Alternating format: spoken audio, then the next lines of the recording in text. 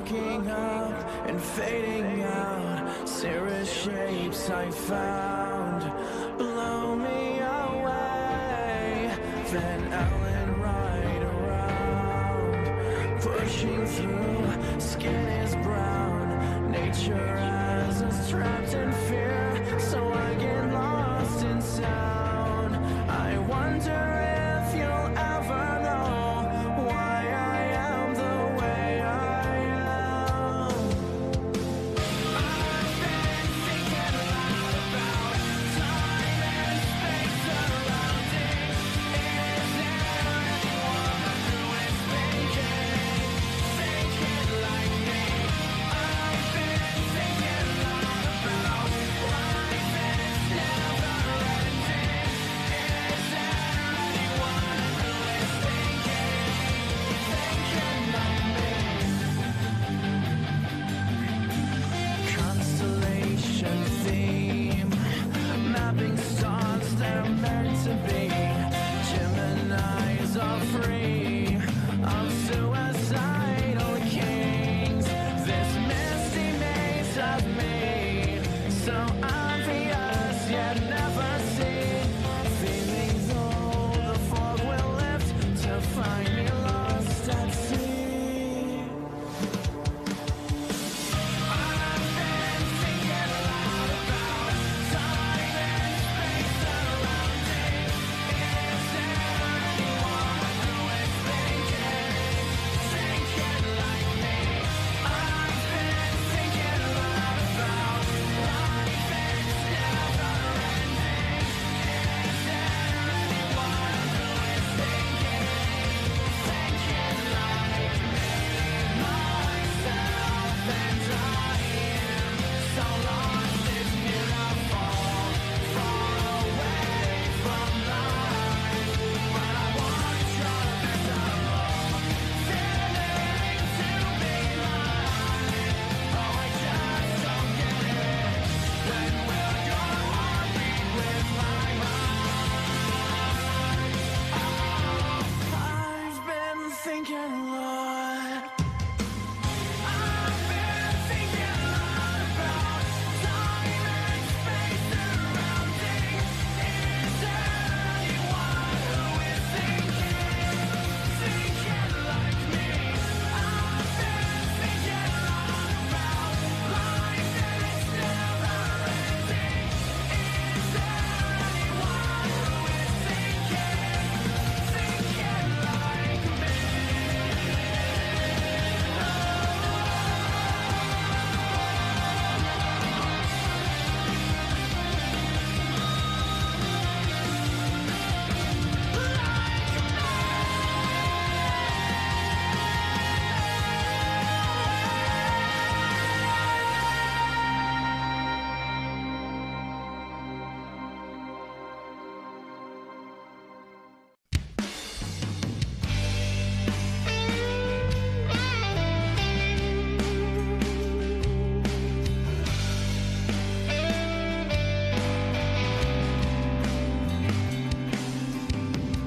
It's 3 a.m. and the sirens are going off.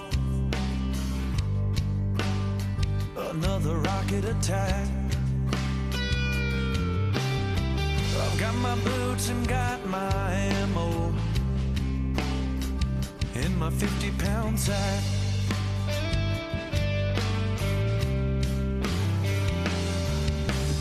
A 100 boys headed to war in this world unknown.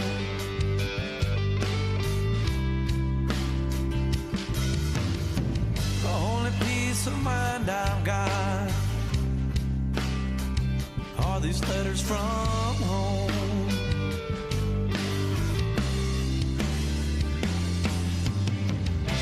Another day has come and gone.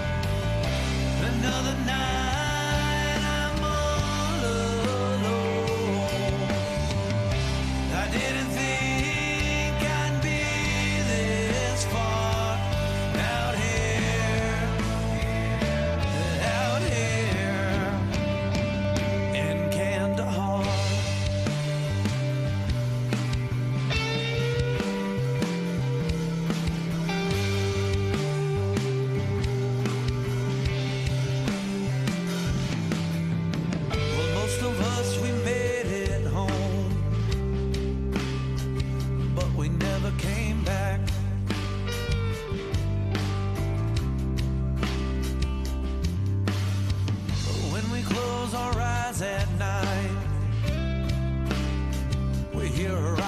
attack.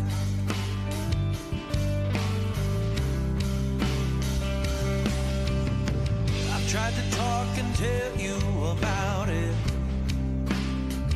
but it ain't the same.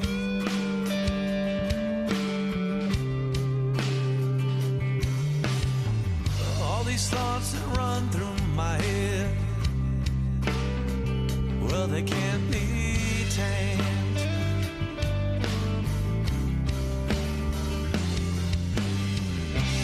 Another day has come and gone.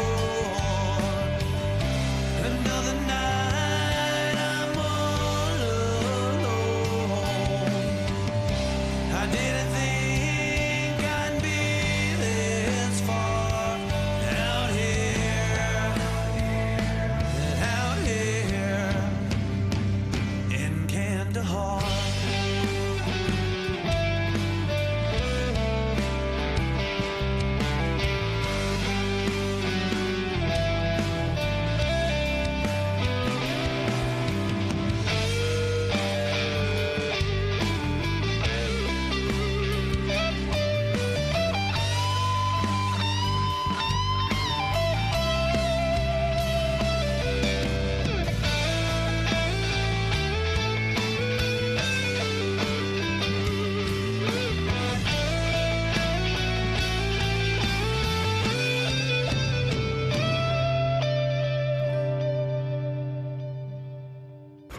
Another day has come and gone.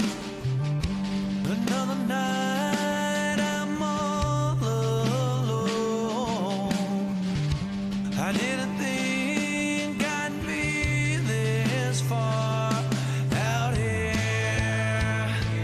We ain't far from Kandahar.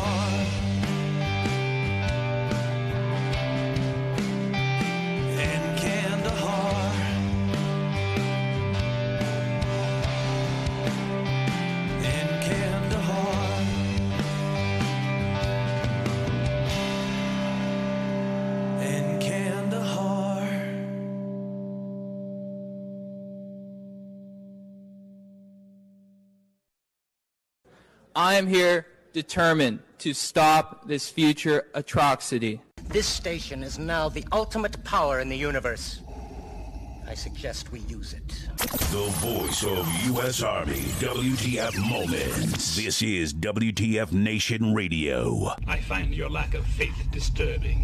Everything stated on WTF Nation Radio is to be considered the opinion of the person that stated it, and not an official representation of WTF Nation Radio or U.S. Army WTF Moments. Price does not include tax, title, or license. Some assembly required. Each item sold separately. Batteries not included. Objects in mirror are closer than they appear. If conditions persist, contact a physician. Individual results may vary. Keep out of the reach of children. Avoid prolonged exposure to direct sunlight. Keep in a cool, dark place. And please enjoy the show.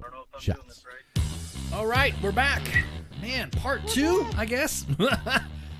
Oh, man. God, broadcasting live from the Functional Veteran Election Center of Excellence. Election Center. Oh, man. So thank you again, Jim Cannon from the Veterans Report, for hanging out with us for the first hour. Hey, we got zucked, but luckily for us, we were already taking a break, so you didn't miss anything. Anyways, so welcome back to our election coverage on WTF Nation Radio. We got a caller on the way. Right here talking to us right now. So go ahead, caller. Tell us what's up. Well, like I said before, I've never called a radio show before.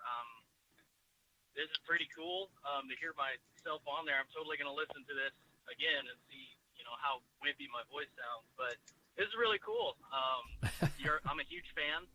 And every Monday night, I play Farming Simulator 19, listening to you guys. It's where I get my unbiased, for the most part, news source. And I know I'm going to get a lot of slack for playing Farming Simulator, but fuck all you guys that play it in secret. Farming Simulator. Say that I do. So. But yeah, this is really cool. I thought I'd just give it a shot tonight. I'm heading home from work right now, and I usually don't listen to you guys while I'm at work, but tonight's obviously an exception because of what's going on. So. No, I got you, man. Well, Utah just declared for Donald Trump. Yeah, appreciate you. Give us a buzz. I mean, we have every day on our website, WTFNationRadio.com. We have what we call the Daily Rewind, and that is a basically all the shows that we've ever played.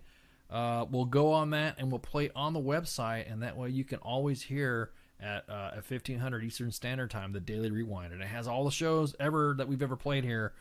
And we got a lot of shows, so. Again, and don't forget our podcasts are up on Apple Podcasts and everything. Right. So you won't ever miss a show with us. Exactly. See, right now you're being broadcasted live on 5 different platforms live. So right now you're on two Facebook pages right now. You're on Twitter being blasted on Periscope right now. You're also you're on Twitch right now, and you're also on YouTube, and then you have a sundry of the TuneIn app and all other ones. That are, so you're out there, man. So if everyone's going to clown you about playing farming simulator, then I guess that's it. But hey, thanks for calling, man. I appreciate it. I just wanted to say I pushed out that Spike Cohen video to a bunch of my friends that would be willing to listen to it. They thought he had some really good points. I really wish you guys could have gotten Dr. Joe Jorgensen on the air. Too bad, but they really liked listening to Spike Cohen and thought he brought up some really good points. Really wish they could have been more popular than what they are. Oh, yeah, you ain't lying. Well, thanks for calling, man. I appreciate it. Yeah, thanks for having me. Y'all have a good night. All right, you have a good one.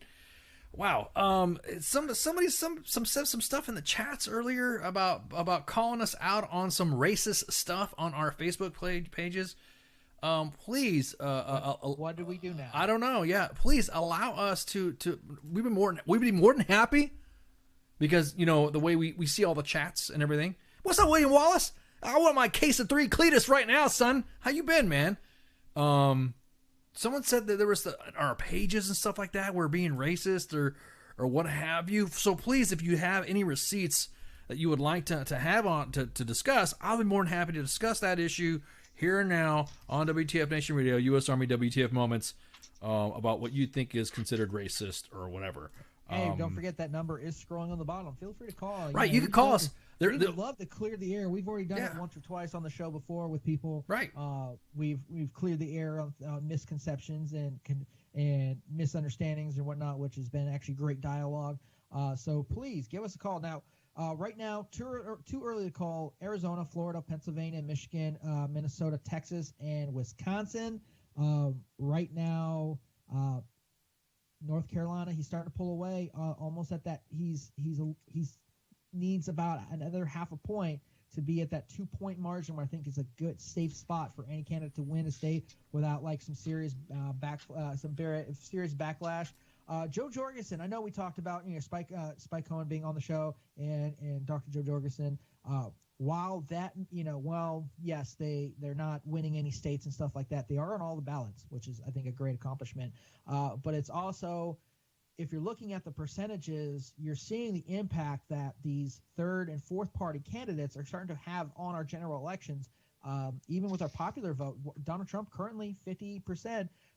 Joe Biden's 47.9. That means that almost 2% that's happening right there is that other party, whether it be the Green Party or the Libertarian Party. So don't let anyone think that your vote does not count. Whether you vote for Biden, whether you vote for Trump, Joe Jorgensen, the Green Party, or if you wrote in Kanye West, your voice and vote does count in our electoral process. Whether other people think so or not, I've been part of some gun rights groups and some different groups on my pages, and several people are like, oh, if you voted for Joe Jorgensen, you waste your vote. And it's fun to see how people think you waste your vote. Don't ever think, as long as you went to the ballots and you casted your vote, it counted. It may not be on the winning side, but it's never going to be that way every time. So don't ever think your vote didn't count. So one thing that's happened in Florida, so 51.3 against 47.8. That's a big margin. The Biden campaign has actually come out, and they're saying that there's CNN Dana Bash said that it's a close race in Florida, and it's starting to Democrats are realizing that they're hurt. There's no landslide that they're looking at. no way, given the numbers that they've seen. Dana Bash went on to explain that the Biden campaign appears to have underperformed with Latino voters because of the Trump campaign's work to paint Biden as a socialist that has actually, has been effective. And the Biden campaign has said that has been effective. Turnout among Latino voters and likely, it's likely to be an area of study for Democrats because they're underperforming, and Donald Trump is actually overperforming with Latino voters. There's people that just are in Miami that aren't showing up. There's Latino voters, and there's voters in Tampa that just aren't showing up. And this is something we've talked about on the Monday edition quite a bit, that this is what happens. I believe that if Joe Biden loses, this is what happens when you decide to take a candidate and shove it down your prospective voters' throats. This is a man that probably shouldn't have had a chance. Showed up late to the race like he was waking up late on a Sunday. Somehow just was able to come in and smash everyone out, over a very diverse and younger group. And this is what happens. I believe there's a lot of Bernie Sanders folks that aren't voting. I think there's a lot of people who are voting libertarian. And while every side is going, oh, if you vote for a third party, that's a vote for Trump, or that's a vote for Biden, it looks like the third party is taking a bigger bite out of Joe Biden's perspectives than Donald Trump's. And I believe some of it is why it is because of putting Joe Biden on the ticket. Now, like I said, this is conjecture right now. We don't know yet. But right now, Fox News has it 133 to 115. Utah's been called. Wyoming's been called. Still, Iowa, Minnesota, Wisconsin, Ohio, Pennsylvania, North Carolina, Georgia, Florida, still all waiting. Right now, the Republicans in the House need to pick up another 17 seats in order to gain control. The Democrats only need to get one more seat to continue their majority. It looks like that's going to happen. The Senate is still a hotly contested race in a lot of places, but it does appear that the Democrats will not be able to get over that hump. They might bring the 54 majority down to maybe 53, but it does look like Mitch McConnell will go walk back into the Senate as the majority leader, but there's still a lot of time that's going on. Right now, North Dakota, the Republicans are keeping the governorship there. They're pulling in House seats. There's a lot going on right now. In Arizona, which is kind of a toss-up right now, it's really close. It's extremely close. Right now, it's still leaning towards Biden. And those numbers are, it's 75% in. It could be a hotly contested one. But one thing we've talked about before is losing Arizona would suck.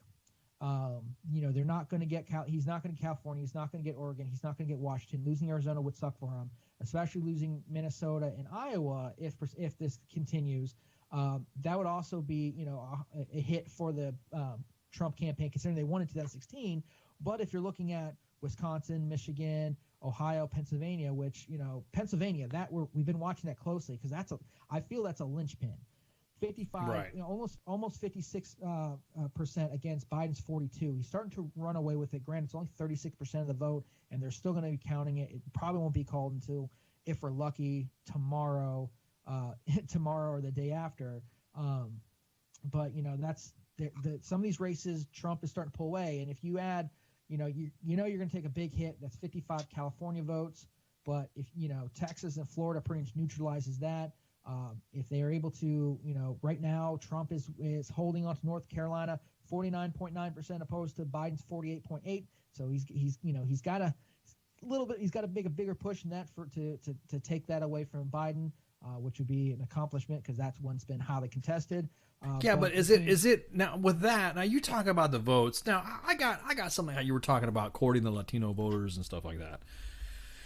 Okay, there was somebody that was speaking on the campaign trail, and mind you, I got a pretty thick skin when it comes to a lot of shit you see on social media. Somebody will send me a meme, I'll laugh, and all sort of stuff. Now I seen a conversation going on in the main page chat about we're racist, and I'm thinking, how can a group of individuals that run the gamut of all races and LGBTQ-ness that run U.S. Army WTF Moments and WTF Nation Radio can't be considered racist when you have what I'm going to play right now, somebody who is trying to speak, who is of Caucasian descent, about Latinos? failed our Puerto Rican neighbors during their time of need, has insulted our Latinx neighbors time and again. Okay, let me say that again. Failed our Puerto Rican neighbors during their time of need, has insulted our Latinx neighbors time and again. Okay. Failed our. Got it. Okay, so real quick, there is nothing more disrespectful than to have this conversation about race when it comes to someone else speaking for said race. I'll be honest with you. When she said Puerto Rican, and I'm thinking, what's a Puerto Rican? When she said Latinx, there is a dynamic, dynamic method of speaking Spanish that you cannot insert your own values into that language at all and expect that community to bend to it just because you feel that is the current trend of the country that you're living in. The Latinx name actually has a lot of it's got a lot of angst within the Latino community. Hey, could someone in the chats actually post what Blanca said? Oh yeah, what Blanca said? That's what I was trying to find the name. I didn't want to sit there and say, but I guess she's got receipts about us being racist in other chats. Yeah, like straight up, throw it up there. Like, yeah, because I know you're all responding, and I'm trying to actually see what the initial conversation is about, right? So we can actually be a part of the conversation. But so if one of y'all could help us out here, that would be great. Right. I don't. I think I figured it out. What is it? I think I figured it out. What's that? Because on my real book, my profile picture is me at a bicycle race. Bicycle. And so it's a different kind of racist. Oh. Since I raced my bicycle. Get out now. I'm a racist. I just sit in the corner. People were saying she was drinking 3 Cletus. I want to see it because I'll be honest with you, none of us is and everyone's talking about this pretty naive to assume there's no racists in the military. Of course there. I mean, we know that. That's it's weed them out as much as we can. Yeah, it's pretty naive to think there's no racists in life to begin with, not just of the military, because it is a cross section of society.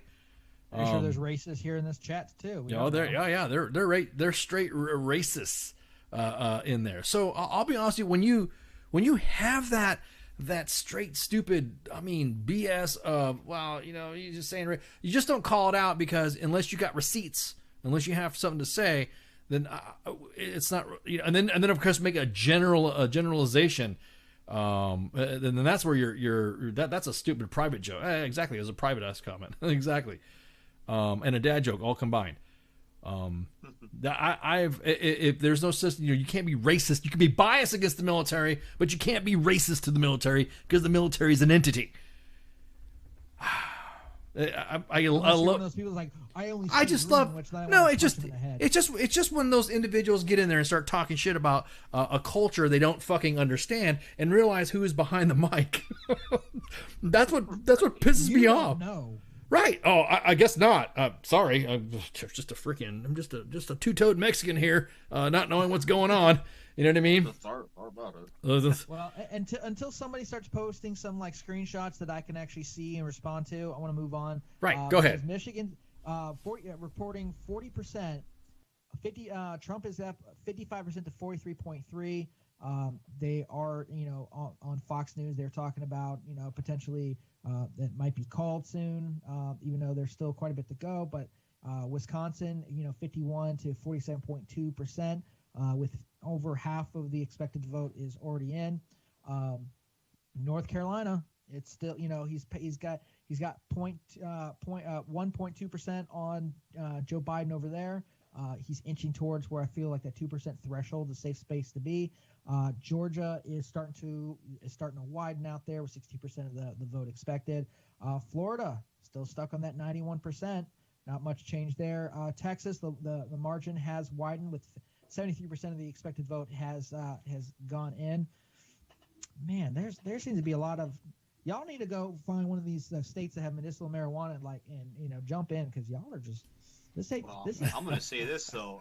Talking about that, South Dakota right now, 45% reporting, 50.6% for recreational, and 67.4% yes for medical. That's pretty good for a state like that. Yeah. So it's looking like, I mean, it's still, I wouldn't want to bet either way. As far as Amendment A, that it's the full legal.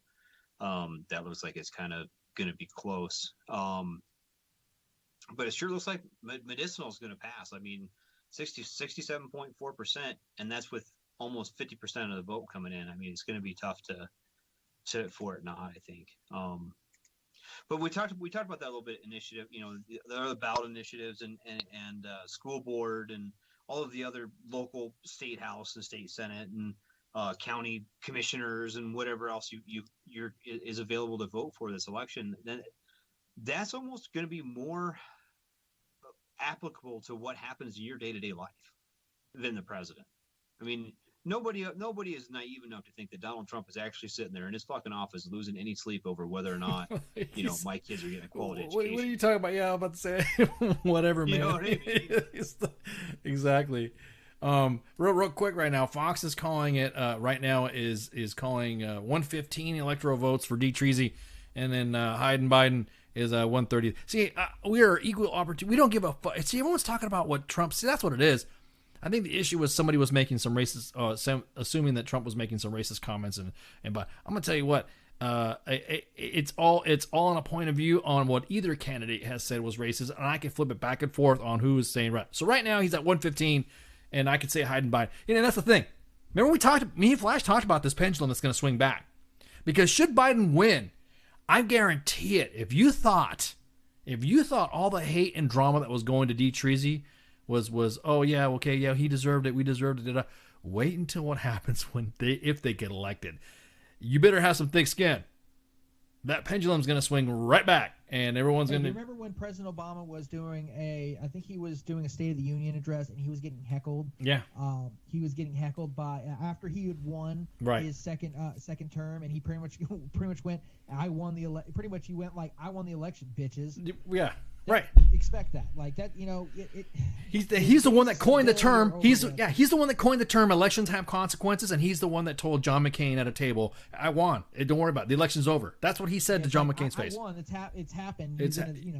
So get on board because I don't. Again, we're all gonna go back to this back and forth shit, and I'm waiting.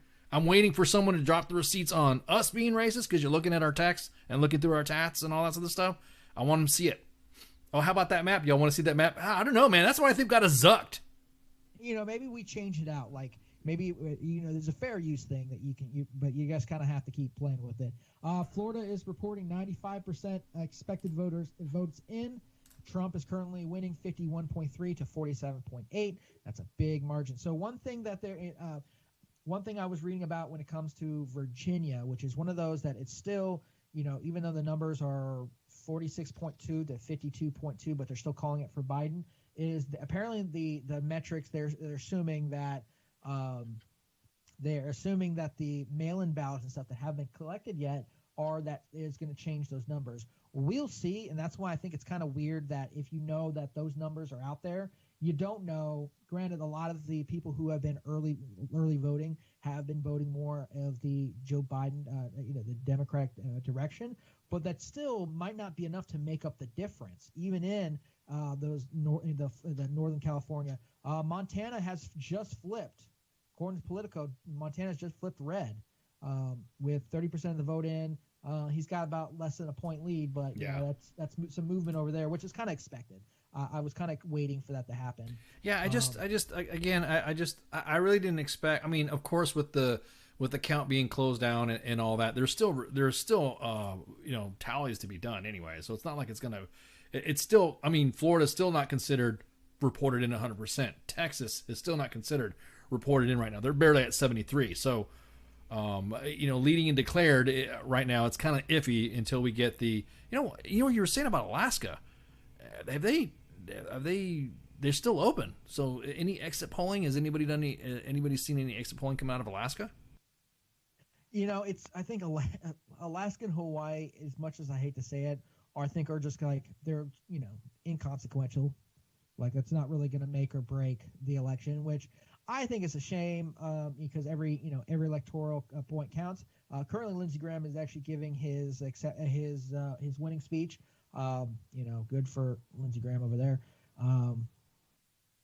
New York, they still only have 59% in, but Joe Biden, Joe Biden's not doing as good in New York as I think that people thought he was going to. I think the biggest issue that's happening in a lot of these battleground states, Pennsylvania, Ohio, Michigan, Wisconsin, Idaho just jumped on the board, and it jumped on red big time. Of course. Wow. Yeah, they're closing polls here in a minute, right? Pause. Idaho has 144 votes for Trump and 10 votes for Biden so far. So Jesus, dude. See, but it's not. That's why. None of That's it's why I wish they would just hold on for that. right, exactly. That's what I'm saying. They're not even. Come on, Politico, calm down. Yeah, Politico's going nuts about it, and the thing Fox is that doing the same thing. Yeah, Fox is doing the same thing. Well, Fox hasn't actually called it yet, even though because the report it's only 1% in. They're just showing a pretend. Yeah, I think they should the leading or the of course California just is freaking polls are closed and they're going to report. California just jumped up, already declared it for Biden. Right. Yeah. Duh. And the same thing with Oregon. So right now, Joe Biden has 207 votes to 207 electoral votes to Donald Trump's 119. 207. Washington just jumped on the board as well, already declared for Joe Biden. I think that's part of that 207. Yeah, I think so too. Yeah, but there is not a single vote counted in any one of those three states. There isn't. They've not. The polls are just closed, and they're not reporting in any of it, and they automatically just jump right in. I mean, at least Idaho has like one polling station set their shit in or something. You know what I mean? They put like a Facebook note out, and they're like, "Oh, really?" Exactly." I'm going to go ahead and stick with the AP because they're still up normal, and they're not like jumping the gun. Yeah, but you know what though? We've been touting NBC all night how they've been really slow to call. They've called all three as well. But I mean, like we were talking kind of at break, Flash and I. It's going to be near impossible for Trump to pull those out. I honestly think in California, if Trump ran uncontested, he would still lose California. They'd write in somebody else. Yeah, Kanye would have took it probably. Now, right now, if the board stays the way it is, if they are able to pull in, let's see. If they're able to pull in Arizona, New Mexico, Minnesota, and Iowa, they're still only at like 237 votes, electoral votes. They need one of the big ones. Pennsylvania, Ohio, North Carolina, something like that. And you look at, I mean, because Florida now is like 500,000 votes at 97% reported. Yeah, I mean, with everything, Joe without Biden's Nevada, they're at 239. I can't believe that Joe Biden, there's no way he can, 51.3 to 47.8. I can't imagine there'd be any way that they're going to find that many votes. I can't imagine that Donald Trump would actually lose Florida at this moment. I mean, I could be wrong, I guess. Same with Texas. He's 400 some thousand votes. Right. He was 73% reporting. I would still not. I'm not calling shit. I'm not projecting. I'm definitely not in the Radar calling. is not predicting anything. Exactly. But, exactly. North Carolina, that margin's starting to widen. Donald Trump's got 50.1%. Joe Biden's got 48.7%. So that's starting to get a little wider. Even so, they're 239 right now. Even if they grab Nevada, that's 245. And let's give them Hawaii because I think they will. I think that's 249. They have to get Texas. They need to get Texas. They need to get Florida. I mean, if they got Texas, they're right there. Right. I think. Okay. Right, because right now what they're looking at right now is Texas gives them the win. Right, Texas gives them the Outside win. of that, they need to start bundling up these places. Now Minnesota, is only 50% in. It's okay. Iowa, it's a little closer. Arizona, still, and not as close as they'd want it to be. But Georgia is 54 to 44. Texas 54 to 44. So you can almost sew up Texas right now, which is 73 reported in. And Georgia, which is 65, and that margin's only getting wider. Florida's a little tighter, 51.3. Fox just declared it for. Holy shit! Fox just declared Florida. Yeah. Wow. Okay. So they're looking at they just declared Florida, and so that means D. Treasy's at what 147 or 148 or something like that. It's 148 to 207. To 207 still, yeah. According to Fox News. MSNBC still has 192 to 114. No, but if the numbers stay consistent between now and when the last 3% of the they votes need to count in find some Florida, votes quick. But I mean, you're looking at if there's almost a 4% difference there. I don't know if they're going to be able to even challenge that in court, are they? Like I said, they need to win by a wide margin. They're going to be more than 2%. Right now in 47.8, 51.3, I think that's a wide enough margin that there's not going to be. I don't think they're going to be able to change that. I think one of the most telling things to me right now about looking at this number, 5,244,596 to 5,628,91. That's what 11 million voters in the whole state of Florida showed up to vote. Right. That's exceptionally low numbers for a state like Florida. Right. Like I said, I think it's the unenthusiastic voters right now who either are voting. Fox News is doing it on their broadcast as well, declaring it. Trump 51.3% to 47.8% for Florida, with 90% reported in. I think that stays, and that's because right now that's a heartbreaker. Right, it is. It is because right now, right? Because right now Texas is only at 84. What was it? 84% reporting right now, and then Arizona is 75, and then Utah is 68 estimated reports votes reported. Iowa's at 48%, Minnesota's at 44%, Wisconsin's at 43%, Michigan's at 40%, Montana's 19%, and nothing from Nevada yet because the polls close at 10 p.m. Eastern Standard Time, and so we still haven't got anything from that.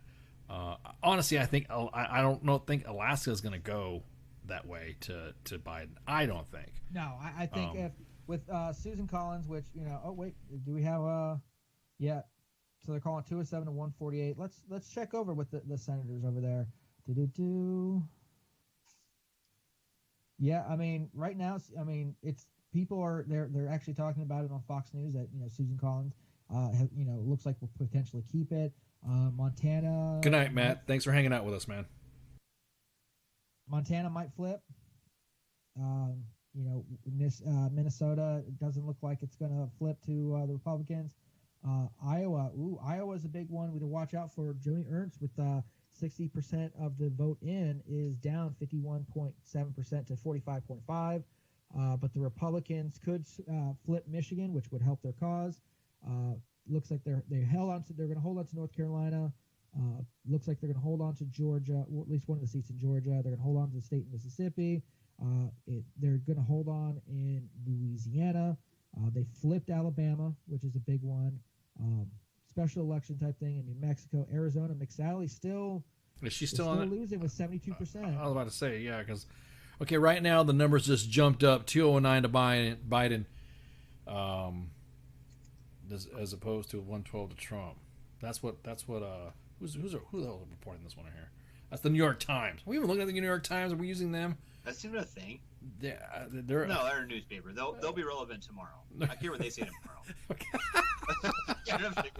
Because Fox is saying 207 to 148. I was about to say, yeah, because that's too fucking optimistic there for them. Well, and NBC News is saying 192 to 114. They still haven't given Trump Florida, or Texas. Texas actually up. Yeah, they're at 84%. So the Democrats will hold on to the House. They only need that one extra seat, but they will be able to hold on to the House. Still a lot of seats coming up, but Republicans did do a good job with grabbing a lot of these seats from Democrats, from across the country. But it only took Democrats only need to take one, so they're expected to win the House. But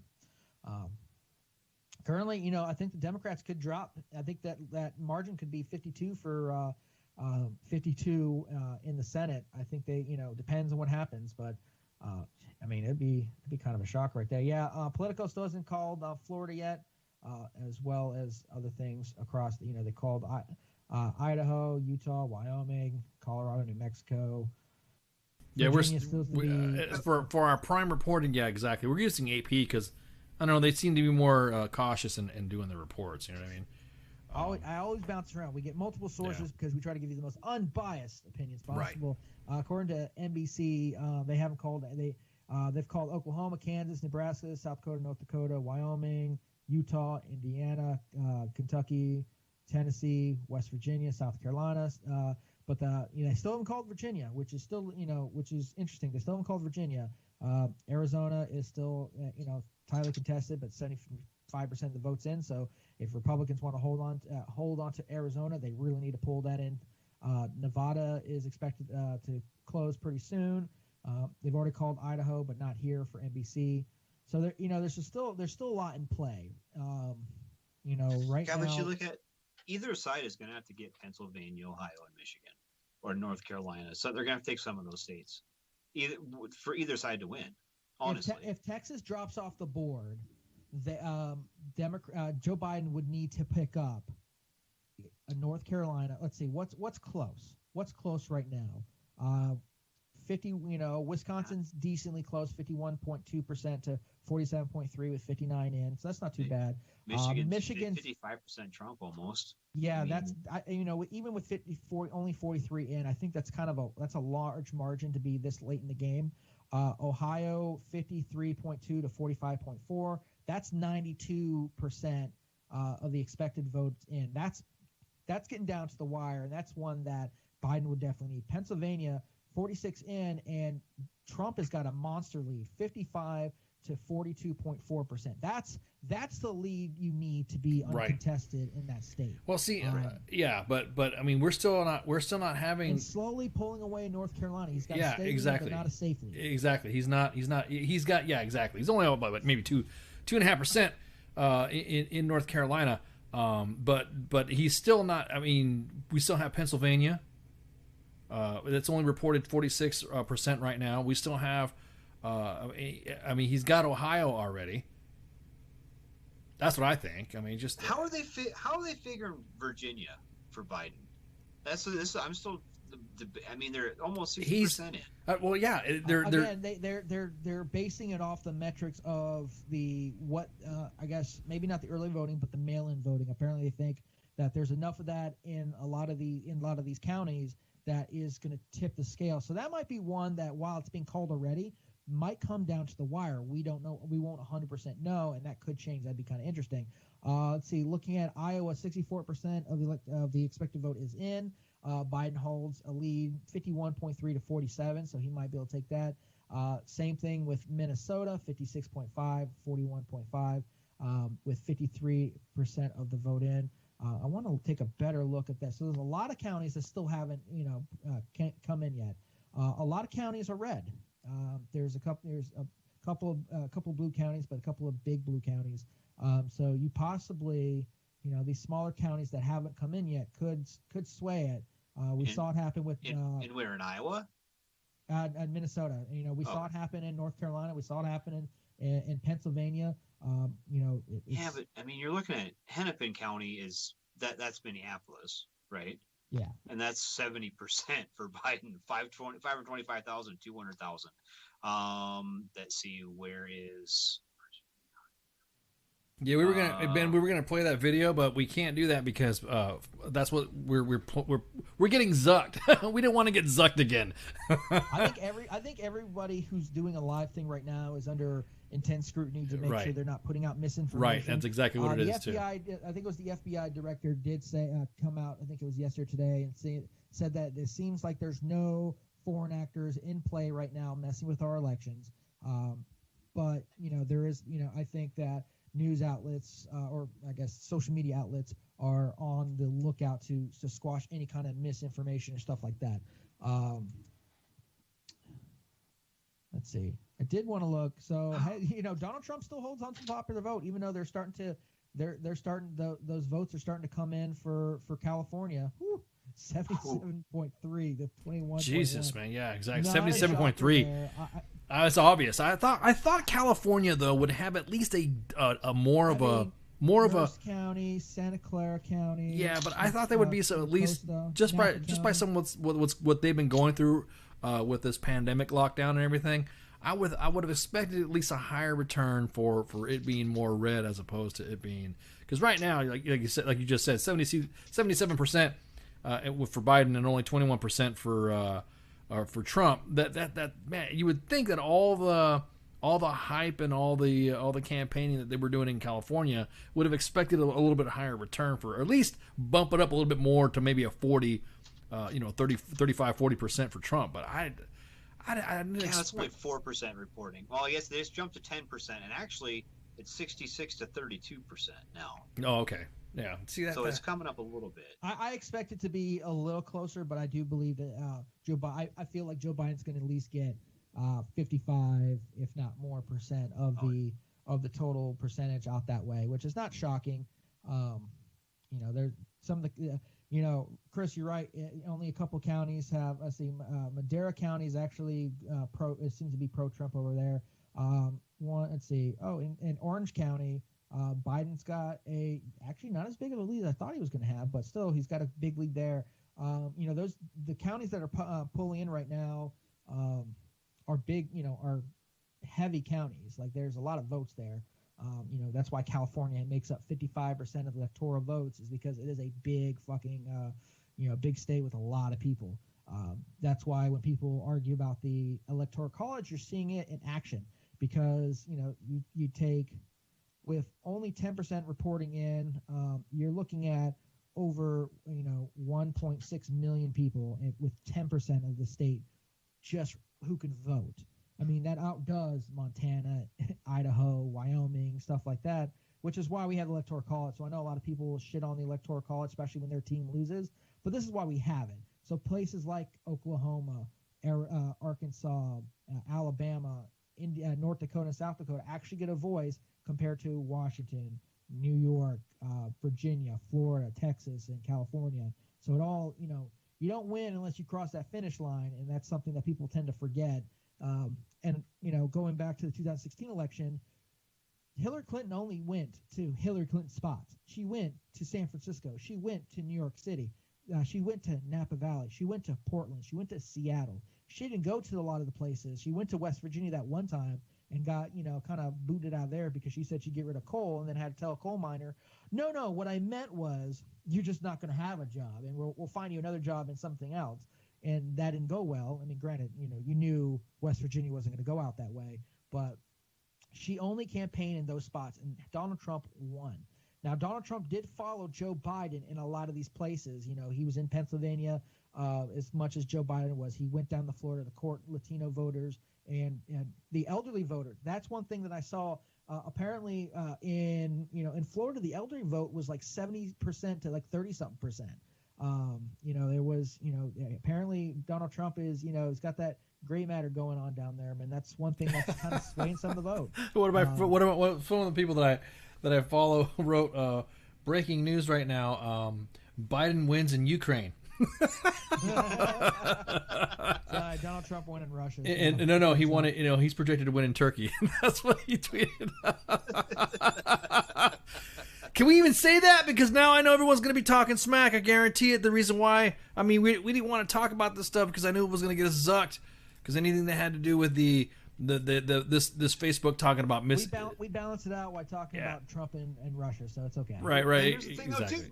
Y'all already voted. Polls are closed. Yeah, except for like Alaska and Hawaii. Yeah. So now we can talk about. Can we talk about Hunter Biden? Is that? Right. I mean, because right now, I mean, it's already decided. They're getting close to calling Ohio. Yeah, I was about to say, yeah. They're getting close to calling Ohio. I mean, there's only. I didn't think Ohio had that many votes, electoral votes, though. They've got a lot of people up there. Ohio Valley, there's a lot of people around that area. They got 19% of the vote in. Donald Trump's currently up 53.3 to 45.3. I feel before midnight they will call Ohio. I think so. I feel like they're going to call Ohio. I feel like I still don't feel like Wisconsin, Michigan maybe, Pennsylvania. It could be 99%. I don't think they're going to call that. And slowly Donald Trump's pulling away with 94% reporting in North Carolina. Donald Trump's got a 50.1% over 48.7. That's still in the danger zone. Still, look, there's like less than 6 million people that voted in right North now, Carolina. Yeah, I mean, right now you've got Surrey County they got 79% in, Gulfport County, which is 75, Union County, which is 92, and McDowell County, it's 82. Right now, the only county that's pulling blue, like slightly blue, is Gulfport County, and that's not by it's not by a lot, but there's still the other counties that have been pulling red still have 82% to go, or 82% reported, 79 reported, and 92 reported. I think they could balance that out. So, well, the other counties, Surrey, McDowell, and Union County. Union County is probably the biggest, which has 92 reporting in. Gulfport County, which is 75 reporting in, I think is bigger than almost all three of them together. So we don't know. You could see a change, which could be a big win for Biden. Now, Fox hasn't counted New Mexico, but Politico has. That's why if you're looking at Politico, Trump has 119 to opposed to Biden's 209. But Politico also hasn't counted Florida. So if you're looking at Fox News, 148 for Donald Trump. All right, Damien. Good night, man. Thanks for hanging out. So there's a lot. Yeah, there's a lot still to happen. I'll be honest with you, just having anything that has to do with Biden, just on his mere interacting with the American public, nah, fam. No way. No. But we talked about this a little bit earlier about stuffing a candidate down our throats, right? The Democrats, and they need to learn to not do that. But this is the second election cycle that they've done that, both against Donald Trump. I mean, Hillary Clinton, she was one of the most unpopular candidates, throughout the course of it. And they were like, oh, Hillary Clinton. Hillary Clinton was put in because she, it was her turn. Yeah, exactly. She said that. It was yeah, my exactly. turn. Exactly. It's exactly. She earned it. She wanted to do that. She conceded against the soon-to-be the future President Obama, and that's what you tend to see this where somebody will concede to the other person, and then they'll get put in a position of power. She became the head of the state. She became Secretary of State. Bolstering her resume. Remember, she was already, I think, was House Representative or Senator. I believe it was Senator. She was Senator, then she was Secretary of State, padding that resume to build up because they pretty much went, look, I'm going to beat you. We can make it easy. You drop out, and then you're up next, and we're just going to help your resume, which is exactly what happened. But the problem was, I'm owed. She there's so much entitled that I think it turned off a lot of people. So much they picked Donald Trump, the Cheeto man himself. They were able to pick him instead. So, hey, currently they're saying 218 for Biden, 148 for Trump. What do they call? I'm not seeing it on their map on Fox News. Where are you seeing that? It's on their live broadcast. So, oh wait, here we go. Arizona's been called for Biden. What? Yeah. Oh, no way. For real? Oh, shit. Yeah. Broadcast, Arizona's been called for Biden, 53.6 to 45.1. It does not bode well for Senator McSally. Yeah, I was about to say, what did she win? She's not going to win. I don't believe she's. I think if you lose like one of those things, I think if you lose, the incumbent loses. Let's see. I'm trying now. It's being. Oh wait. Are we clearing something else? Hang on. There's like a couple. I still have the AP map up. Right now, 218 to 148. And what? That's what the 218. That's what. What is that? What Fox is saying, or is that what? Yeah, that's what Fox is saying. Let's see what Politico has. Politico hasn't declared Arizona yet. Yeah. NBC News hasn't, and CNN is just weird. Like I don't like the Fox website still has it. Yeah, the Fox website still has it. It's still kind of. And look, McSally loses. CNN is saying 192 for Trump or for Biden to 114. Right. See, that's what I'm saying. They're not. Get 92. Well, McSally lost her re-election bid to Kelly, so that makes McConnell's job a little bit harder in the Senate if he's able to keep the Because we still haven't, because Arizona, because CNN's not even calling it right now. It's like you said, Radar. It's at 192 to 114, and so it's a, don't get me wrong, it's a tight race right now. We have 42 Senate control with 42. It's actually tied right now with Senate control. 42 Republicans and 42 Democrats. That's what CNN is reporting right now, and the map, even for CNN, it's not even filled up. I don't know. I think the AP and CNN are a little bit more closer than the Fox News, because they're just like, I don't know, they're overdoing it or something like that. They just overkilled the frickin' 218 to 140. Quick. Like, I think they're almost quick to do it just because, maybe to be first. Even though I thought they did well to slow play it last time. Let's see. We're still expecting, Alaska with Dan Sullivan going against Al Gross. We already talked about McSally losing to Mark Kelly, Hickenlooper winning in Colorado. It does look like they haven't called it yet. One of the seats in Georgia, David Perdue, it looks like it's going to hold on to his seat there. They have announced a runoff for the special election in Georgia between Raphael Warnock and Kelly Loeffler. Neither one of them were able to pull 50% because, there's like 20-something names here. Right. And that tends to happen. So in January, we're going to find out about that Georgia seat. Because Florida hasn't flexed at all. We've not seen returns yet on that. They're calling it, but they're not.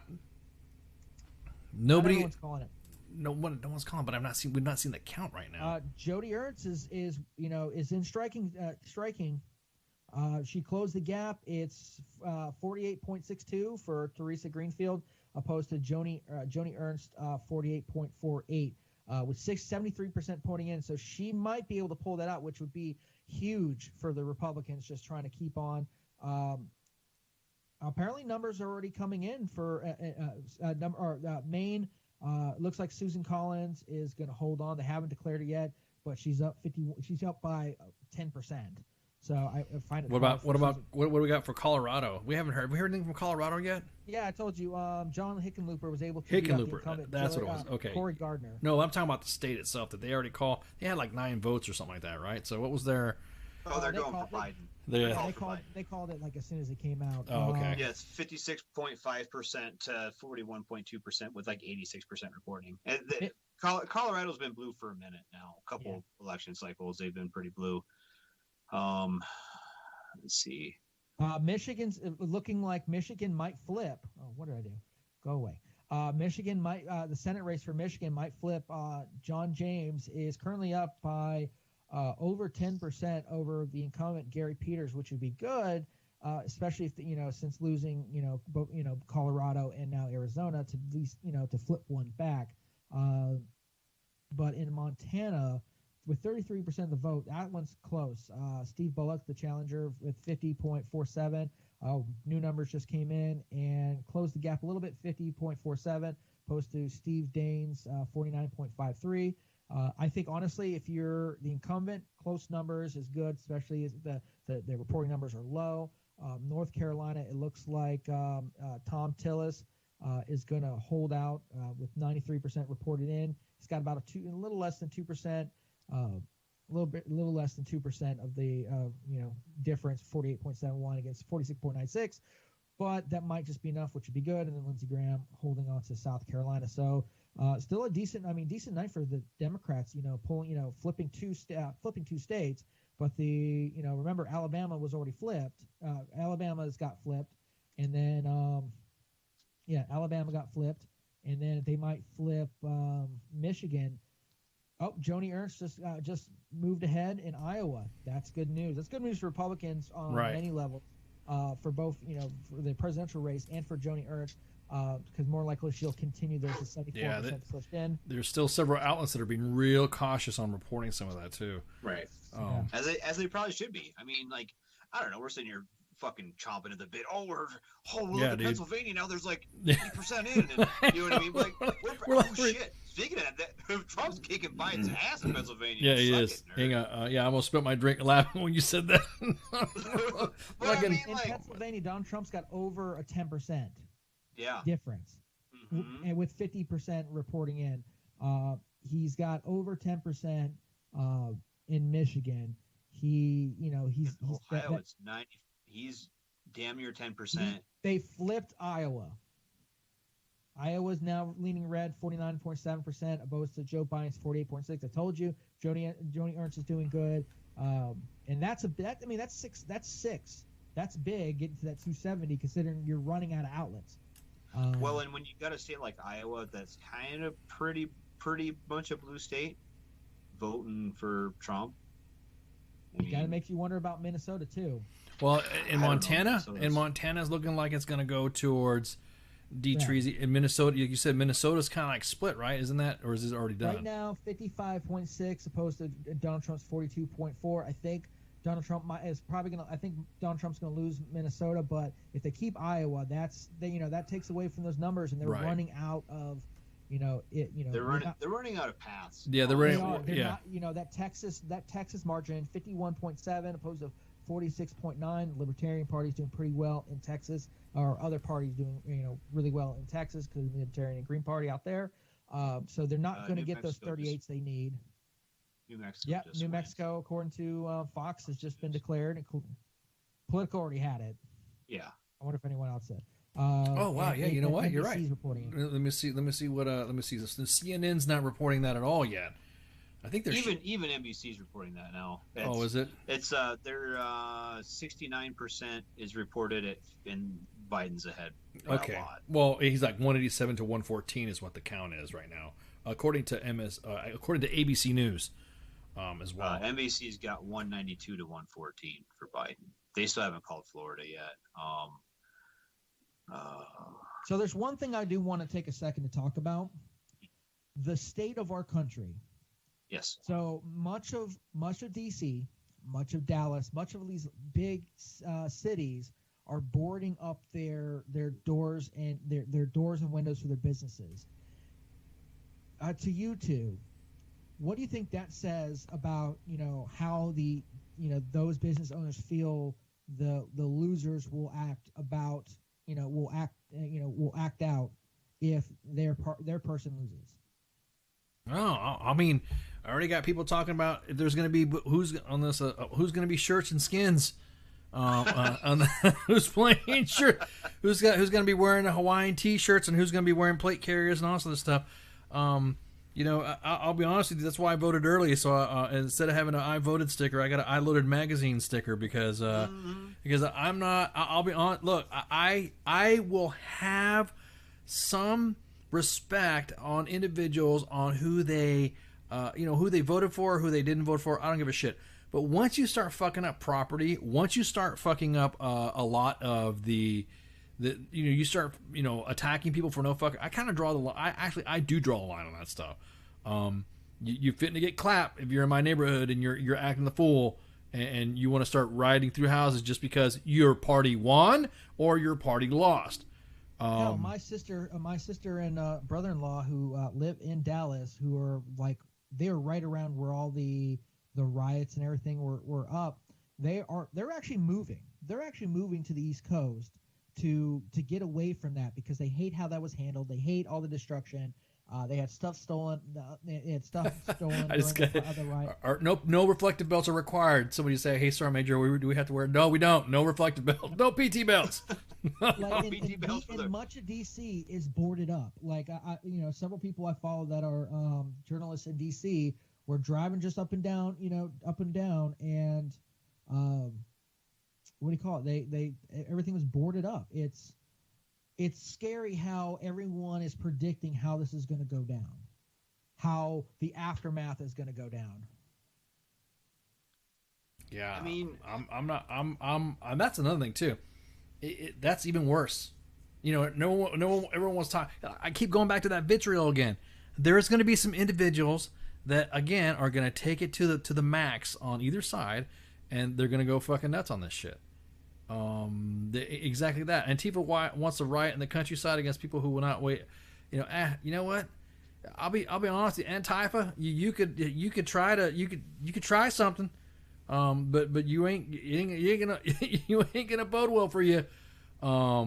When you here's the way I see it. You're right. It's a pretty sad state in our society right now when we have to worry about what people are going to do over. I mean, goddamn, man. But anything that happens, everyone riots now for every fucking reason.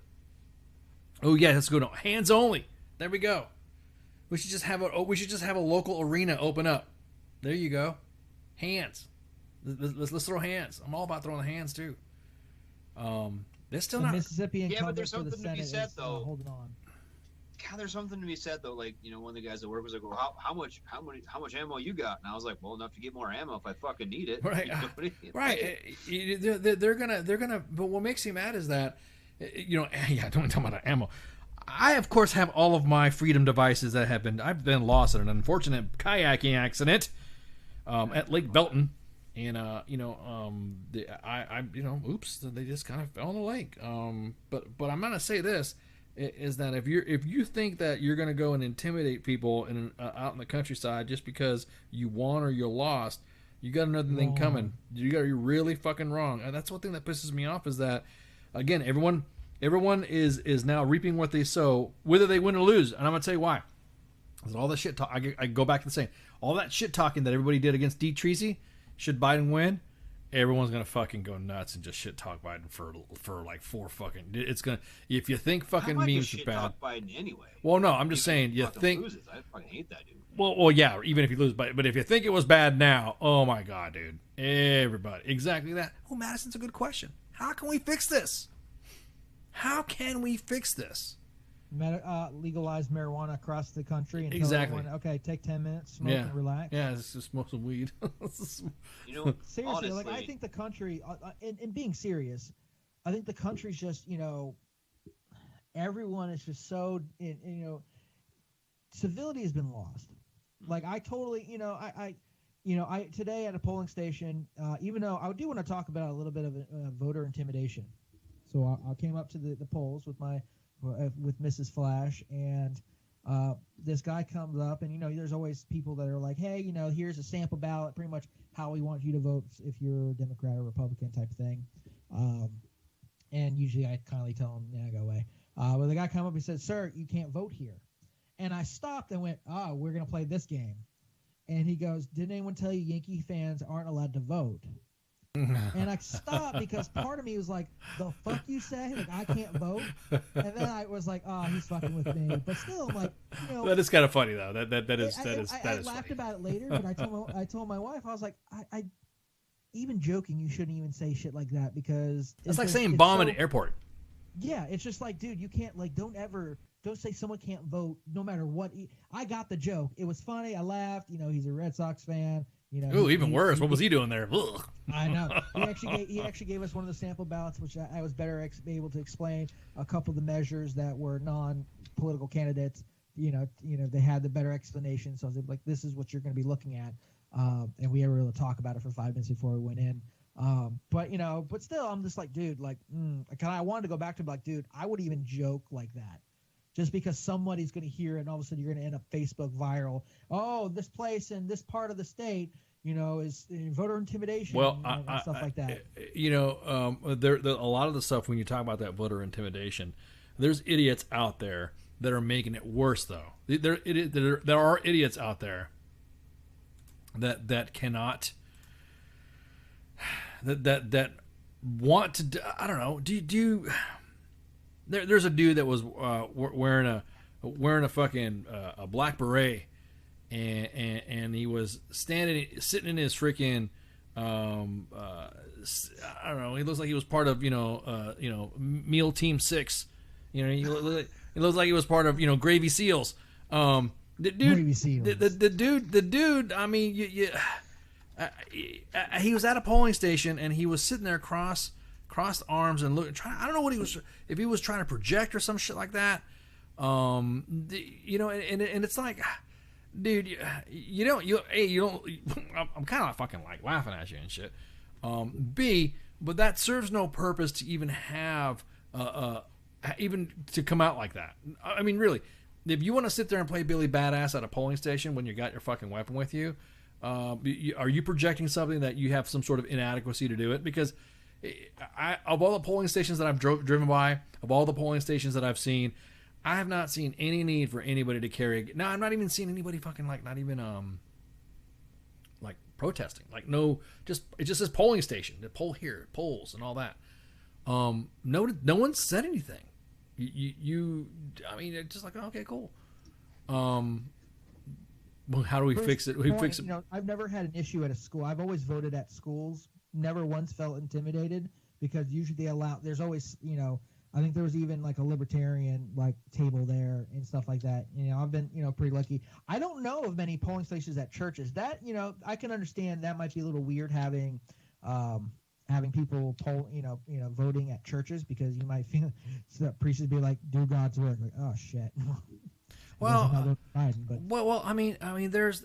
But I don't believe schools are an issue. Well, no, but again, it's just a dude just sitting there and his arms are crossed and he's sitting there wearing freaking, he's sitting there wearing an ACU top with the old universal camouflage and shit, and I'm like, oh, come on, dude. Why you just go up and call him a fucking leg? Yeah, exactly. Come here, leg. You know. Hey, so Madison, I don't want to ruin her last name. Apparently tried calling. So you did. Madison, feel free to call back. Feel free to call back, Madison. I didn't know you were. Yeah. We might have missed it. You know, sometimes we're too busy bullshitting around that we miss things. So, yeah, feel free to call back. Yeah, let me check the signals. 415-889-8367. There we go. I was at the polling station today in my beret. Yeah. Shut up, leg. Fucking beret fell off. Get the fuck out of here with that shit, the man. The Nevada polls have closed, but there's nothing yet reporting in. Texas, bigger 1.9% with 77% of the vote in. Bigger margin in Georgia. North Carolina hasn't changed much with 94% of the votes in. Pennsylvania, still, that's a huge that's a huge number right now. We're looking at 55.8 to 41.8 with 51% of the votes coming in. Drilling down, all the counties reporting in, but they would, from Delphine, Chester, sorry, I thought I was getting a news alert. Bucks County, Lackawanna County, and Lackawanna, where Scranton is, they would need to be. They're the counties that have Democrats, the biggest Democratic push, are almost all reported in. Lackawanna is 98. See, if I didn't watch The Office, I would not know how to say that name. Northampton, that's 50%. Bucks is 12. Montgomery's 28. That one's 44. This one is 87. That one is 67. So they're running out of room. And so, but the Republicans are, they still have a lot of counties that are below 70% reporting in, and there's a lot of counties that are leaning red. Okay, hey, we had a call. Hey, what's up, Madison? Hi, is this Madison? I don't want to, This is. Okay. Hi, this is really cool. Oh, hey, how's it going? How you been? Good, how are you? Actually, not good. I mean, obviously, we're all a little bit on edge right now. But, Yeah. I was listening to what you guys were saying, and it just was really interesting.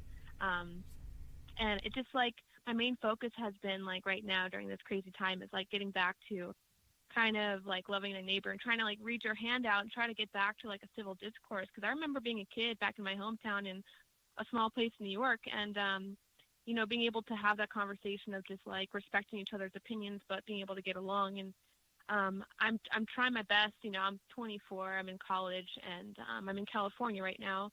And, I talk to different students of mine, different peers of mine about different ideas. And sometimes it goes really well, and I have an amazing conversation with someone, and sometimes it goes really bad. And it's just I want to get to a place where we can come together and just, agree to disagree and not hate each other so much. You're always going to have a side that's always going to look to say, but what about? You know what I mean? You're always going to have those whataboutisms that are out there. And what's frustrating is that when you discuss something, especially now that everything's gotten, like you were said, everybody's on edge. So every conversation is going to be taken out of context to where the point where it's not going to, you're not really going to get that right now. I don't know what else to tell you, but when it comes to, I don't know if this is going to make you feel better or not, but there are going to be some people out there that are not going to accept that. Like if they want vengeance for what happened, I mean, I'm going to say it straight up. If they want vengeance for something like that, that reconciliation, like you said, has to happen with another party other than the Democrats and the Republicans. I'm just going to say it right now that this right here, just by the way, it's gotten to this tipping point to where all parties right now are pretty much they're all idiots. All of them are. And if no one wants to step up, somebody said in the chats earlier, there needs to be somebody to come up. I expected the Democratic Party to have more of a youthful, more of an exuberant candidate to come out than what we had.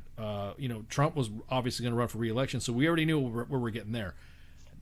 I didn't understand why Joe Jorgensen didn't get a chance. You know what I mean? I didn't understand why there was that type. So I think there's a lot of institutionalized tribalism. It's almost like stovepiping. Everyone's saving their rice bowls. You know what I mean? Everyone is very really like if strange.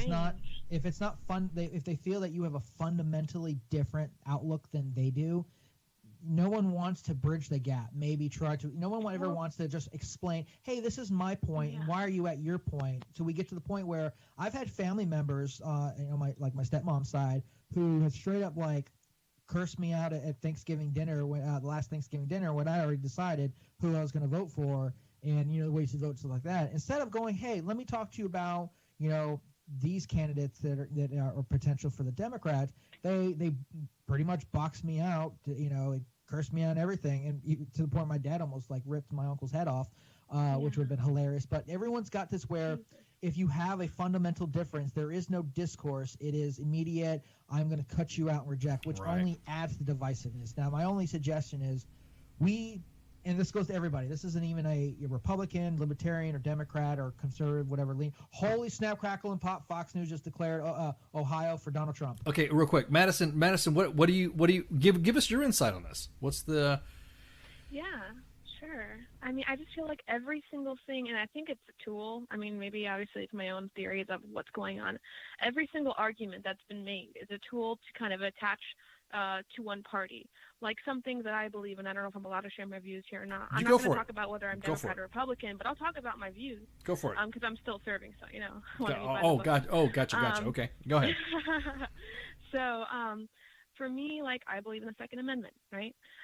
But I also believe that we should be wearing masks, and that's like a very controversial issue right now, and everything's being attached to a party. Like, somehow my idea that we should wash our hands and take care of our neighbors and get through this together, this pandemic together as a nation, and not physically hold each other's hands, but, metaphorically speaking, hold each other's hands through this tough time and say, hey guys, I'm here for you. You need me? I'll get your groceries. You need me to help you run an errand, old lady down the street? I got you.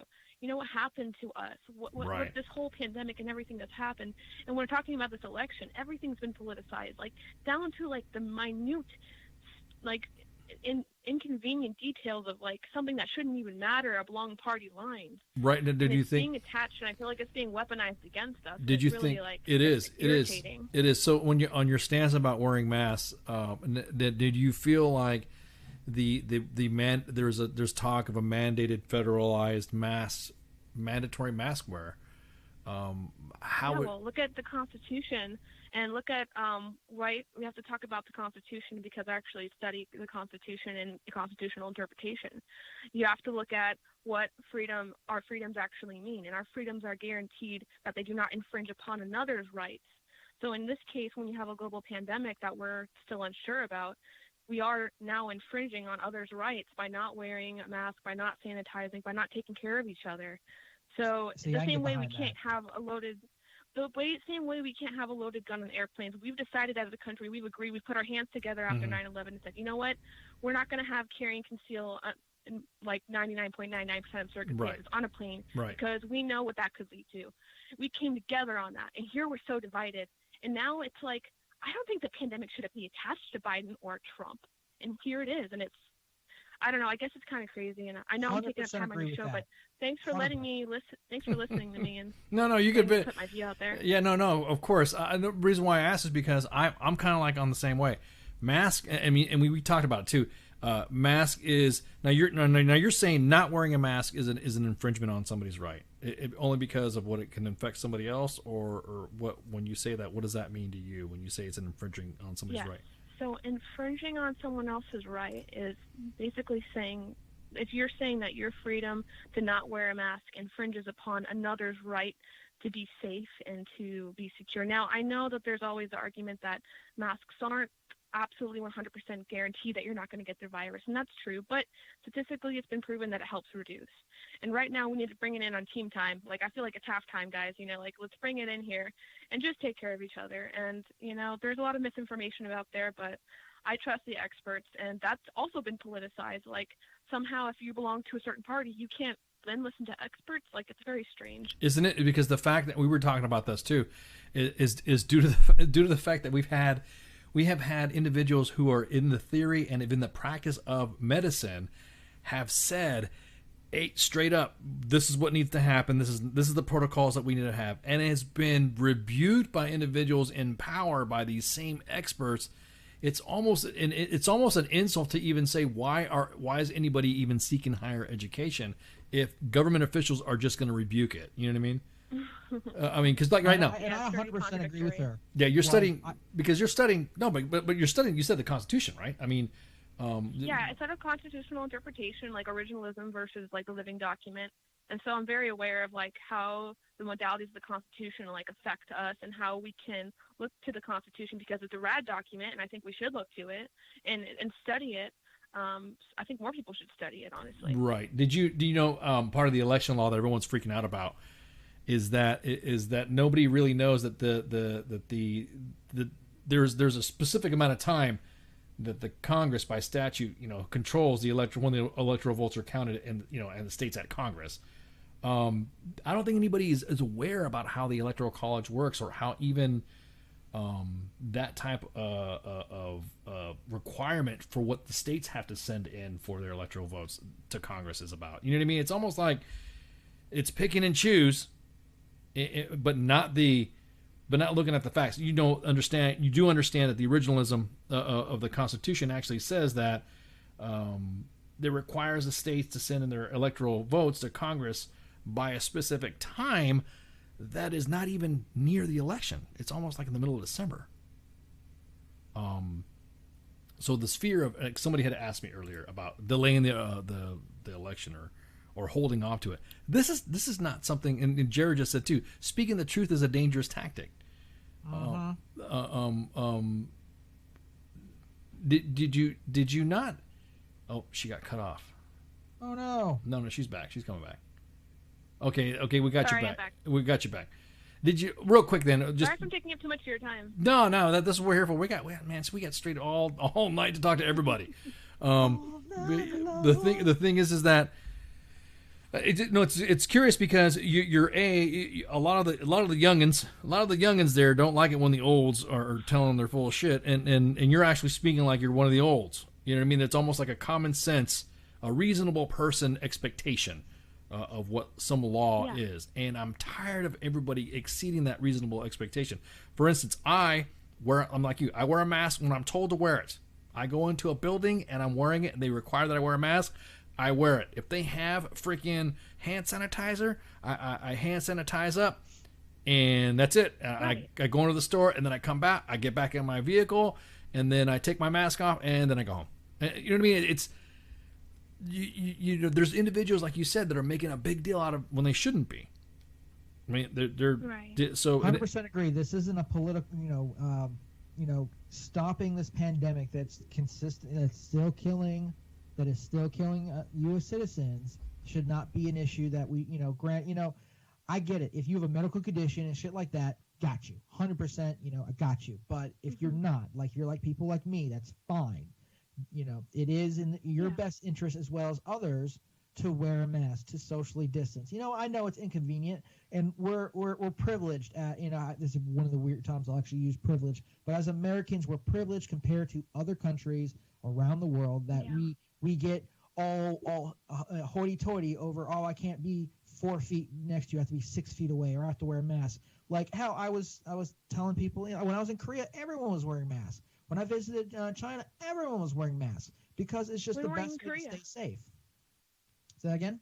When were you in Korea? I just came back from there not too long ago. Oh no, I was there a hot second ago, around the 2016 area. So you know, you go through Seoul, right.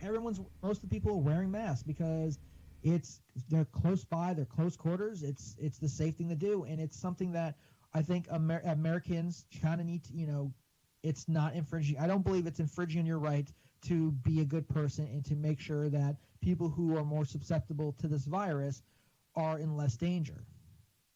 Well, to me, it's not a big lift. Yeah, I mean, I just think if you want to answer, it's infringing upon. I mean, if you want to answer the first part of like the sentence of like, technically you're being restricted, your like actual freedom. If you want to argue like, hey, technically speaking, if I have to wear a mask, you know, out in public, and if it's being mandated, then technically, yeah. But there's a reason for that, and that reason is because it infringes upon another person's rights. That's like the argument there that I keep hearing over and over again is my freedoms are being taken away, yes, but because you're infringing upon someone else's right to be safe. So, well, that's why I think that. Anyhow, no. Texas has been declared. Donald Trump has passed the is at the 204 mark, opposed to Joe Biden's 223, and the way it's looking across the board, it's looking like Donald Trump may. He's holding on to Iowa. He's still got a good lead in Wisconsin. He's got a huge lead in Pennsylvania and Michigan. North Carolina is still a very tight race. Montana is definitely swung Donald Trump's way. In Nevada, something happened with Nevada because it was trending red and then it just kind of went gray. And then Minnesota looks like it's going to get called for Joe Biden probably, I would say, before the 1 o'clock hour. But it's you know. The Democratic candidate Joe Biden is running out of avenues to win this thing. I was just going to say there doesn't I will seem to admit be. though, it's a shame that they're boarding up places and stuff. I don't know if they're boarding up places where you guys are, but they're boarding up places where we are. Now, you know, that's a good question, Madison. You were just talking about the experts, and I was telling some friends earlier about this too. Is that originally Dr. Fauci said to socially distance, double arm interval or 6 feet. If you cannot help it and you could not social distance and you break within the 6 foot barrier, then you have to mask up. What changed, do you think? What do I think changed as far as like? Right, because now, I don't remember. Go ahead. Yeah, I remember them saying originally don't wear masks. Correct. And then they obviously changed their mind. And I think as human beings, we're driven by our emotional brain, and we all are, whether we want to admit it or not.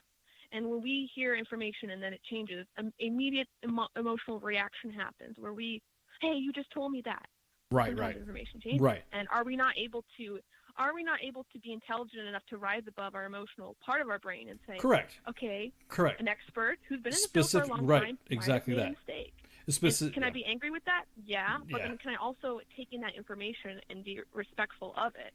Right. You know, so the thinking. It's very right. The thinking of it, and that's what pissed me off is that we went, like you said, we went with no mask. Then we went with social distancing, and if you couldn't social distance, then you had to mask up. And then we went to a shutdown, and then nobody told us after that the protocols of what was like. Do we still mask up or we not mask up? There was individuals that's why the Karen stuff, the Karen phenomenon really picked up is because originally before they said you didn't have to wear a mask if you could social distance. Well, now everyone was going nuts about people not wearing masks at all. And I'm thinking, wait a minute. And like you said, didn't we just have Dr. Fauci said not worrying about masks unless you can if you can't social distance, then you got to mask up.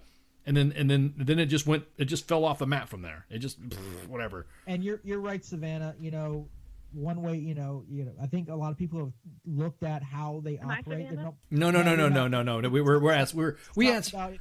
talking to everybody. You're so don't go, to order online. And you're right. Like I've totally used online shopping a lot more to eliminate times where I need to leave the house to make sure that I limit my risk of exposure and risk exposure to my family. And I think a lot of people have looked at that more of an option. So you're right, Savannah. There is that, there's not going to be one right answer that fits for everything. Right. But I think that if people take the best ideas and the best piece, yes, maybe not going out as much. I know I don't go out as much. Me and my wife don't go out to the bar. I think we've gone like once in the last or twice in the last 2-3 months, because we just like, we'll save it for a special occasion, stuff like that. If we've ordered a little bit more off of Amazon, and we've done a little bit more, ordered takeout from our local restaurants instead of going in. But But you know what? You can go the opposite way on that. Like I rode my mountain bike back home from work the other day.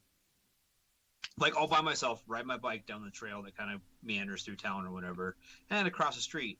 And I had this lady stop and yell at me for not wearing a mask.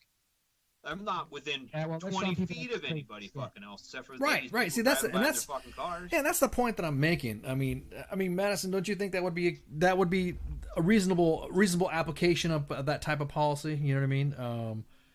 Well, if some lady's screaming at you while you're outside, far away from her, I mean, there's always going to be crazy people, and are we going to be able to decipher a crazy person? Or someone who's clearly an emotional human being from a group? Are we going to associate each crazy person with a party? Because that's what it seems like. It seems. Oh, you ain't lying. Clearly, you're fine. You're in the right. You're okay. You're far away. You're outside. You're good. Just know that, and just let that person kind of slide on by. Well, but here's the thing. This is kind You're of right. on both ends. We talk about coming together. I'm gonna circle back to the very beginning of our conversation, where it was, how can we get people to come together, and not how be can we get people to extend an olive branch per se, and whether it be on the mask debate or whatever debate you want to throw out there, whether it be Democrat be Republican, or whether it be pro or against abortion, or whatever hot ticket item you've got in this country, it's become so polarized that it's almost impossible for people to have a discourse, whether it be everyone's so right or wrong. And you talk about the emotional brain, and same earlier, your guys are racist. How are we racist? Because we talk ill of a certain political candidate, that makes us racist. Someone who calls you racist. Yeah, that was. And I look at people who call me that, or other people that, based on like an idea that has nothing to do with race. They might attach it to an idea. Like somehow if I'm pro, Second Amendment, I'm now a racist, or because one of my friends are. Right. That's not true. So, that's just clearly not true. And exactly. I look at that person. I look at that person with a little bit of compassion, and I look at that person thinking, I'm really sorry that you're not in control. You are young. You're not in control of your emotions. Yeah, keep well, that. Because you're not in control. I look at that person. I don't say it. I Right. just look at that person, and I just have a little bit of love. And sometimes I say a little prayer. Hey, sorry to bring in religion, but sometimes it's nice to say a prayer for people. And I think the more Some we people do that, need both sides, yeah, some people look need at that. the person with compassion, we'll do better off. Sorry, go I ahead. agree. Just tell them to fuck That's off. 100%. There's your message for the day right there. After this election, look at other people with a little bit more compassion, Right. and don't punch them in the face right away. So what's the so Madison? You said you support Well, let's go down the trail. So you support the Second Amendment. You also believe in wearing masks. So what do you think about the use of social media and all this stuff, and how do you think it's affected? I mean, your own life. I mean, what's the feeling? Because you're constitutional interpretation right. is what I like to do. So you look to the Constitution. There's no internet when the Constitution was made. So it's very up for grabs. It's very fluid. What can and what cannot be allowed. Now, a lot of people like to argue freedom of speech. Well, yes, freedom of speech was intended at the time. If you want to look at it from the originalist point of view, as people who posted like literal hand flyers out there, and so obviously we can get to mass amounts of people, which can be an amazing tool, but it can also be an unethical tool. So, I mean, what's your specific question when it comes to social media? What should be allowed, not allowed? No, you just answered it right there. I mean, that's your general. I just wanted your general take on when it came to social media, and you went right on to. People can say. Yeah, people can say what they want to say and voice their opinion. I think that's completely fine. I think you should be able to. I don't think you should be restricted in stating your point of view unless that point of view is like, I'm going to do something horrible to somebody. Of course. In which case, yeah, we need to call authorities. But I think people should be able to say what they want to say. Right. However, I think when you have like these massive news stations with these platforms that are misleading, misinterpreting people, I think that there is an ethical standard that we should hold them to. Now, whether that's through the Supreme Court, if we're going to take that avenue, that's something to think about. But as far as just like Mark Zuckerberg having the ability to click on and off what he likes and doesn't like, that's kind of unethical. Yeah, there you go. So do you think then that they're a platform or a publisher has always been the question between Twitter, Facebook? Hey, Joe Biden just declared the winner of Hawaii, went up 4 points. We're looking at 227 Joe Biden, 204 Donald Trump. We do that. Georgia's still a big lead for the president. North Carolina is still stuck at reporting 49%. Pennsylvania 56.5 against 41.4 or 41.1 with 56%. This is off of Fox. Michigan 54.5% over 43.3 with 52 reporting in. Wisconsin still got a healthy lead, 51.9 over Joe Biden's 46.6 with 74% polling in. Iowa is probably going to get called any time now, 90% reporting in. Donald Trump 52.5 against Joe Biden's 45.8. On the other hand, Minnesota is leaning very blue. Joe Biden's up 54.2 against Donald Trump's 43.8. And Montana 53% reporting in, and he's holding a little less than 3% percentage over there as well. So still lots to happen. Again, Hawaii declared for Joe Biden, even though nothing's reporting in yet. But not a shocker. Well, but we're looking. I'm looking at the numbers, and I just don't. I don't see a path anymore for how Biden. Everything's leaning right now. There's no path. Yeah, there's no path. I was about to say that. I'm getting. It's actually kind of confusing. Madison, you were talking about Second Amendment. You were talking about freedom of speech. Now we were just talking about Zuckerberg. Isn't there? What's that section? Is it section 302 or what's that section that they were talking? They talk about after Twitter restricted the New York Post, it published something about that was very negative towards Hunter Biden and Joe Biden. Do you think they were good to do it? They were not good to do it, and do you think they were within their rights to do it when Twitter restricted that story? I think I remember hearing this slightly. It's hard because I think if we can't look to our own personal opinion about the situation. I think it's only fair that we look to it as freedom of speech, yes or no. We can't always pick and choose when we think freedom of speech should apply and shouldn't apply. So it's a delicate situation because, if I look at myself and I look at my family and people who have had addictions to alcohol and drugs and them being told or talked badly about, I feel like that's not really fair, but it's not my opinion. It's about what we should and shouldn't allow. So I have to look at myself and I look at the situation and I say, okay, is it true or untrue? That doesn't matter. What matters is, should they be able to speak and have a platform and have that freedom of speech? And that can be a really tough question sometimes. And it's really hard on a lot of people because they want to bring in that ethical question. But we can't it's kind of difficult. I think personally that we should be able to have freedom of speech and be able to say what we want to say, even when it's wrong, like it's ethically pretty wrong. I guess you could say, to talk that horribly about someone who's gone through something like that. Right. I mean, regardless of what party you are on. Right. These are publicly traded entities that don't fall under. To me, they don't fall under the First Amendment because they're not. They do. It's not. Do they? Well, I mean, I think you're talking about. Because if you actually look at the First Amendment, the word persons, right? They actually declared a case on this. There was a case that said that corporations are persons, and therefore the New York Times, as a corporation, are considered a person, which is interesting because they actually have the same constitutional rights as a person. That's why you can have major corporations like Hobby Lobby or other major corporations donate to PACs and things. Okay. So, if you look at, I can't tell you the court case decisions off the top of my head. If you give me 5 minutes, I probably could because I wrote a paper about it. Well, no, you're quick on this shit. Yeah. It was Section 230 of the Communications Decency Act that I was talking about. It's a U.S. Code Section 230 provision of the Communications Decency Act, and that's the one that no provider or user should use interactive computer services shall be treated as a publisher or speaker of any information provided by another information content provider. That's the one that everyone was trying to push on it. And the way I see it is that if for instance, Facebook and Twitter They have my information. I am the user.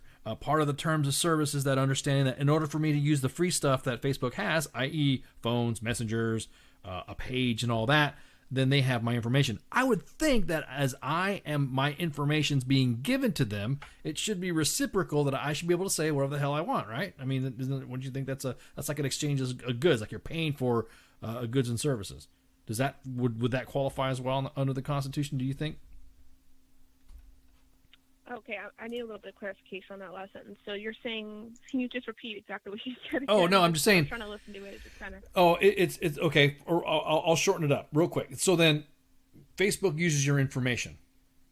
You're using they use your information for them to give you permission to use their page and use their page to post your stuff. You can also use Messenger and also. Okay, I get what you're saying. So it's your identity it's what Facebook is using to give you the free stuff, right? Wouldn't you think that in part of that, Facebook and Twitter, since you're using my ID, you need to freaking you need to, I don't know, let me say what I want. You should let me say what I want because you are using me and using my identity and you're using my image and persona to make money off of me that I'm not getting. Yeah, and I think that kind of stems back to the thing of it's not really fair for us to pick and choose what we like and what we don't like. Regardless, again, I always say that regardless of what party, because I always like to do that because I just feel like I don't want to come across as like I'm obviously one way versus the other because I'm trying to be ambiguous for anybody out there who might, okay. attach me to a party and then think badly of me or something. But yeah, I think that, say what you want to say, whether it's right or wrong, whether it offends people or not, it doesn't matter. You are guaranteed that freedom, and our founding fathers said that, and they put that in the Constitution for a reason. However, there are some, loopholes, meaning you can't use slander and you can't yell fire in a movie theater, but that's pretty obvious. Right. But as far as the Constitution goes, you are a member of Facebook, you are a member of Twitter, and if you want to say something and you have an opinion, you shouldn't be stifled just because someone doesn't agree with it. I think that's ridiculous. Of course, exactly. And again, I don't attach people who attack me based on my political view or what I have to say. I don't take it personally, and I don't necessarily attach them to the party. I look at them as individuals and I say, girl, you're mistaken. Right, or, right. boy, you need to check yourself. But I don't necessarily attach that to like, oh, that's a Democrat's point of view. Right. Well, then we actually have all the fans. I'm actually getting a bunch of messages asking when you're going to run for office. So because oh my gosh, you guys are so sweet. You guys have fans. No, I'm looking to become a lawyer, so I'm just going to go with that route first. Okay. Yeah, I'm gonna go ahead and disconnect you because you just said lawyer. I'm just kidding. Yeah, go ahead. Just kidding. Well, the now where you're at in school, what's the climate like? Is everyone kind of like I don't know, on it? Well, you said you're on edge. Is everyone kind of like freaking out, thinking that it's going to be gloom and doom? Yeah. So I mean, I'm in California. I'm not gonna say the college, but I study, and what the majority is in California, and so I'm listening to the opinions here. And I think young people are just really afraid, and I think that the truth is, I think what would help, maybe I'm wrong, is an old person reaching their hand out and saying, "Hey, young buck, let me talk to you about my ideas. Let's talk to you." I feel like we should have like coffee dates with old people all the time. Like, I really think that we should sit down and talk over coffee and donuts, like on a weekly basis, and hash this out, like just talk. And I think that young people are branded as stupid or idiots, and then that just makes them more fearful and more scared, and that doesn't help anybody. And luckily I kind of see through the fog in that, and I can say, okay, like I know what's going on here, right? But a lot of young people don't, and right. it can be very scary, No, I can imagine. So I just got the guy. Why are you guys looking at me when talking about the donuts with old people? I'm not old. Get out of here. Anyways. Thanks. Want to grab donuts? You're not here in California, are you? No. Just make it sound like I'm freaking like in a wheelchair. Hey, young whippersnapper, come over here and get some donuts. By the sound of your voice, I'm gonna guess you're 75. Well, appreciate it. Thank you very much. Goodbye. Hey, disconnected. Madison, did you have now at all? You said, how do I say this? Because I know you want to be ambiguous. Your family. raised pretty conservative, or pretty? What would you consider your family upbringing then, if you could say that? See, it's not going to help you any, because it's just going to make things more confusing. Okay, gotcha. Because if I tell you I'm a daughter of an immigrant, that might make you think, oh, well, I already know what she is. She's a daughter of an immigrant, so clearly she's this. And my mom's from Colorado, which is a predominantly, well, now a liberal state. So that would clearly make you think, like, oh, clearly she's this or that. But again, I'm going to be ambiguous. But I did tell you that my family was instilled with some core values. I grew up Catholic. I grew up in a small town called Montauk, and I shouldn't tell this on freaking air. God damn it! You're good. People are gonna find me on Facebook. Yeah. I'm about to say, wait a minute. Now people are like looking you up already on Facebook already because you already made some comments. I believe people make whatever money people make, no matter how successful you are. You should be able to keep your money. I believe in certain core values that I just think that are kind of stem from American values. And I hold true to those. And I think that both parties have some of these values. Not all, but some of the values. I think that a lot of things. I don't know if you guys want to hear it too much. So more, but, you're saying taxation is taxation is theft. Is that what you're saying? So what would you? I think if you overly tax people, it's absolutely ridiculous. I hear these numbers of 80, 90%. I'm like, are you kidding me? Right. Hey, breaking news. Iowa just declared for Donald Trump. That's another 6 electoral votes going to the president. Bringing his total, it looks like to 210 to Joe Biden's 227. They're looking at right now. I was watching the ABC News, and they're talking about Wisconsin and Michigan. It does look like there's not some of the counties haven't reported in for Michigan. A couple of them are rural counties that were all red. One of the counties that was very blue last time, there was only about a margin of about 100,000, but they would need to make up a lot more in order to win Michigan. But there's a chance if, say, Joe Biden wins Nevada, Trump wins Montana, wins Georgia and North Carolina, and wins Wisconsin, even losing Minnesota, he only needs Pennsylvania or Michigan to go over 270. And then both would just be a landslide. So Wisconsin could be, right now it's trending really well for Montana. He's very well in Georgia, 82%, and he's got almost about an 8-point lead over there. Still stalled in North Carolina, but there's not a lot to be reported left over there. Way over 10%, almost 15% difference for Donald Trump over Joe Biden in Pennsylvania, which is right now 59% is inputted. So currently they could get, they are starting to get close to calling races. But the way it's looking right now, if he's able to sew up Wisconsin and just grabs Michigan or Pennsylvania, Donald Trump could end up winning this thing. So back to your regular scheduled progress. Yeah, exactly. So right now, breaking news is that Oregon has become the first state in the U.S. history to decriminalize the possession of all drugs, to include cocaine, heroin, meth for personal use. AP Oregon. I don't know. That's cool. The libertarian in me is awesome, but the other part of me is going, oh, this will be interesting. Yeah. What do you think about that, Madison? What do you think about the political comments here and commentating since you're going through school? What do you feel about that, the legalization of all that stuff? Well, here's what I say. I go back to the Constitution whenever I'm in question of something, whenever I am thinking what's good and what's not good, for us as a whole, but also interpreting that constitutionally. And you look at, again, freedom to do, freedom of speech, freedom of religion. And for example, if you look at a court case decision when Native Americans wanted to use, I think it's called peyote. Peyote. Drug. Peyote, not coyote. Peyote. Coyote is those dog-looking things dragging kids across the border.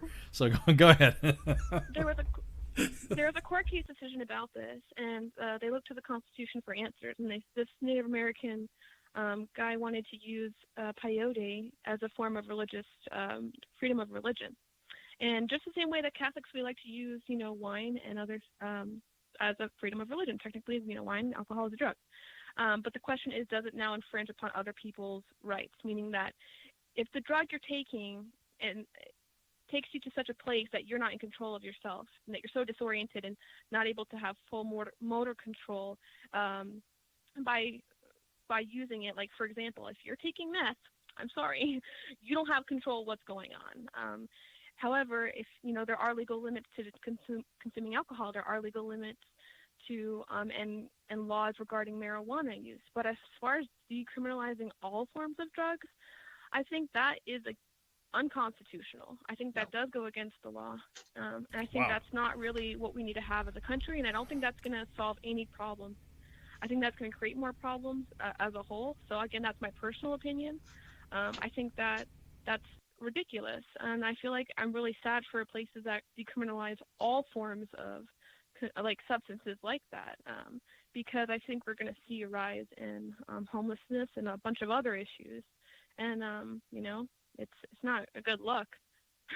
Yeah, no, it's not, definitely. I just see a surge in having an extension of resources too, for those that become addicted, or of crimes that could happen as a result for individuals who are addicted to it. So that's just me. So what do we got right now? Radar, what you got up on your screens? Oh, I'm just looking at this now. I'm calming down after the government should tell us whether or not we can do drugs. I'm a little more libertarian than most. I think the government I think the federal government, the only thing they're good at is fucking things up.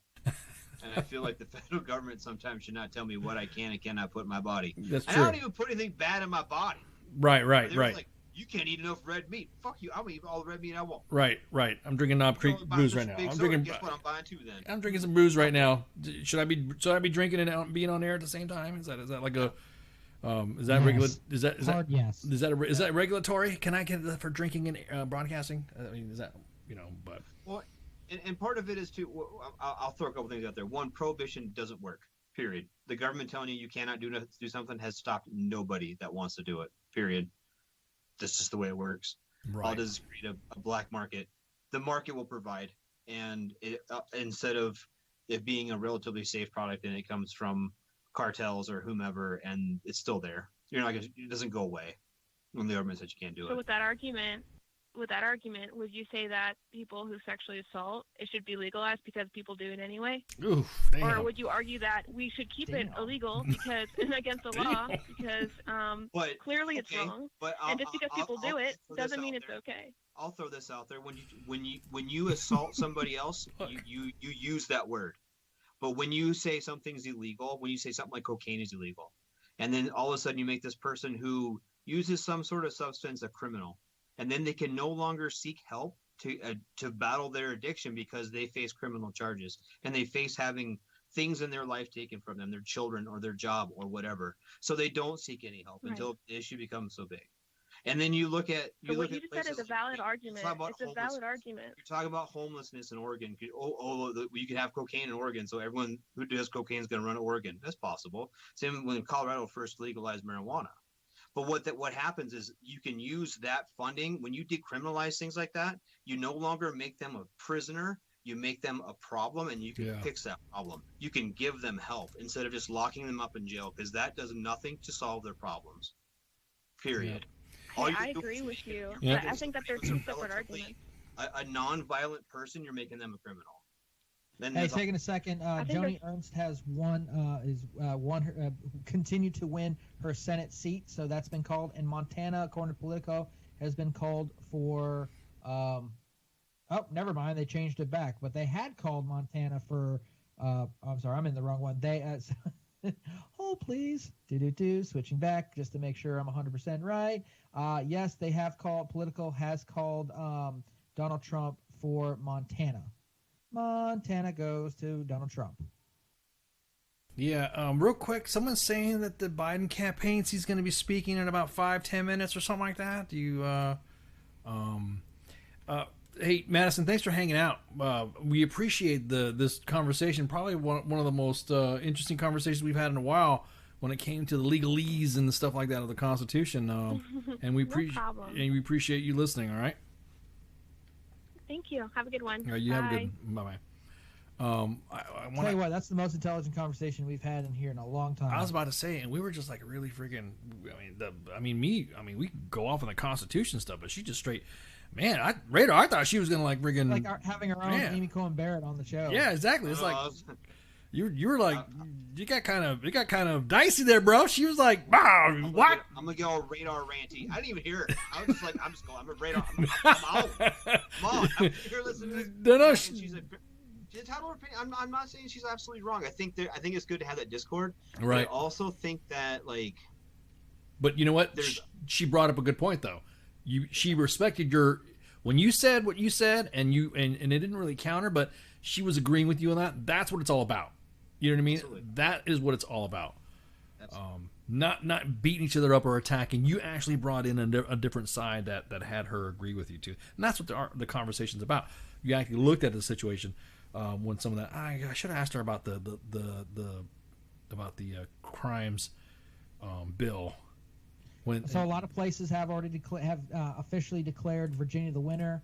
Apparently, whatever Virginia the winner. Virginia won what? What did Virginia win? Joe Biden the winner of Virginia. Apparently, those numbers have come across the board. Even NBC News looks like Joe Biden, winning by. Well, they're still getting up there, but it looks like he's getting surpassed. But again, Montana going to Biden, but Trump leading Biden in key states. I think they just switched that headline because I swore it just said Biden winning in key states, or Biden ahead. Yes, waiting for remarks from Joe Biden. Apparently, Fox News is reporting that they're awaiting remarks from Joe Biden. Are we seeing an early concession speech? I don't know, dude. That's what I'm saying. I'm still showing on both NBC News and Fox News. I'm still showing that Trump's in the lead in Virginia. Right? Yeah, dude. This is not making any fucking sense. Like 2%. I think the numbers are I think they're counting all those extra numbers, and they're getting, because that number that it went from a wide margin to a little one. So I think Virginia will be officially Biden, and the numbers. We gotta find something. Yeah, you guys. But I'm interested about Joe Biden. Like, you guys real quick. If I stop talking, it's because I'm going to listen to Joe Biden talk. Because potentially, I mean, was he on? What channel is he on? Not yet. Well, right now, Fox News is kind of talking about waiting on remarks for Joe Biden. Okay. Same thing, ABC News.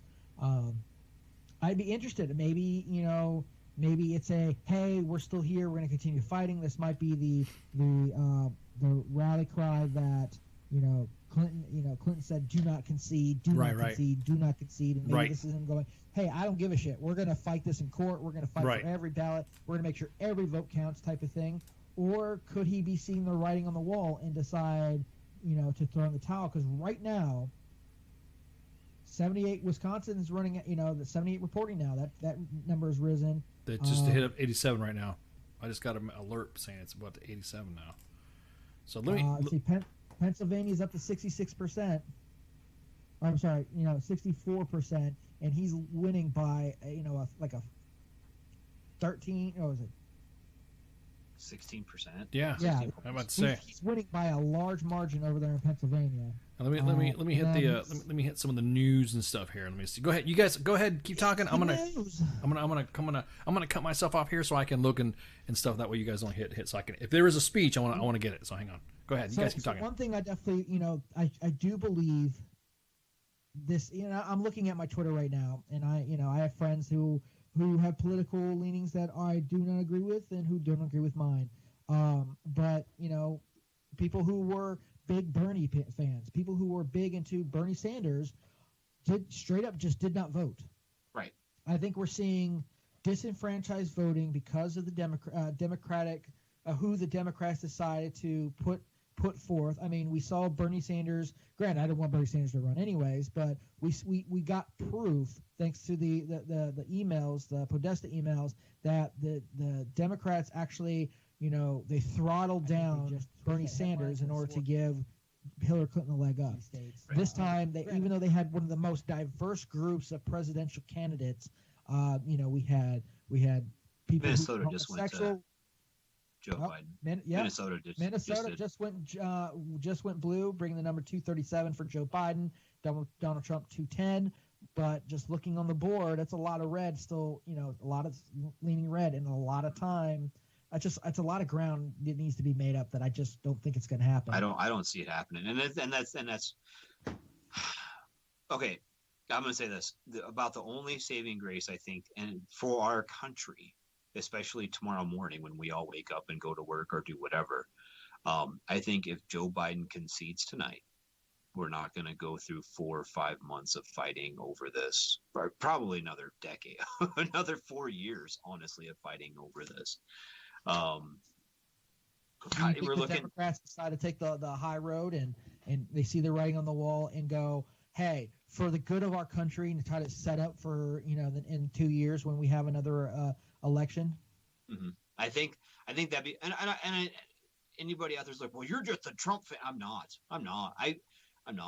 I voted for Joe Jorgensen. I have no problem saying that. Yeah, I voted for Joe this morning, and I'd have done it again. And I haven't voted for a Democrat or a Republican in like the last 4 elections. Sorry about it. So I didn't vote for Obama. Call me racist if you want. I don't care. I didn't do it. I didn't like his policies. I vote because of what their policies are. I don't give a shit about anything else about them. DRL, don't care. I care about their policies and what they want to bring to the table for me.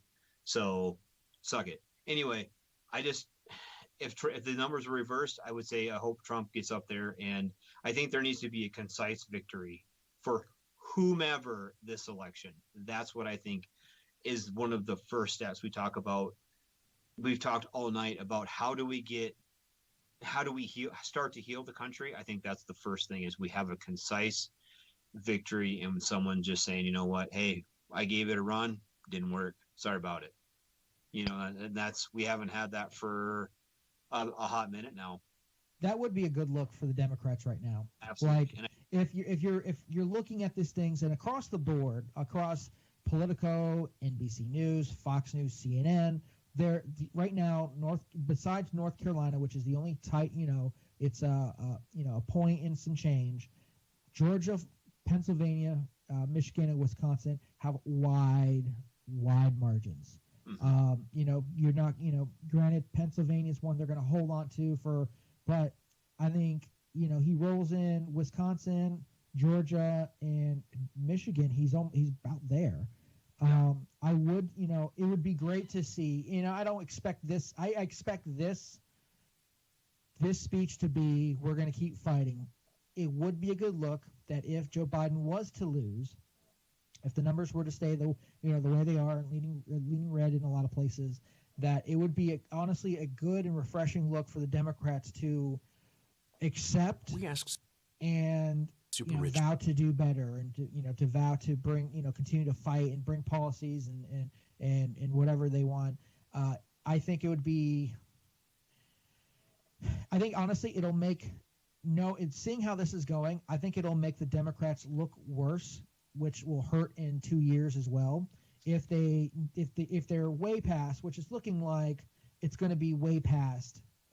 If the stays the way it is, we're looking at like around like 280, 290, and that's a big win. Yep. Almost as big as against 2016. He lost Minnesota and Arizona from last year, but he potentially can gain Nevada. And keeping Georgia, North Carolina, Pennsylvania, Wisconsin, and Michigan would be great. That means he's only lost a little bit. The Senate didn't take too big of a hit. Right now, currently, they're between the stuff that's looking like it's going to flip. They're going to probably. It looks like they might keep that 54, if my number's right, 54, 53, which is still a majority in the Senate, which keeps in check the House, which they've gained. They have gained in the House. For Republicans, which is a win there. I honestly feel that the Democrats are going to, I think they're going to circle the wagons, and they're going to go, we're going to, we vow to keep fighting, but we're going to do better, and we're not going to drag this on so our country can come together and us be almost like take the high road. Granted, I know I'm probably being naive, and I think a couple people are even saying that in the chats themselves, but I always hope for the best. Like Madison was saying, I want to look at people more with compassion, and I feel that a good sign that we are not like other countries is that we do not, when we know there's a winner, we're not going to fight tooth and nail to just drag it out and divide us. But we'll see what happens. I mean, there's still stuff to happen. Montana is still not called, even though that is about a little less than a 7% spread over there. I don't know what's going. So Nevada is coming back up on the board. heavily 70% to 26 in favor of Donald Trump. That was one of the toss-ups that we had talked about very early in the show, that Nevada, which was blue, if I remember right, in 2016, could be in play. We'll see how the numbers go right now. Well, yeah, it's only like 2% in for Nevada. Well, then, God, I just can't see. I mean, it's 57 to 42 in Pennsylvania. Yeah. Rounding up, 56.9 to 41.9. I mean, I just don't, and that's 64% reporting in Pennsylvania. I just don't see them making these. 56. It's a lot of ground to make up. 1.9. That's such a wide. I mean, that's a huge margin that I can't imagine there being the votes in anywhere. They couldn't even make up enough votes to cover that. So here's my question for you. Okay. Out of what we've seen so far, out of all the races, which has been the most surprising for you? For president? For everything. Like everything that we've been covering so far, what has been the most surprising thing that has happened tonight? I'm surprised, but not at the low numbers, the low turnout. I didn't think it was going to be record high turnout. I was kind of surprised about that. I mean, because as heated as this race has been, I was kind of expecting it to be a little bit better, but I knew with the Rona and everything else that it was going to be down. But less than, barely 10 million in Texas, less than 11 million in Florida. Even in California, you're only looking at 8 million people voted.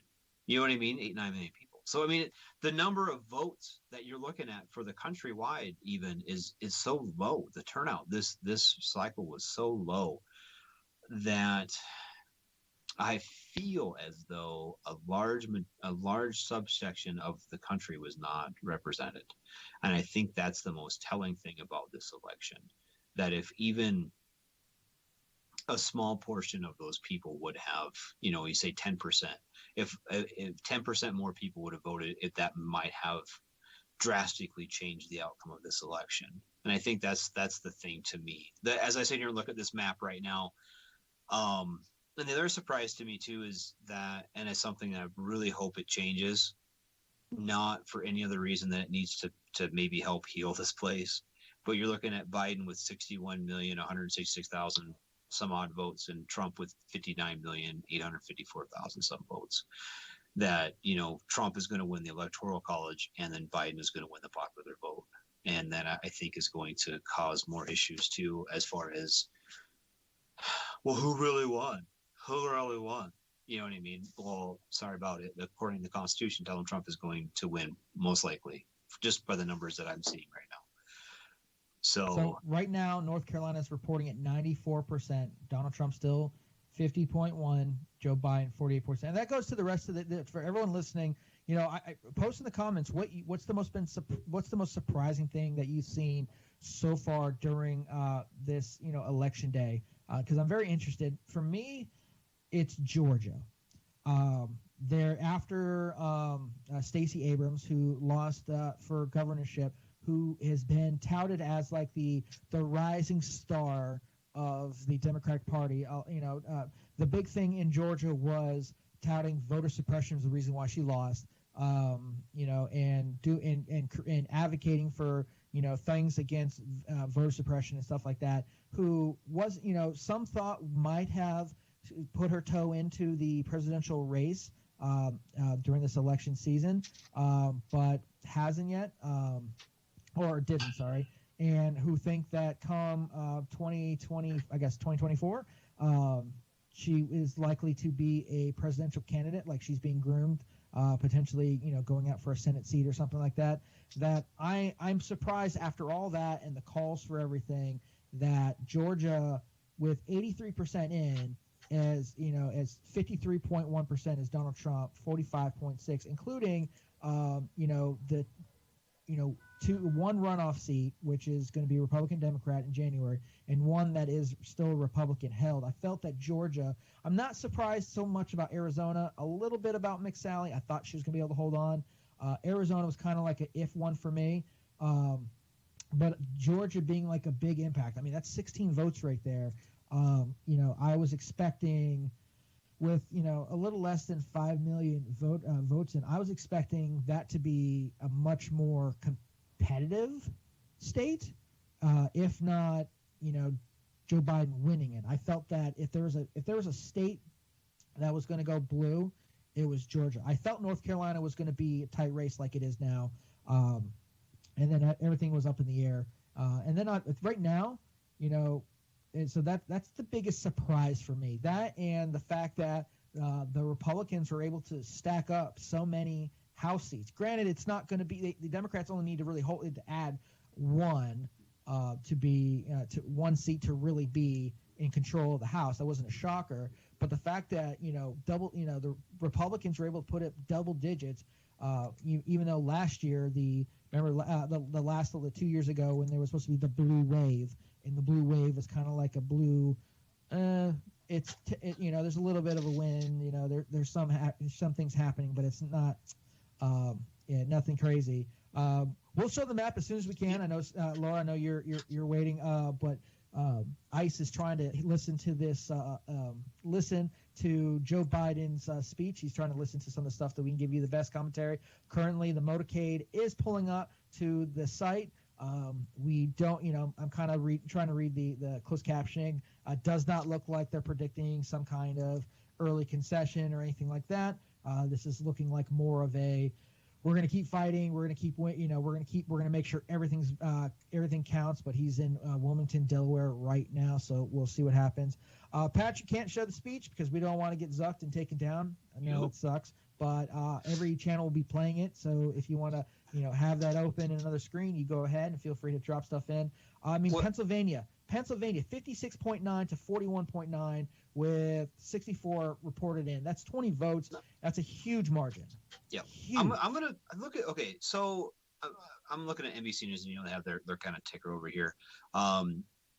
More disappointing night for Democrats than they'd hope. Why is the vote result delayed? All these all these things are like the Democrats are really kind of, it seems to me they're trying to wrap their head around why Biden did win when it seems so fucking apparent to everyone else. But I say like he already won 8. I don't know. Anyway, where do you think this takes us as a country? Like, do you think I look at the next election. What are we looking forward to? Do you think that it's going to be? Obviously, it's not going to be a Trump train next election, but do you think it's going to be someone like that that's going to be kind of an outsider? That seems to be kind of the key to victory, I guess, right now, is people who aren't necessarily involved in politics. Even at the local level, local elections, there's a lot of people. At least I look at my state house and state senate races. A lot of those were the people that won tonight, at least around me, the ones that were on my ballot, and the ones that are on my news channels and everything that's flying by, are the guys who oh, well, the incumbent lost whilst this guy who was on the school board won. You know what I mean? That seems to be it seems to be like that way across a lot of these races, that you have people like your Mitch McConnells who have been very solidly in power for a very long time, and they just, they're probably going to continue to win because their name recognition. But do you think that it's getting to a point, people like Mitch McConnell are obviously not going to be around for very much longer. Even these Joe Bidens and people of that stature aren't going to be around forever. What do we look forward to, I think, in 2022 and 2024 for, the midterms and the real election? I don't know. I think the biggest thing is I think the Democrats have to get serious about who they put out there as these candidates. I think that thanks to social media and how more connected than we are than we ever have before, that they can't they can't just throw out people and expect to win, base it off of how things happen on social media. I'm gonna see if I can grab his tunes. Hang on. Hopefully, if we get zucked, guys, we'll be back. So stand by. Hang on. We'll always be back. Yeah, hang on. But I just think that I think that the Democrats are going to have to take a serious look if Biden and Harris lose, about who they put up and about being serious about, the how they want to present themselves. We really do. Hang on, he's got that car thing going again. tell you tonight, we believe we're on track to win this election. Oof. Okay. We knew because of the unprecedented early vote and the mail-in vote that was going to take a while. We're gonna have get to be zucked. patient. We're gonna get zucked. Until the hard work of tallying the votes is finished. And it ain't over till every vote is counted. We won't get stuck if we talk over just a little bit. Yeah, I'm about to say. We're famously getting zucked, but you just said that every vote counts and all this other shit, so you can kind of see what's going on from there, right? I mean, that's a big fucking hint.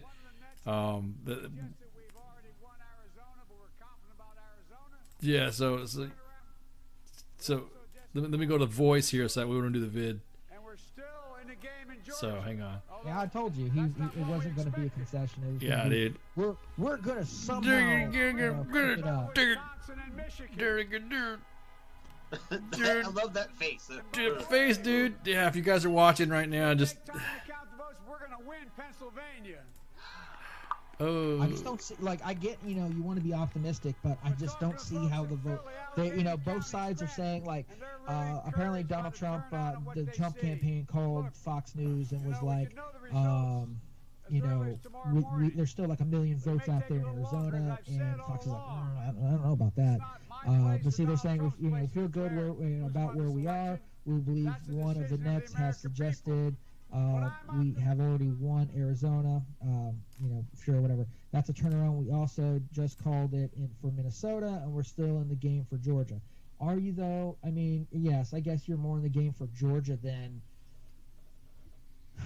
anywhere else. That's still like Just about to say, 8 points. Yeah, but I don't even know why he would think that he would have those 83% digits. reporting in. Right. Yeah. That's just, he says, time to count votes. You're going to win. Pennsylvania, folks in Philly, I really encouraged by the turnout and what they see. We can know the results. Here, let's see what he says here. There are like 15 points in Pennsylvania. I don't. Keep the faith. And my It's 75% reporting in. I'm sorry, that for some reason. No, 64. 64% reporting in. He would have to make up astronomical numbers. He's at 57 right now. 57 points. Keep the faith. Keep the faith. Look at that. These stupid freaking driving things, man. Oh my god. Okay, yeah. Okay, so it doesn't look like he's gonna capitulate at all. No. God, the whole team, man, did a great job. I'm grateful for the poll workers, to our volunteers, our campus, whatever, everyone who participated in the process. I'm reading the closed captions. They're not always right. And hey, by the way, if you're out volunteering for these people, you need to realize they raise billions of dollars with the fee. Get you some of that, son. I'll text people for $10 an hour. You're about to say you're willing to. It wasn't you that. It was like you and Spanky that was sharing the. They're sharing all those. How much you gonna pay? How'd you pay me? Volunteers. Well, you're dumb. If you live in South Carolina, you can legally own a kangaroo. Why you gotta bring up that paratrooper hazard there with that kangaroo? Why you gotta say that? That's why I want to move to South Carolina so I can own the kangaroos without a permit. Yeah. I do have some breaking news. This just got updated. 84% reporting now in South Dakota. 52.9% yes for Amendment 8, legalization of recreational marijuana. Did you just say? Oh, that's what I'm talking about. Yeah. So. Okay, Mrs. Biden waves weird. Like she waves with her elbow. It's his granddaughter. It's not a slight back and forth. It's like a full-fledged 90-degree back and forth. So they went back and they walked away and they came back to the podium. He slammed his book down a couple of times and now she's doing her full clock wave. I think Joe Biden's confused. I don't think he knows he hasn't won yet. Yeah, I don't think. Yeah, I mean, yeah, tell me about the thing. Yeah, come on. Come on, man. I mean, honestly, we're probably looking at the rest of the states are, I know they're going to keep counting.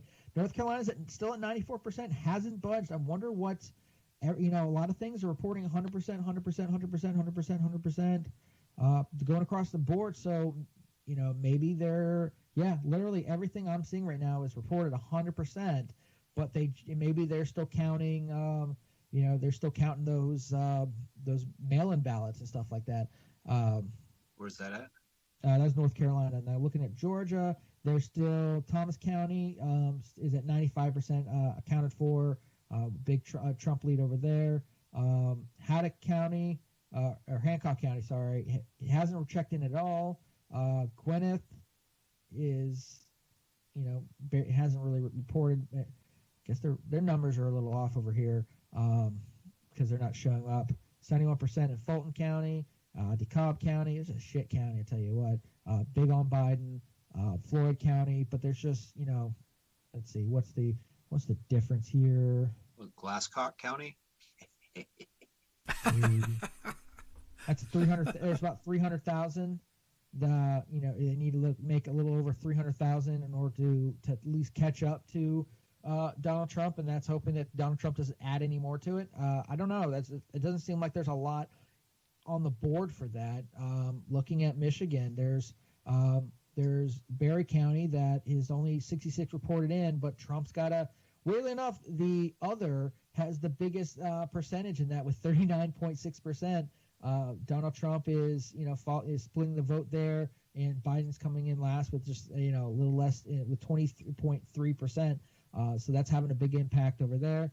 Some of the rural counties up in Michigan, like Houghton County, that's right on the Great Lakes, are not even going to try to say that place that hasn't reported in, but those were big Republican counties. And then a lot of the counties up north that are trending red still haven't 63 reported in, 66. Here's a county that's big on Biden, but it's not a big population, and they're 100% in. Same thing with Antrim County, Ingham County. Like a lot of these places are either here's a couple that are halfway reported, but Trump's pretty close in Wayne County, Oakland County. Trump's pretty close. There's only a couple where Trump's not is like it's a 60-40 split. They're still just but the margin there is even wider, 54.3 to that's 300,000 votes right there that I just don't see, because a lot of these blue counties are small counties. 100, let's see. This county is just starting to report, only a couple hundred. Biden, it's going to be a long wait. We're going to count every day one of them, damn it. Like, Isabel County, which has got 50% in, has only got roughly 13,000 votes in total. Split 7,245 for Biden, 5,927 for Trump. I mean, there's just not a lot of votes still in these counties because a lot of the big ones have already jumped in. Ones to watch out for: Oakland County, which for big numbers, we're looking at 500,000 total votes so far, with 66 reporting in. Biden with a good lead. Wayne County, a little over 350,000 votes in total, with 51% put it in. See, none of them are blowing Trump out of the water. No, they're not. I was about to say, I don't know why everyone's talking about these big. We're on track. I don't see anything on that. Real quick, Mark Kelly wins the Arizona U.S. Senate seat from Martha McSally. So yeah, not shocked there. Yeah, that was. It's kind of like surprised that even got to that. I don't know. Did someone tell Biden they're going to count California twice for him or something, and that's how he's going to win? Like that's. That's gonna. I just don't. I don't see it. I hate math. Like, I'm not a mather. Yeah. See, I'm not a mathlete whatsoever. Yep. It's like, but I'm looking at, and I can't. I don't. He's sitting right now at 237 according to Fox News. Right. Needs what? 33 more, and I just don't see it. I don't see. He would have to win 3 states to get that. Yeah, I just don't see that happening now. Looking at some of the Senate races, Georgia he still hasn't for one of the Senate seats with the incumbent David Perdue. He's got a very healthy lead, but they still haven't called it with 83% reporting in. Like we mentioned, Iowa, Joni Ernst has won re-election. There is the runoff between Kelly Loeffler and Raphael Warnock that will go into January, so we won't find that out until January voting. Mitch McConnell, Kentucky. Susan Collins 77% of the vote is in. She's up by little over 7%. So Susan Collins will probably be announced the winner at some point. John James in Michigan, it looks like we'll flip Michigan in that Senate seat against Gary Peters. Right now it's 58% in, but it's 54.32 against 43.67. Montana, it's 58% of reporting, but Steve Daines looks like might hang on if the numbers stay where they're at. It's going to be by a 51 to 48.98. So it'll be a slim, but Montana looks like could probably stay red. Tom Tillis is looking like he's going to keep North Carolina against the four challengers, and I think that's what Shannon Bray and Kevin Hayes took a lot from Cal Cunningham in his election. So I think you're going to see North Carolina keep, and and Lindsey Graham wins South Carolina. So by my estimates, Michigan flips. They flipped Alabama. So now that everyone's takes care of Arizona and Colorado. Now everyone's in Wuhan, China. I think it stays at 54, 53, and then the special election in Georgia, which would make up the 54. So as of right now, if things stay consistent, the Republicans will stay steady in the Senate, only potentially losing one if Georgia, when we have to wait for the special election, the runoff race in January. I'm watching ABC News right now. ABC. And they're looking at 171 electoral votes for D. Treasy, and then 205 for Biden. Yeah, they haven't. They still NBC News still hasn't counted Arizona, Texas, Minnesota, Maine, or Hawaii. So they're taking their time. Fox News still has a 237, 213. Politico is rolling up. Biden 223, Trump 174 because they still haven't counted Texas. Nevada's still looking still looking kind of red. Granted, there's not a lot. There hasn't been a whole lot reported in yet, but that's got to give Trump some good numbers to potentially win that. They're still talking about Michigan. That's the big one. They're comparing a lot of the numbers between when in 2016, where Donald Trump ran against Hillary Clinton, opposed to now. In the same county that Trump lost 60 to 30%, he's up 40-something% over the 57%. So he's gaining ground in a lot of these areas that he lost by a large margin against Hillary Clinton. But here's my thing is that we still haven't had anything from Wisconsin, right?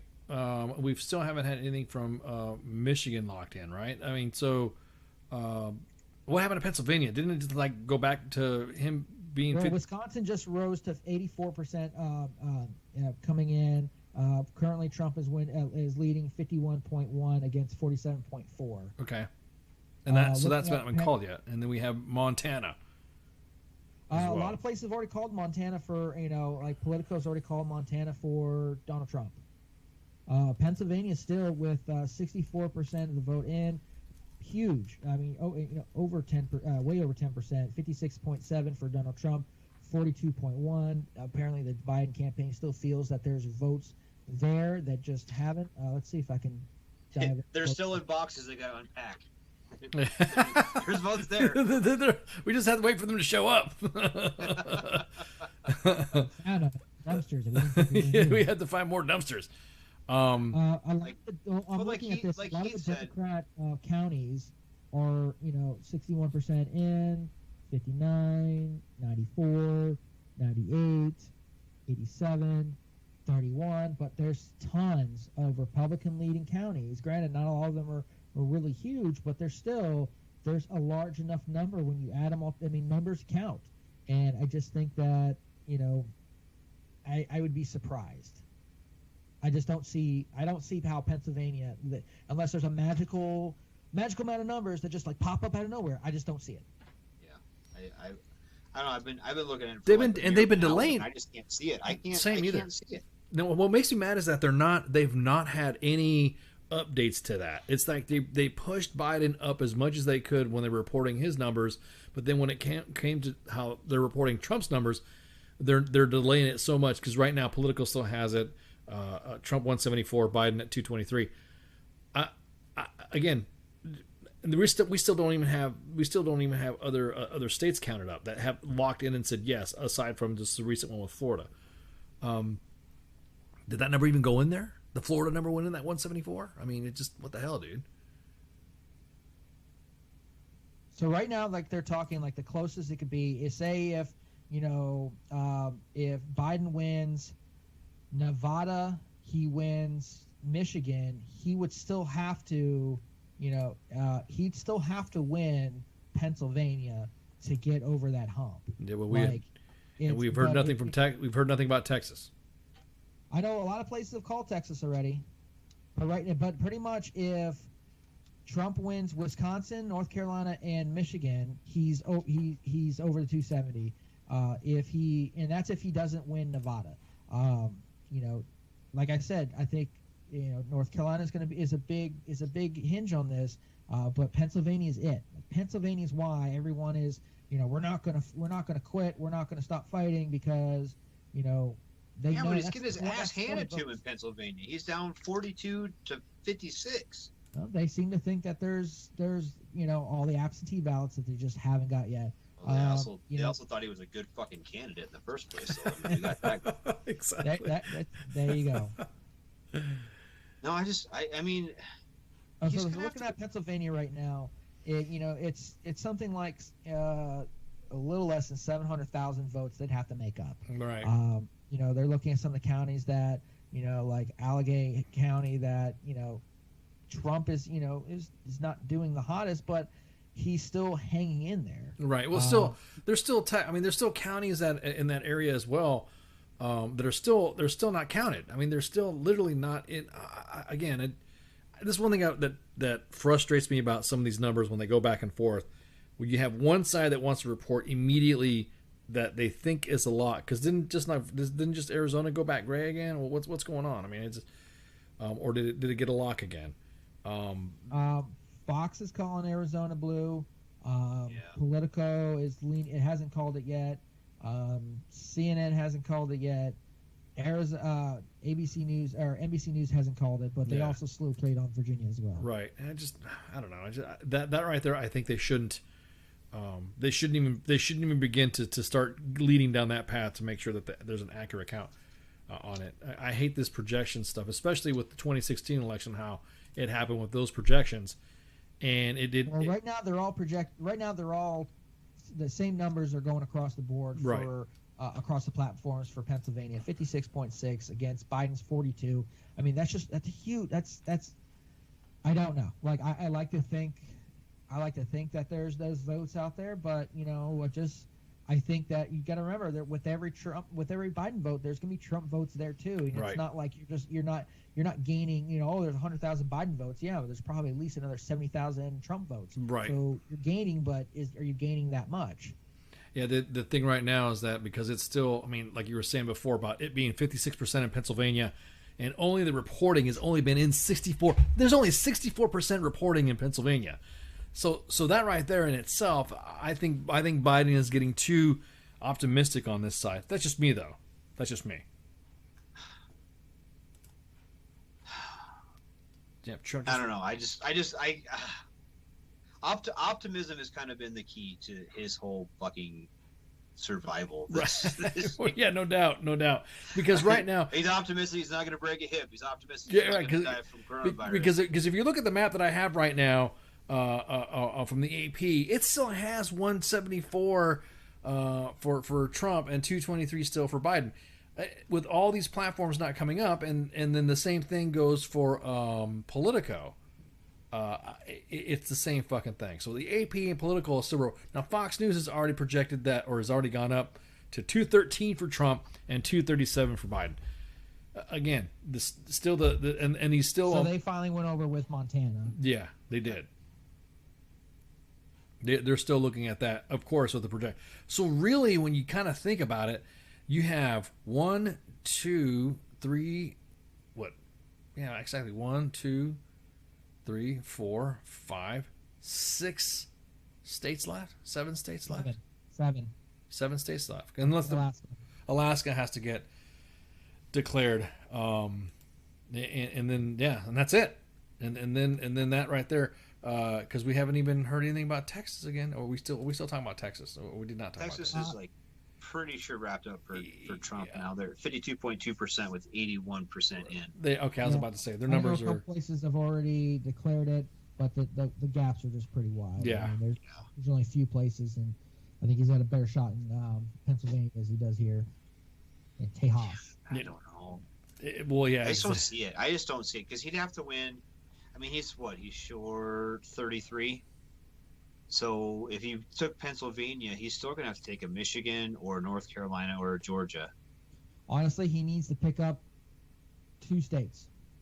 He needs to pick up North Carolina, which he's, with it, even though they're still reporting 94%. He's in with striking distance. Yes.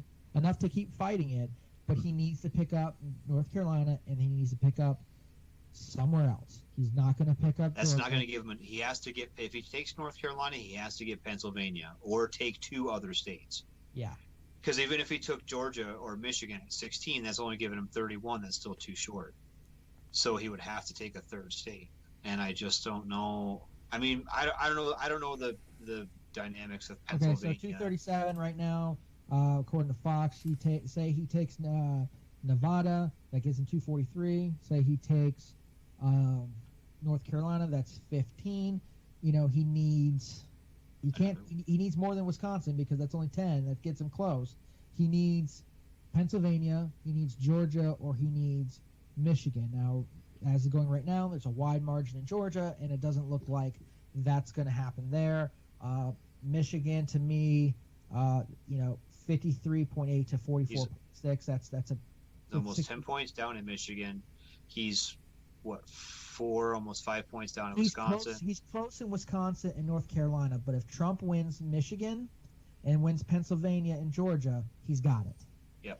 And that's and you throw in Alaska too, because it looks like Alaska will go red anyways. Yep. But and then there's a potential still that he could take Nevada. We don't know. That would be kind of Nevada's kind of they're only like 3% in. Yeah, no, that's why I'm like it could. Doesn't mean he's going to, but he could. But if you notice the other margin that's in there, the other category margin is kind of big actually so far. What's been reported. So we don't know what's going to happen now. I don't see Georgia. He could potentially, Wisconsin's even wider than North Carolina. So I don't see it. Like I don't either. There's a possibility. But I just don't know. Like in Pennsylvania, that's such a wide margin. Right. That's like saying I could be a and millionaire it's not like it's a if wide I won margin. the lottery and I didn't blow all the money on Right. fucking cocaine. It's not like it's a wide margin and they're only like 15% reported, but we're over half reported. And AP. Somebody asked me. The AP is the map that I'm looking at. AP and the New York Times are pretty much the same thing.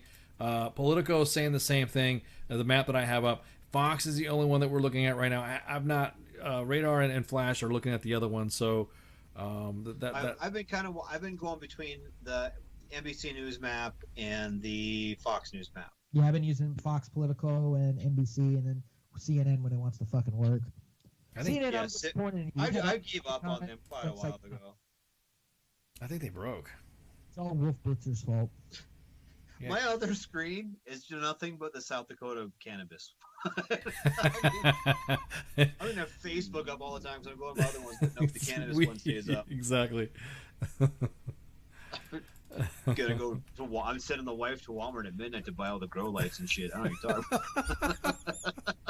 you're talking about. Gonna buy all the fertilizer, grow lights Walmart's got. Yeah, because MSNBC only has them at 205. Not 230 something like everyone's saying, and then 171 for Trump. So there are all these accounts are all over the freaking map, man. No pun intended. When it comes to the actual numbers. I was kind of ragging on Fox earlier about the kind of calling shit early and being a little bit ahead of the game, and the other ones kind of lauding them for being a little bit more cautious. But like NBC News still hasn't called Texas for Trump, right? 93% of the vote in, he's up 52.3% to 46.2. There's really no way for them to make it up. Yeah, sure. Somebody asked me if I could pull up. I'll pull up a Google map. Let me go ahead and We'll move the graphic here, and I'll pull up a Google map here. The Google is the There's still so few, such a little turnout, and that's killing me. Washington has just basically over 3 million votes in, and that's 90% of the precincts reported. Oregon about the same vote, 1.1 million for Biden to 784,000 for Trump. It's less than 2 million total votes, and it's 90% of the precincts reporting. The turnout is so low. Yeah, you ain't lying, dude. And that generally bodes well for the incumbent. Traditionally, low turnouts are good for the incumbent. Like we said at the beginning of the show too, like the economy really hasn't tanked a whole lot, no matter COVID's attempts at it, and that's also good for the incumbent. There's a lot of things that even going into tonight that were good for Trump. Not just saying, traditionally, I'm talking about. If you look over the course of the last 100 years, what's good for an incumbent president, not necessarily good for Donald Trump, but all of those metrics kind of prove true tonight. It looks like anyway. And then of course it's Donald Trump v. Joe Biden. But he's got the characteristics of a fucking potato. God, Joe Biden. That's an insult to potatoes, but yeah, I hear you. I mean, yeah, okay, I got the. I just can't even think like, okay, I wouldn't trust either one of those cocksuckers to babysit my daughters. Oh my God, yeah. You want them to run the country? Seriously? Exactly. No, sorry about it. So I got the Google Maps up right quick. So let me there you go. That's the maps we got for the Googleizers. Again, we will. It looks like again you see it right there. It says 212 for Trump and then 223 now. So it the numbers bumped up. What's tripping me out is that Google's using AP, and AP map is blowing like crazy, man. It's slow as shit. But anyways, I'm gonna look and see. Okay, so I know you keep saying about the lowest turnout. Let me throw some numbers at you. Go for it. So right now, according to Fox News, Donald Trump has 48.6% of the popular vote, opposed to numbers are changing right now. 48.5% opposed to Joe Biden, who's got 49%. Joe Biden currently at 63,276,626, opposed to Donald Trump's 41,630,532. Donald Trump is close to exceeding his total. He ended up with 62,984,828 votes, opposed to Hillary Clinton, who had 65,854,514. So you're right. I mean, the numbers. I think Donald Trump may exceed last time, which would be a step in the right direction for him. There's still a lot that hasn't been counted in Nevada, but we probably are going to be on. I think we're going to be almost on par with the last election. It's just, and last election was a low turnout because it was a Democratic nominee who just did not excite the Democratic base and young voters. They wanted young voters, but they didn't get young voters wanted Bernie Sanders, and what they got was Joe Biden. Young voters wanted somebody who represented them better, and what they got was Joe Biden, an old rich white guy. When they wanted somebody, you're right. The Democratic Party for more diverse, more exactly, different man. background, who's not just male. I thought that was going to be the key shoo-in when there was women running as well in the Democratic primary. Lots of women. Yeah, and I thought that was going to be more of the I want to say the exuberant hip type of that. That's what I thought. I would have never thought at all in 100 years that somebody who is about 100 years old would ever be picked to run for office against Donald Trump. I expected some. Okay, well, yeah. Well, they're both about the same age, but one just looks different, or one acts different more than the other. I expected a little bit more out of the Democratic Party to see them be, to have a young. I honestly thought they're gonna. Here's what I thought. I was like, they're gonna have some fucking young kid come out, male or female, of a minority descent, and they're probably like a lawyer, or they're probably like whatever, and they're just gonna come in with energy, and they're going to come in and do this. And then as shit started going and the candidates started waning down, I really like, you've got to be kidding me. These individuals are really, really not gonna vote for this shit. I mean, there's no fucking way. Yeah, I'm really shocked that they didn't go with the exact platform that they were preaching about in choosing Joe Biden as their candidate. 100% agree. I think that was I think that's why you're seeing what we're seeing right now is that, there's just no one who's really, who really just excited the base. I mean, they had tons of people. They had tons of people from diverse backgrounds, male and female.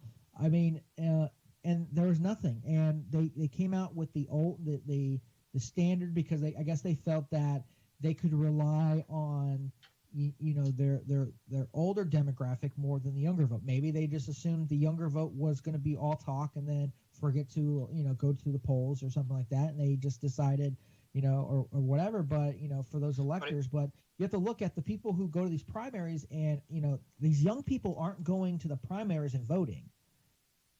I think that's why Joe Biden got in, because it was the old, the Democratic establishment that was the voters in the primary, and they voted for Joe Biden. Just like I'm going to go back to that.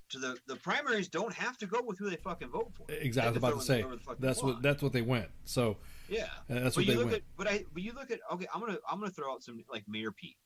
I don't necessarily agree with his politics. I didn't really see where I don't like his vision for America. But I think he would have gave.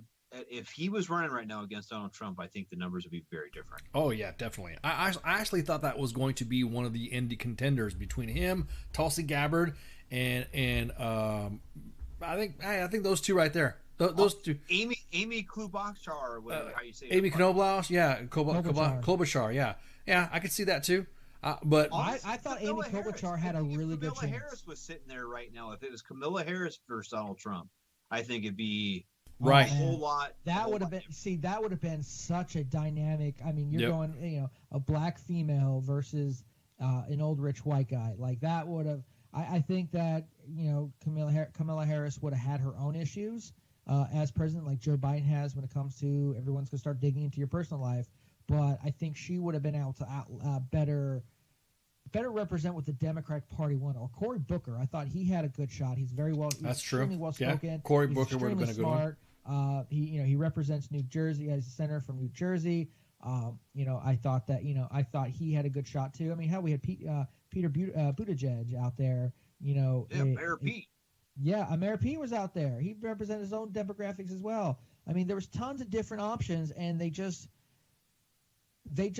I don't get how Joe Biden, because Peter, Mayor Pete won Iowa. Like I think he kind of split it with, and I was kind of shocked, but I was like, hell yeah, like this is how the Democratic Party's going to be. And he was Joe Biden just rolled in after what the first two primaries went down and swept. He actually was one of the guys that I thought was going to just take it. He was the one I thought was going to be like, okay, this guy right here, is kind of worldly, kind of on their mark. He's LGBTQ. He is on that platform that the Democrats were pushing. That right there, I thought would have been their poster child for their stance and for what they were talking more of, the world stage globalist type, whatever you want to do it. I thought he was going to do. I didn't really think that it'd gone between him, Kamala Harris. Tulsi Gabbard, Amy Klobuchar. I think he would have probably been a better candidate out of all of them, and I thought that was to me what I thought I expected. Again, I mean, I've been wrong before when it comes to something like this, but everybody knew it. I mean, not wrong. Everyone was wrong. Everyone got duped. That Joe Biden came in at the last fucking minute of all this shit, and then the next he's all of a sudden he's in when he really was not really having anything to do with the debates, some of the primaries. His gaffes that he had, everyone was looking like, hey dude, are you really gonna let this guy come in here and just take it? And then he won the primary, and then the way they treated him, man, come on dude, it was kind of like pfft. Well, yeah, and like as soon as Biden stepped up, like half the fucking Democratic field just fucking period. Right. I think part of the problem that I saw with the Democrats from the very beginning is I think they were deluding themselves by having so many candidates at the very beginning of the primary. 26 or something like that, or some shit. Yeah. Yeah. When they went into Iowa and New Hampshire, they just had just a fucking butt ton of them. And you're like, I got to choose between some of these people. You know, it's whatever. But I really, really, really think that, God, I really think that Biden was probably the worst choice out of all these people we talk about. Right. All these names that have just fallen out of our faces were all way better.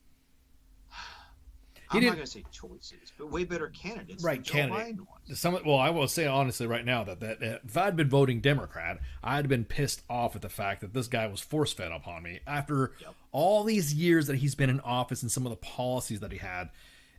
No fucking way. And then to say if you're not going to vote for him, then you're not. I'm sorry, man. You know, everyone talks about, you know, if you don't vote for me, you ain't black. Yeah. Oh yeah. Let's up for a second. Alaska is on the board right now. They got 23% of their voting in. Donald Trump has a considerable lead, 58% over 38%. Granted, there's not a ton of people in Alaska, so I expect this accounting to go by quickly. Can we talk about for a second Joe Biden's gaffes when it comes to how he's been trying to court the minority? Granted, you know, Donald Trump's not the greatest either when it comes to courting the minority vote. Has he not? No. Hang on. Has he? I think he's done pretty good. People to not vote, or he got more people to him. But I want to talk about Joe Biden came out twice. He had two gaffes. One when he was on the Breakfast Club, which is I guess the best way to put it, it's a it's a radio show that is minority geared toward the black community.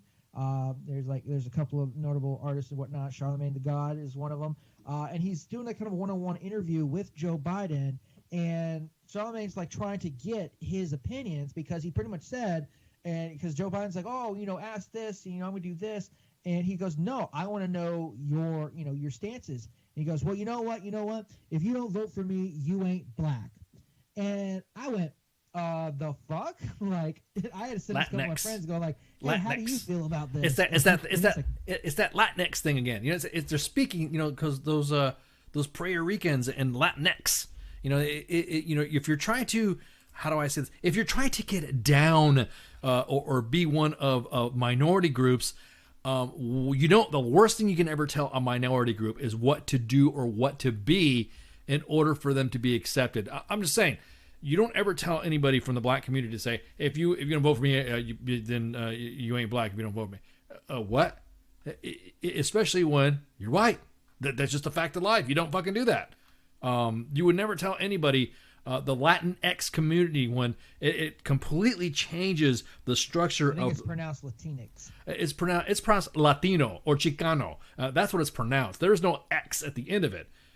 Try taking that shit down. I know that's a new age thing for Latino folks. No, it's not. It has nothing. It is trying to. They're trying to put a label on a structured language that you just can't fucking do it. You just cannot add. It's almost like when someone says. So I like watching movies in their subtitles. Switch blue. They're 49% in.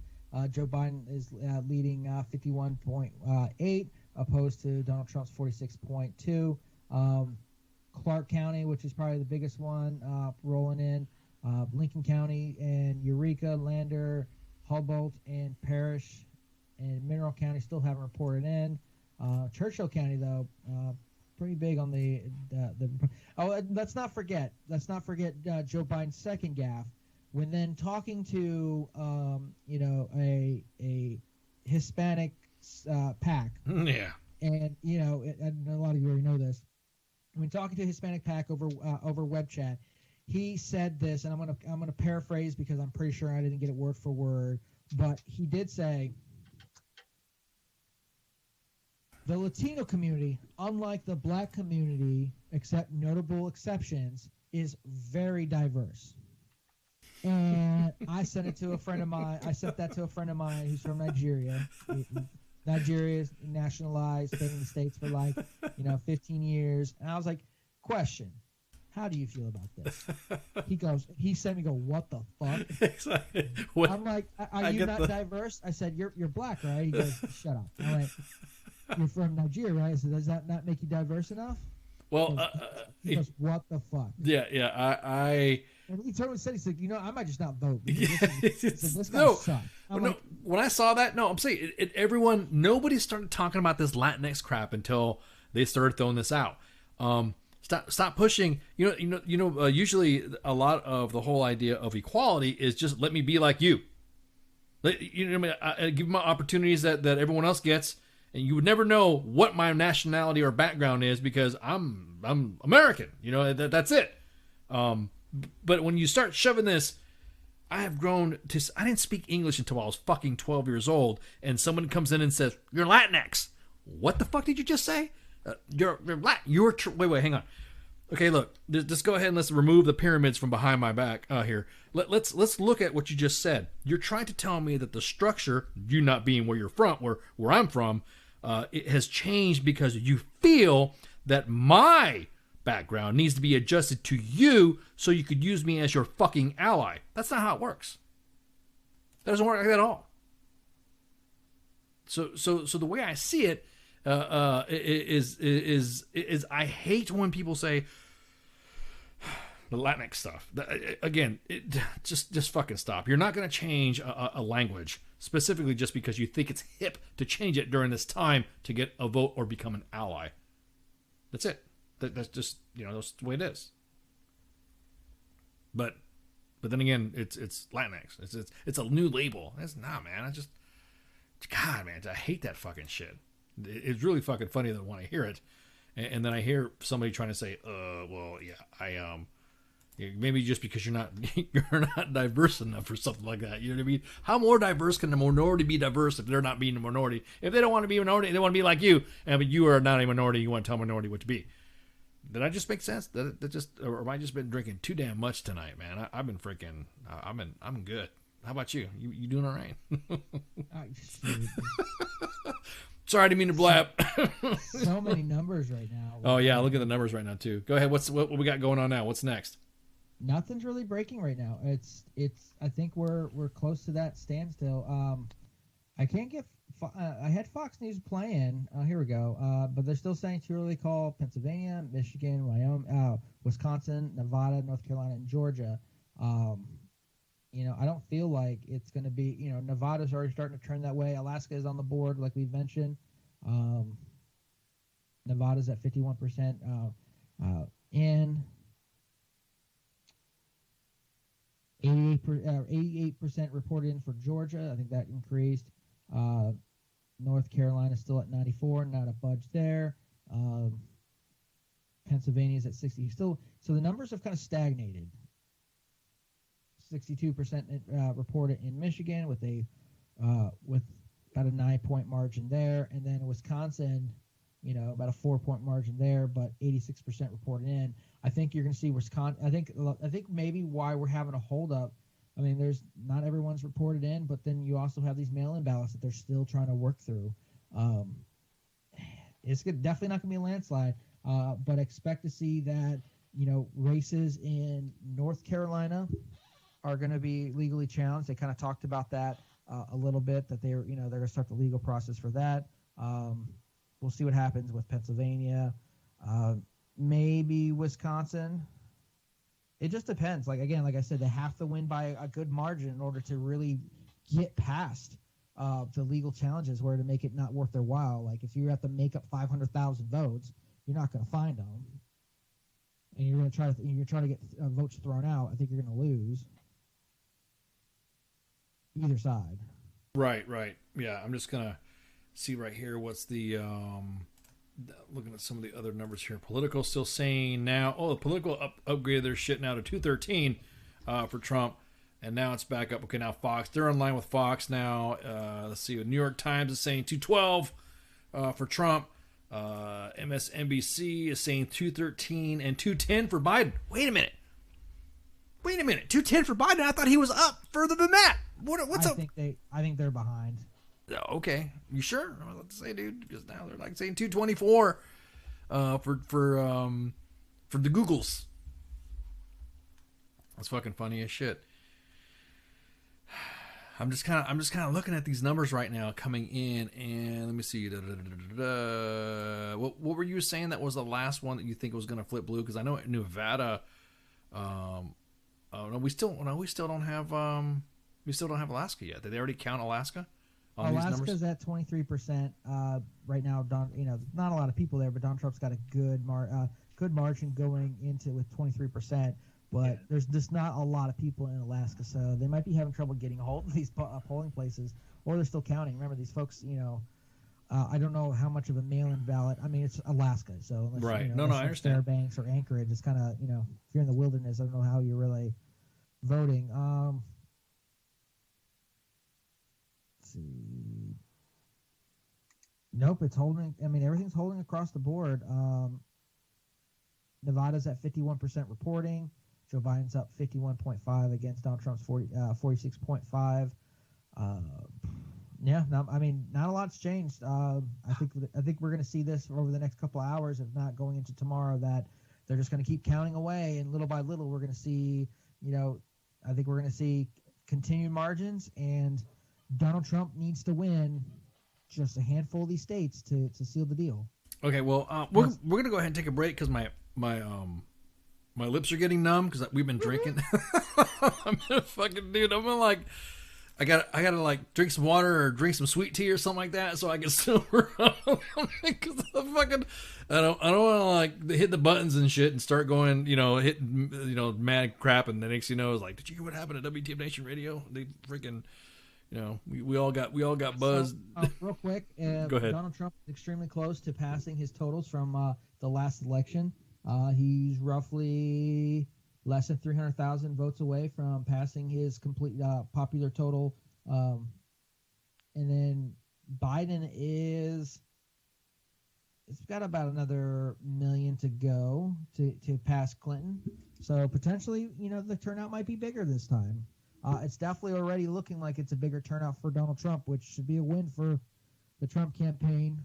Easy there, William. We did say we were going to be here all night until we had a winner. I just said we needed to take a break so I can go take a leak. I gotta drink water and piss. I can't piss in a bottle. Yeah, exactly, man. I just did that. I just bailed. I was like, oh, my eyeballs. Yeah, exactly, man. Yeah, everyone's like, "Well, you guys gotta go." We're not leaving. Hang on. We're gonna put some music on right quick, and we'll be right back. So everyone, chill, and we'll be back for some more election night coverage. So stand by. We'll be right back. Shots.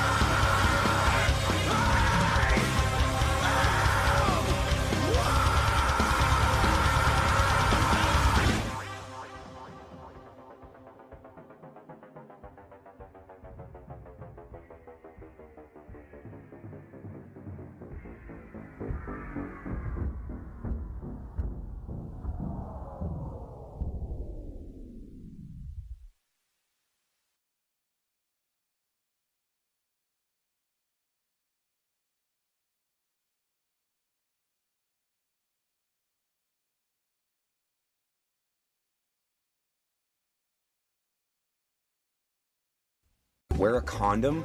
We're in Fayetteville. No one gets STDs here. The voice of U.S. Army, WTF Moments. This is WTF Nation Radio. Everything stated on WTF Nation Radio is to be considered the opinion of the person that stated it, and not an official representation of WTF Nation Radio or U.S. Army WTF Moments. Price does not include tax, title, or license. Some assembly required. Each item sold separately. Batteries not included. Objects in mirror are closer than they appear. If conditions persist, contact a physician. Individual results may vary. Keep out of the reach of children. Avoid prolonged exposure to direct sunlight. Keep in a cool, dark place. And please enjoy the show. Shots. And we're back for our continued election night coverage from two heavily intoxicated or inebriated or just having a good time on life individuals, three individuals. We've been walking in and out, laughing and giggling and poking fun and gloom and doom, burning dumpster. Right now we got tires burning in front of each other's house to just freaking just talking shit. Thank you guys and gals for hanging out and hanging out with us. We totally appreciate your all's attendance. And of course, BYOB, it is currently 20, actually it's 0141 Eastern Standard Time. So we, again, thank you so much for staying up late. This is always a pleasure to have you guys listening and interacting in the chats. Again, we are not who we are without you guys, and we totally appreciate your support. Hell yeah. Yeah, so I swear, this whole thing of the I guess there's a tweet that D. Treasy went out and shot a message out and said that he's being suppressed on Twitter, and no shit, Twitter suppressed the message. It's like he's like, some of the content shared in this tweet is disputed and might be misleading, and he's like, and D. Treasy wrote, "We're up big, but they're trying to steal the election." This is 2020 like a motherfucker. Hey, thanks, Gary, for joining us. Appreciate it. Thank you for spawning there. You stayed up later. Oh, come on, man. You're talking about we've run shows late before, and this is pretty tame. To the old WTF Nation Radio standards. Oh my God, fuck, man. Just make sure you tune in every day, 1500 Eastern Standard Time, or 3 p.m. for those of you who don't habla, for the daily rewind on WTFNationRadio.com.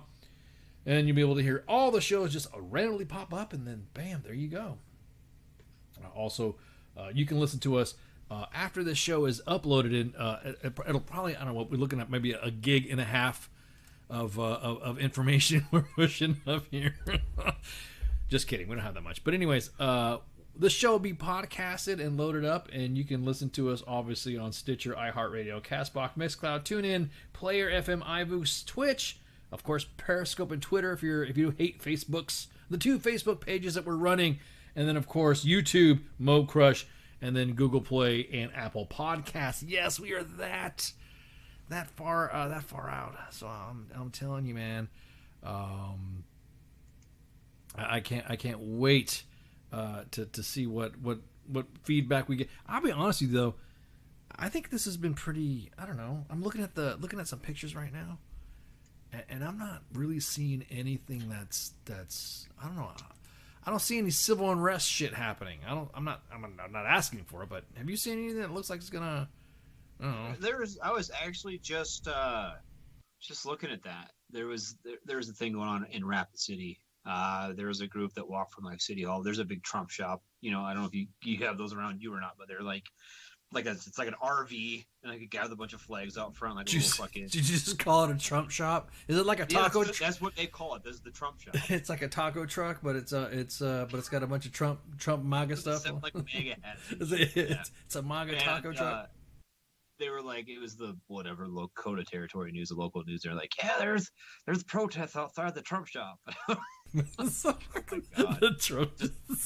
Throw your shit, tent in the fucking RV and drive the fuck away. I like how they like to say there's right now there's currently some protesting going on. Now look, you know that is a oh yeah thank you, yeah, someone's like, you're gonna put the well, yeah, I will put the mat back up, thank you. Damn. That whole escorting of the stuff. Let's go back to that story we were talking about earlier about the Trump trains, the Trump regattas, the boats, the boat things and all that. I clearly remember somebody saying that it was okay for them to protest, people to protest in the streets and block traffic, right? Didn't somebody say that it was okay to do? For sure about it. No, I'm just making sure that everybody knew that there was a group of individuals that had said it was okay to block an interstate and it was okay to stop traffic. Well, apparently, some Trump supporters did the same thing, and now everyone's outraging. Everyone's got the ass now that Trump people, them Trumpers, them Trumpers out there blocking traffic. The Trumpsters. The Trumpster. I'm a Trumpster. I just can't believe. I shouldn't. I mean, I think I like freaking. This is some good juice. This is some good booze here, man. But I just think that the Trumpsters, if you want to, you got it's almost like that double standard, like we were talking about earlier. You're gonna get the gas if you're saying it's okay to protest and block traffic and jump on cars and all this other stuff. I think the only difference between the people that are Trumpsters doing this is that they're not trying to open up people's doors. They're not smashing on people's hoods. They just like block traffic. They just like whatever. So I kind of figured you kind of like reap what you sow. Remember I was talking about that pendulum shit, right? We kind of said that, yeah, exactly. It's obscuring traffic. Yeah, just call it extra points. And it is illegal, right? But if it's illegal for Trumpsters, then it should be illegal for all the other protesters that do the same thing. I mean, one would think, right? I mean, that's one of those, just whatever. I was just kind of curious that why all of a sudden everyone made a big deal about that, but no one's making a big deal about the other stuff. I mean, I'm being rhetorical, of course, in my questioning. Right. Here's my thing with it too. I'm kind of looking at it. Like, I remember when that all first came out. I remember some politician had shared that meme and got in a bunch of trouble. It was like all lives splatter or some shit like that. And got like fucking big ass trouble. Did you just fucking? What did you just say? It was like I'm pretty sure it was like a fucking meme. It was like all lives splatter. Oh my god, I'm pretty dude. sure about it. That's when I was on with Minx, and they were like, "Oh, well, you can't say that. That's wrong." And blah blah blah blah blah. And it's like, well, no, fucking block traffic. Fuck around. I drive a semi. Fucking run out in front of me. See what the fuck happens. See what happens when I can't stop fucking 80,000 pounds. I was about to say, I mean? Like, yeah, exactly. It's like those train commercials. You know, you park, a train can't stop. Right. If you're hauling ass in a big rig and you're like I said, you got 8,000 pounds of vehicle just hauling out. You got 8,000 pounds of radar coming at you. Right. Radar ain't gonna stop at a dime. You don't need a bunch of that shit. Radar ain't gonna stop at a dime. Well, and then you got, I don't know, like, you got all this shit, right? You got all these fucking people that are just like, you can't fucking make them happy. You can't. Like, I don't know, like, remember old we don't negotiate with terrorists. Hey, why you gotta bring me in this there, Radar? We don't negotiate with terrorists. That's how we gotta be right now. We can't negotiate with terrorists. And it's domestic terrorists. But I mean, like, fuck. And like Savannah said, the Dems get away with so much more. And maybe not. I don't know. Like, I want to throw this out there too, Savannah, in this talk. Is I wonder how much of that bullshit this summer with and I'm going to say bullshit, the protests and I'm not saying that people shouldn't protest, and I'm not saying that people shouldn't point out injustices when they feel like they're happening. Of course. But what I also feel is that you shouldn't burn down your fucking city, and you shouldn't block all the fucking traffic because you don't agree with whatever the fuck is going on in your life. And I don't agree with destroying people's property and their possessions because you somewhat feel slighted. That being said, I really, really, really think that in the moderate Democrats and the people in the middle, that really turned them off to the Democratic cause and the Democratic nominees, and especially in when it comes to the people who are more moderate and medium. I know I have some friends and family both who would normally vote Democrat, that have kind of turned their back to the Democratic Party because of some of the events that happened this past summer. And it makes it, that's why I'm kind of worried about the morning. And I would be worried about the morning no matter which side won, because there is a lot of charge in this. There's a lot of people who are all kinds of pissed off. Right. And, you know, if I don't think Trump should be out there saying, well, they're keeping me from winning. Are they, dude? Maybe if they are, maybe they're not. But we don't need to be screaming that shit, because then you're going to get all your fucking, right. all your supporters all in a fucking tizzy. And, you know, Biden, if he's going to be out there saying, well, we're going to fight for every last vote and make sure every vote counts, blah, blah, blah, blah, blah. Look, at some point, you got to fucking be a man about it and say, you stand the fuck up, say, I lost. And that's if Trump fucking loses, be a fucking man about it. You stand up and say, you know what, we had a good run. Sorry about it. Better luck next time.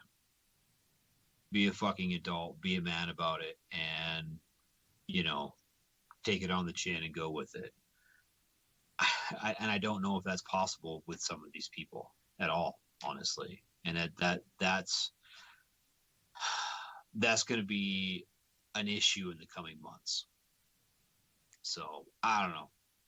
I think we talked about that pendulum, man.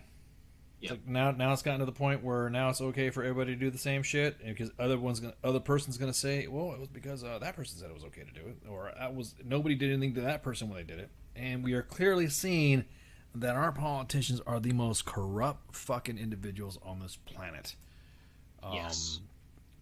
I am just shocked at how no one can see. Actually, people can see it. Like right now, we just had all these people get reelected that everyone was saying, we're going to vote you out. We're going to be voting people out, and the election's going to change, and this and this. And look what happened. Well, look what we saw. We saw the same individuals that people were complaining about get voted right back in. And that's it. Nobody said anything else. I hate that. I like you said, I fucking hate that. Now we got to worry about what's going to happen after we log off. And what we log off tonight, and one's declared a winner, and I don't know, people are people going to do like day rioting or something like that if they lose? I just it's kind of like whatever. But we really saw the depravity of our fucking politicians. Everybody, all of them, Chuck Schumer, Mitch McConnell, all of them. And it just really made me mad that they're everything from the confirmation of Amy Coney Barrett to the not passing of the bill for all-in cash, the COVID Trump buck stimulus, whatever you want to call it, plan. All of it was petty fucking bickering because they didn't like what the president was doing, when at that point it's supposed to be for the people, not for what you think about the president. Right. Because that's usually who I vote my Congress people to go do whatever. It's not to bicker with the president, is to go ahead and get certain shit done for where I'm from and make sure that they're good to go. You don't threaten. You don't use your position to threaten what you're going to do if the president does something at the behest of what you think are your constituents. Because when you think about it, all these fucking time, this whole fucking time, what have our politicians done? The ones that are on the Hill. I mean, I'm trying to think, what y'all fucking done? You got punked out by President Trump. That's really what happened. You're bickering so fucking much, went back and forth so bad, didn't legislate a damn fucking thing unless you thought it was for your party, for you to get reelected. But in the end, what did you do? What did you do for your constituents? Aside from going back and saying that there's a corruption here, and there's the never Trumpers, and there's individuals within our own government that's shadow government of governments of shadowing governments. You're just kind of like, damn, dude, you fucking God, you guys are fucking corrupt as fuck. You just like, why the fuck are you even here? Why don't we just do a reset? I mean, you think about it. We talked about all the stuff about politicians having term limits. And we even said, matter of fact, we said this a couple years back on air, that it's good to have politicians with term limits, yada, yada, yada. And we've even had people in the news and all that talk about term limits. And, of course, Congress votes it down. They vote themselves a new pay raise, yada, yada, yada, yada, yada. Dianne Feinstein gives Lindsey Graham a fucking hug on the floor. And then what's the first thing they say? Term limits. Well, and you look at, we'll go back to Biden. He would somebody like that with his spotty record even be in politics for this long? You know what I mean? Yeah. Like, and what benefits are there? I mean, people are like, oh, they're in continuity of government with someone there for 75 years. No, they're not. That's not a fucking continuity of nothing. Exactly. There's no continuity there. Well, and here's the way I've looked at politics since basically I've been old enough to really realize what's going on. You look at something like all this money that these people raise so they can be a congressman or representative or whatever. I've applied for a lot of jobs in my time, but I have never ever once paid billions of dollars to make $100,000 a year. You know what I mean? Like, right. what are you really getting out of it? In order for somebody to be that much into it, they have to be getting something back. Right. So that these are the questions that we as people need to be asking. Why would somebody like, say, Mitch McConnell, who's how fucking old is he? Like in his late 70s, early 80s? No, his health isn't too good either. I mean, he's no, his health is poor. He's got if I'm in my 70s and I'm not on a fucking beach somewhere drinking out of a coconut or smoking a J or something, I don't fucking know. If I'm not doing something like that and beyond fucking retired, there's something wrong. Right, dude. I was about to say, if you're in your 70s and you're still running for office, God, dude. If you're looking for your second career in your 70s when you should be retired, nah, fam. You need to stop. Right. You need to stop with that right now. There is no stars or rainbows for you to, I have another life goal. Nah. No. My life goal is to sleep the fuck in, not argue with you cocksuckers over fucking Medicare. You know? Exactly. Sorry about it. Not to mention the fact that they're not even going to use it. You know what I mean? That's another thing too. Is that you never noticed that none of them argued about like true domestic issues? No. Did you ever notice that? They never argue about anything like that. They argue about a bunch of bullshit that there's no real fucking answer to. Right. You know what I mean? And it's the stuff that's really fucking really like hot button issues, right? Like abortion. Okay. These idiots in fucking Washington are not going to solve abortion problems. They're not. They don't even give a fuck about it. They really don't. They just get up there and say something like, I think abortion's wrong and you should vote for me. And then they go to Washington and don't do fuck all about it. Right. Right? Exactly. And that's not. I use abortion in this synopsis, but it can be any gun control or legalization of drugs or lowering and or raising taxes or whatever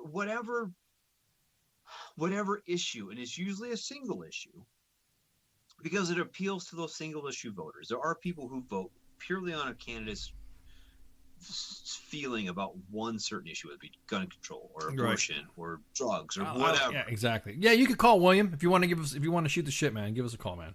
415-889-8367. So you can hear a drunk election night with Radar, Ice, and Flash. It's like drunk history. I mean, we go through all of this, right? Right. I'm looking at Dusty Johnson right now. We have a little pop-up ad pop up. And I've met Dusty Johnson. Seems like a nice enough guy. Really does. I mean, that's a good handshake. Comes up at the 4th of July parade and shakes your hand. Says, "Hey there, Radar. How the hell are you?" You know, what the? I look at his voting record and he promises all this bullshit. He ain't done a fucking thing. Right. You know what I mean? Like, he didn't do it. Yeah, exactly. You know, when you said, did you say Rusty Johnson or Dusty Johnson? Dusty Johnson. Dusty. Like if you went out and did push-ups with no pants on. Okay, Dusty. Yeah, Dusty Johnson. That sounds like a porn star. I know.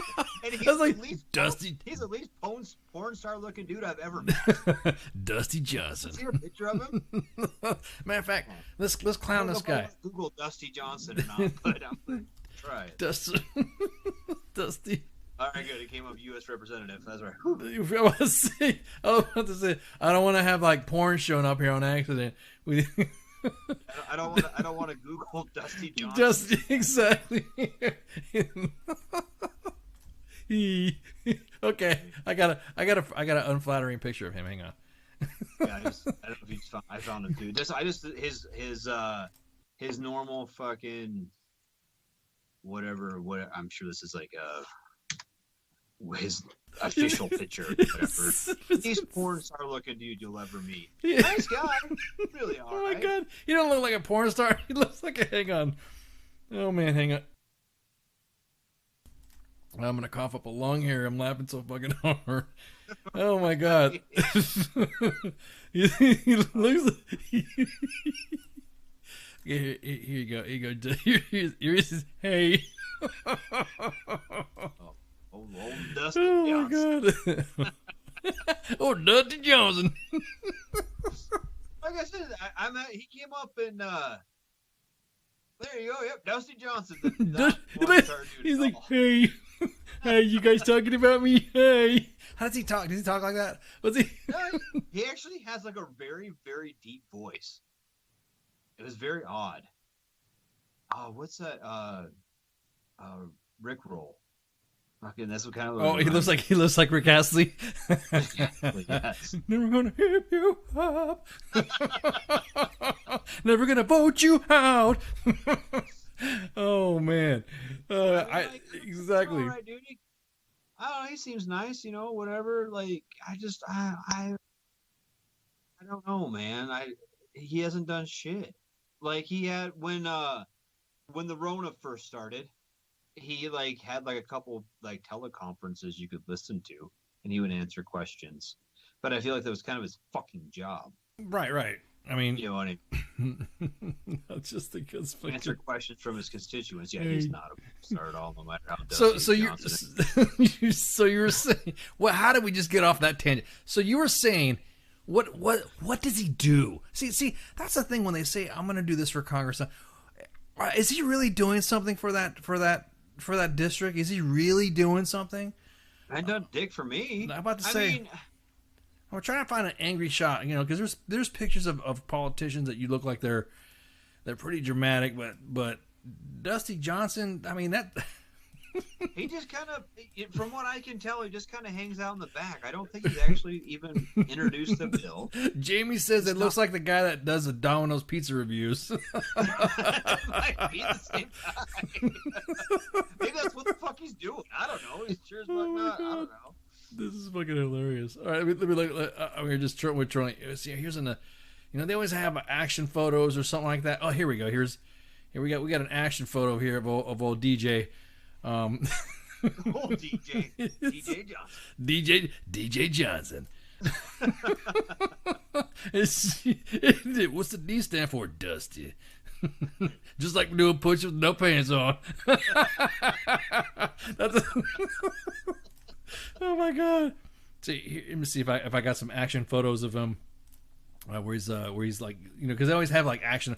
So here's a flattering for just clowning on this poor guy. This guy's gonna be like, "Who are you guys? Why are you clowning on me, man?" Whatever. He just won re-election, dude. Actually, you know what? Here's an action shot. There we go. He's congressing right now. You can see he's really truly legislating right now. Oh man. Sorry, dude. He really looks like he's handling issues. Look at that. That is he's handling. Oh my god. Oh man. All right. So DJ, he, when you talk to him, do you feel like he exudes that? He just has that leadership ability. Do you just feel like you're getting your vote's worth? Is that, or is that the whole point? Is that he is not somebody that you. He's not somebody that you walk up like. I think like a General Mattis. I met General Mattis a couple of times. Actually, I've met General Mattis more than I've met Dusty Johnson. But you walk up to someone like to General Mattis, and he just has that that presence. You know what I mean? Yeah. Dusty Johnson have that. Dusty Johnson is no general Patton. It looks like he's. I just look at the fucking picture, man. Now, if Dusty Johnson takes a knife hand right there, yeah, exactly. He looks like a male Karen. That's right. He don't look like he'd take a knife. It looks like his hand would break if he tried to do a knife hand. He's great value for Napoleon Dynamite. Oh my god! WTF Nation Radio, you're on the air. What's up? Hey, just not much. Just wanted to ask you guys a couple of questions about what you felt. Like you guys were just talking earlier about how, everything that's going on with the country and like term limits and stuff. And I really ask this question a lot of people. Like I get into these talks, and I really ask them like, how do you think we can deal with term limits, and how do you think we can deal with the fact that the stuff like the two-party system, or there's no real change, and we just keep seeing the same candidates over and over again. Like, what is the solution to that? Well, yeah, what is the solution to that? I mean, we just had a third-party candidate trying to go, Jo Jorgensen. Didn't give her an opportunity at all. Didn't give her any chance for her party. See, that's the thing. It's that both of the parties were not willing to openly admit that there was a need for a third party to allow her to compete, if that makes any sense. It was frustrating to see she was picking up steam and everyone was going, yep, there we go. We should have her at the debates. Well, then one debate went by. Well, here we go. Here's another debate. But no, I think what it is that the media, see, some of these debates were also patrolled, but were done by polls within the media. And the media already had it out for her not being a Democrat or her not being a Republican, right? Yep. So I think that whole, if you a vote for Jo Jorgensen is a vote not for Trump or a vote not for Biden. And I just think that's horseshit. I think the media at this point should stay out of it and what I think the primary should be, primaries should actually be more like more of an election than the election itself, if that makes any sense. You mean like getting rid of the primary and just having an open election? It's just like a candidate. It's almost like instead of having a primary, having more than one election for the candidate. Does that make sense? So the Democratic Party, the Republican Party hold a special election for their candidate, and these are the candidates that are going. May the best candidate win, and that individual is the candidate for that party to run against Trump or hell, even somebody do the same thing for the Republicans, even with an incumbent, even with a sitting president, to kind of like regain your stats. So that way, is it kind of fucking? Could it change to where the person who is the candidate against? Because normally, have we ever had any? And maybe this is a historical thing that we shouldn't be drinking and discussing, but has there ever been a precedent where there's been a president who's going to be run against from his own party? I'm just curious. I've been thinking about that a lot lately. So like that exact thing. Yeah. So like for instance, why wasn't there another Republican? Why wasn't Ted you know what I mean? Cruz or something running against Trump this year? Correct. Like, in a primary election, and then you have the general election. Does that make sense? So that's how I would. Yeah. That's how I would see that, and then the parties would be of that. Then I mean, why not? Why wouldn't you have a Libertarian Party? Then again, you start having the Green Party, the Libertarian Party. You have, you know what I mean. You start having all these other parties starting to come up. What is the line drawn on where they're considered recognized? You know what I mean. But what is considered a recognized party at that point? That would have to be done through Congress. That would be be done through through the Senate and the House. Again, I see. Here we go. We got Chris. Supreme Court has ruled that a senator does not vote for their respective party can be removed. There's not enough Libertarian politicians in office for Jojo to have a chance. Exactly that. What if the third party won? What will we do with the House and the Senate? So here you go. It's already starting a makeout. We'd have to start with each county. There you go. See, exactly, Chris. I was just about to say that too. Then state, region. Then we'd have 5-7 candidates to run for president and basically get rid of the party system when you do that. So, what do you think should be done? Honestly, I'm from my very basic opinions on it because it just started forming this year with all this nonsense and bullshit. Mostly, I think that the main issue starts obviously in Congress when it comes to that, because first of all, the first problem you're going to have, so God forbid, quote, God forbid, a third party candidate miraculously gets elected. The first problem they'll have is a Congress, whatever the Congress, either the House be controlled by whoever, and the Senate they could be mixed match or whatever. Regardless, they're going to be against that president just based off that. So that's the first issue you got to deal with. You got to figure out how to get those people into Congress, and Congress isn't going to want that, and so on and so forth. So there's that issue you got to tackle.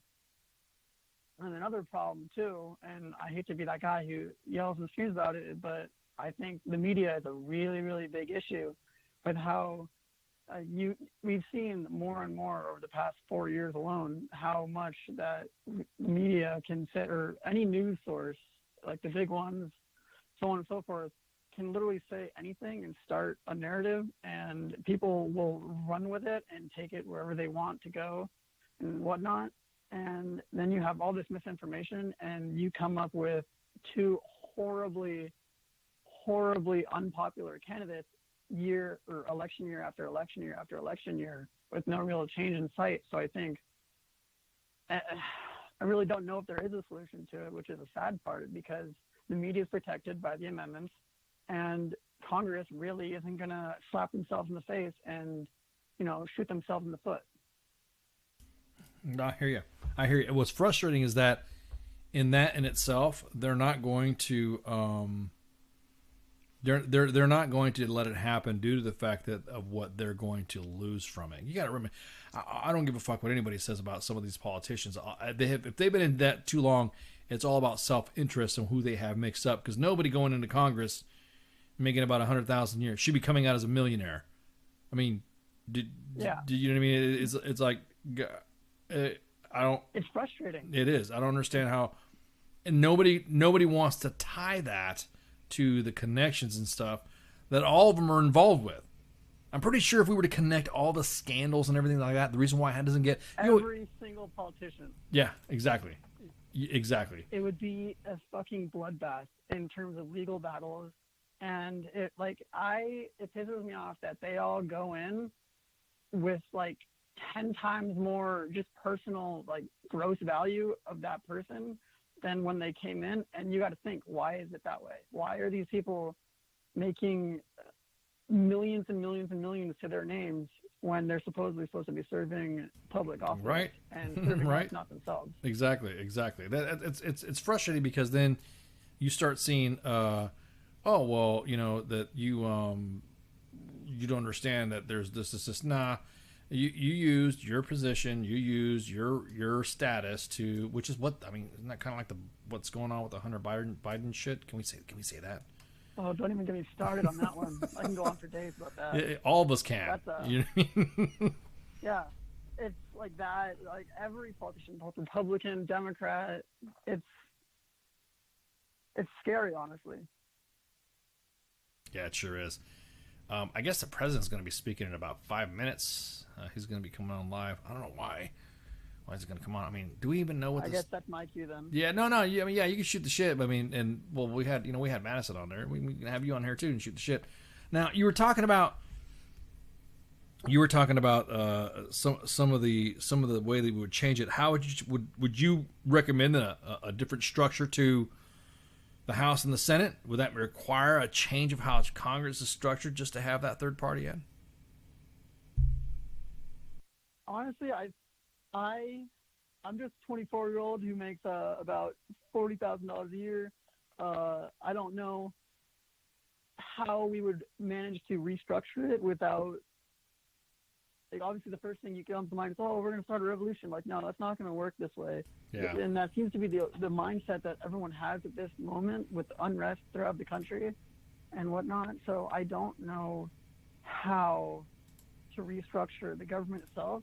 I think mostly it's about just creating such a broad picture to the American people that, hey, like, everyone knows it's wrong. Like, there's not a single person I can go on the street and be like, hey, do you think like politicians are all like, they're all good to go and that nothing needs to change? They'll still tell me to fuck off and be like, nah, like something needs to change. Everyone accepts it, but the problem is no one does anything about it, and there's not really much you can do without people thinking to me, I got to go incite a riot or I got to like do it by force.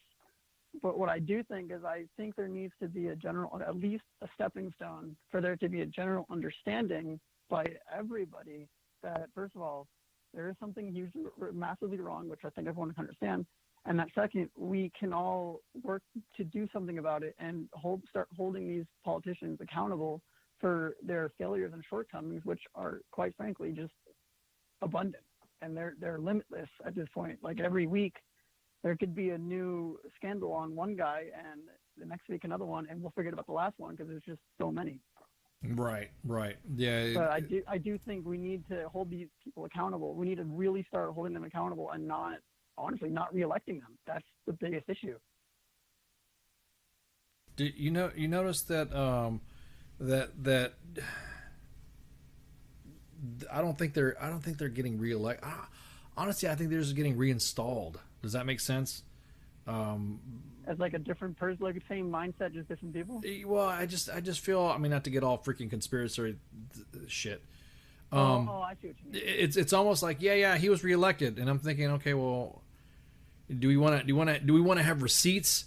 I mean, we were able to track everything and anything when it comes to a vote and all this other stuff. I was able to, all the staff were able to look at our votes, and we were actually able to track our own votes.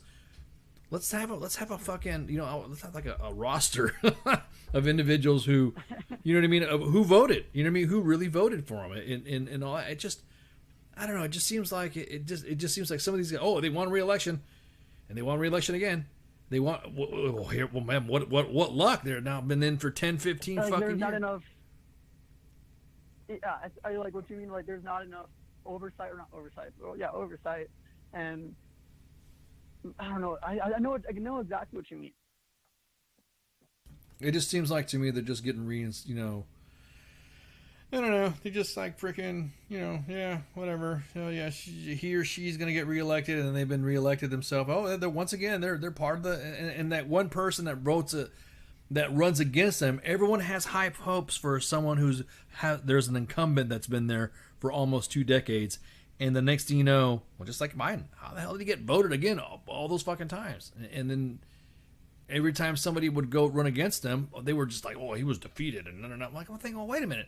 I thought there was like this big wave of change. You know what I mean? It almost seems like you weren't really reelected. It just seemed like you were just reinstalled. You know what I mean? If that makes any sense. Yeah, reinstated. Yeah. I think also part of it too is that people, like, there's not enough coverage, for lack of a better word, or attention towards these politicians in Congress, and that when it comes to ballot day, like people don't have enough research or enough information on anything, so they just vote by color. Like, obviously color being red or blue. And I think that too, but I see exactly what you mean. It is kind of, I'll jump on that conspiracy theory bandwagon, well, not bandwagon, but wagon too. I'll do it all day. I'll talk about that all day. It was merely a question. I mean, do you think? I mean, that's why I said, that's why it's like a question. Oh, yeah. It wasn't. I'm not sure, but it definitely does bring me to think. Like, right? Yeah, exactly. Because there's a lot of people that are just like, no, man, there's no way that person won that election. No, and then pretty much confirmed ICE is a conspiracy theorist. Thanks. So are you in school too? I mean, we've got like a lot of students in the chats too. So are you in school as well? Oh no, I'm about to be, but no, I'm currently I'm not gonna get into any of that like school stuff. But I'll be like, I'm just gonna try to become a veterinarian or vet tech and then veterinarian. But I'm not actively in school. I've still got to deal with the tuition assistance and GI Bill, hopefully. Gotcha. Trying to get through that. Okay. All right. That's cool. So basically, you're of the student mindset and all that. So do you feel then of all this? Do you feel at your age you're being represented by either party? Honestly, no. But really no. I feel like the only ones who claim to represent them, being the left, don't really, like, they like to boast that they do, But when it comes to policies and the fine line, not really, but also, and it goes the same way the right side just says, hey, like, we just don't care at all.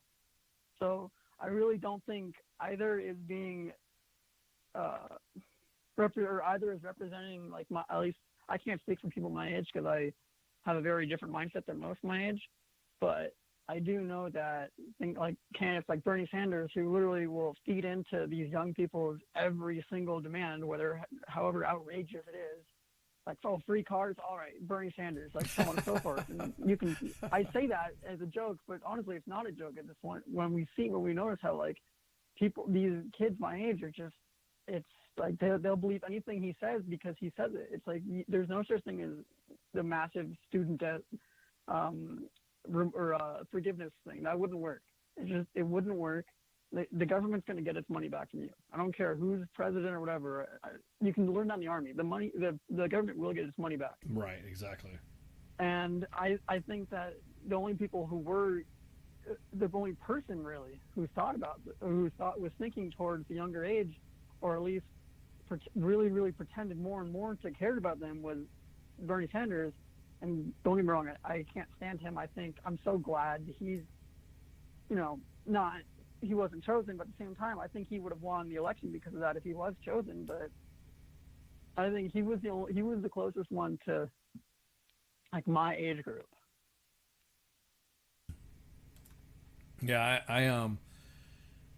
I think he was just trying to hit that free shit to kind of entice that young age group. Who doesn't like free shit? Don't get me wrong. If you say you're gonna vote, I'm gonna vote for you, and I'm gonna give you some free ammo. I'll do it. Yeah, exactly. You're damn right I'm gonna vote. What you want me to run? You want me to be your running mate or be part of your campaign? I'll put up signs in my hometown. Exactly. I think that enticement to the younger, I don't know, maybe it's because of a different mindset of the youth of today as opposed to the youth when I was growing up. Their mentality on a lot of stuff, they would be more than happy to take some of that free shit and not have to go the extra minute because of the extra mile, due to the fact that a lot of the stuff that are what we take in consideration was the extra mile is so easily accessible to the younger generation nowadays. You know what I mean?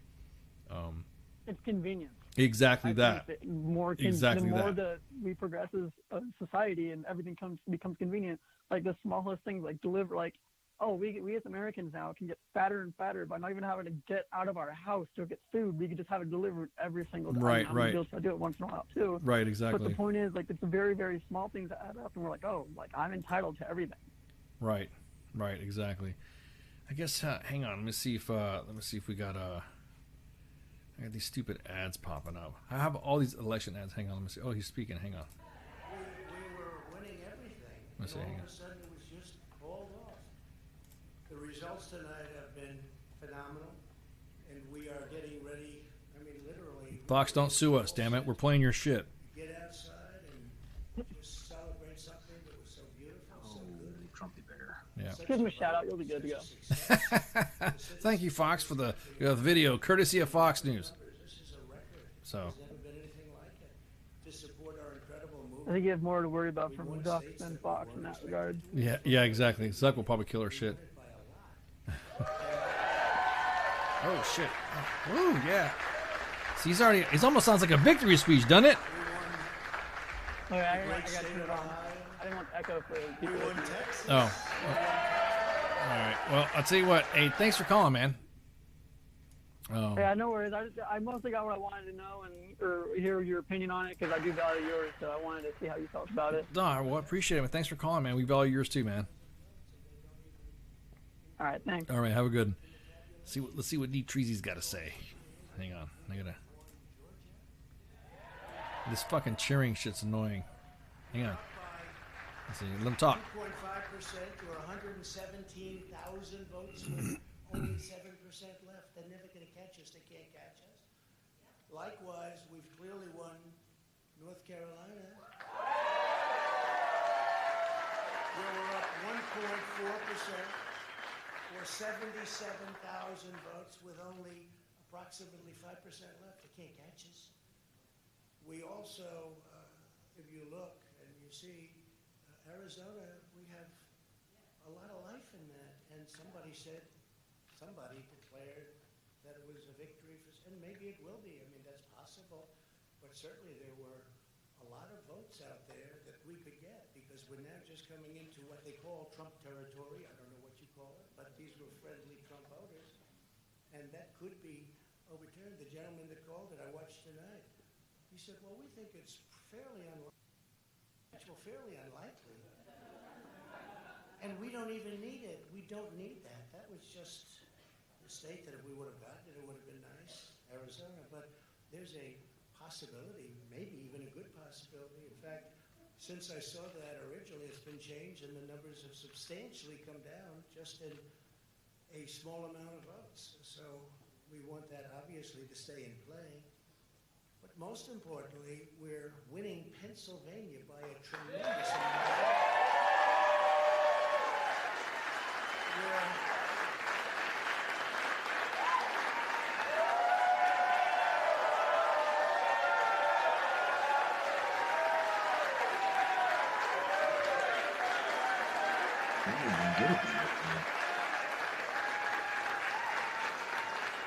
We're up 600. Think of this. We're up 690,000 votes in Pennsylvania. 690,000. These aren't even close. It's not like, oh, it's close. With 64% of the vote in, it's going to be almost impossible to catch. And we're coming into good Pennsylvania areas where they happen to like your president. So we'll probably expand that. We're winning Michigan. I'll tell you, I looked at the numbers. I said, whoa. I said, wow, that's a lot. By almost 300,000 votes. And 65% of the voters in it. And we're winning Wisconsin. So we're winning. We don't need all of them.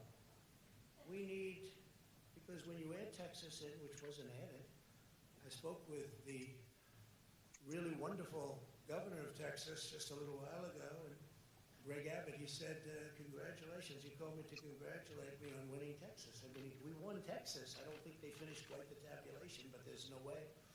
And it was almost complete, but he congratulated me. Then he said, by the way, what's going on? I've never seen anything like this. Can I tell you what? Nobody has. So we won by 107,000 votes with 81% of the vote. That's Michigan. So when you take those three states in particular, and you take all of the others, I mean, we have so many, we had such a big night. You just take a look at all of these states that we've won tonight, and then you take a look at the kind of margins that we've won them by. And all of a sudden, it's not like we're up 12 votes and we have 60% left. We won states, and all of a sudden, I said, what happened to the election? It's off. And we have all these announcers saying, what happened? And then they said, oh, because you know what happened? They knew they couldn't win. So they said, let's go to court. And did I predict this, Newt? Did I say this? I've been saying this from the day I heard they were going to send out tens of millions of ballots. I said exactly, because either they were going to win, or if they didn't win, they'll take us to court. So Florida was a tremendous victory, 377,000. Texas, as we said, Ohio. Still live. Think of this. Ohio, a tremendous state, a big state. I love Ohio. We won by 8.1%, 460. Think of it. Almost 500,000 votes. North Carolina, big victory with North Carolina. And oh, well. So we won there. We lead by 76,000 votes with almost nothing left. And all of a sudden, everything just stopped. This is a fraud on the American public. This is an embarrassment to our country.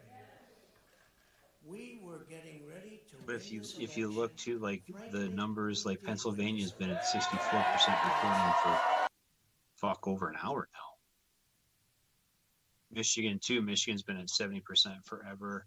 just kind of like it's stagnant. So in Georgia, Fulton County actually suspended or slowed down their counting, which is right around the Atlanta area. That's one of the things that they're. So I was listening to a couple. I've been silent for a little bit. One, because I was trying to get some water. Man, for some reason a headache started coming up with all these numbers.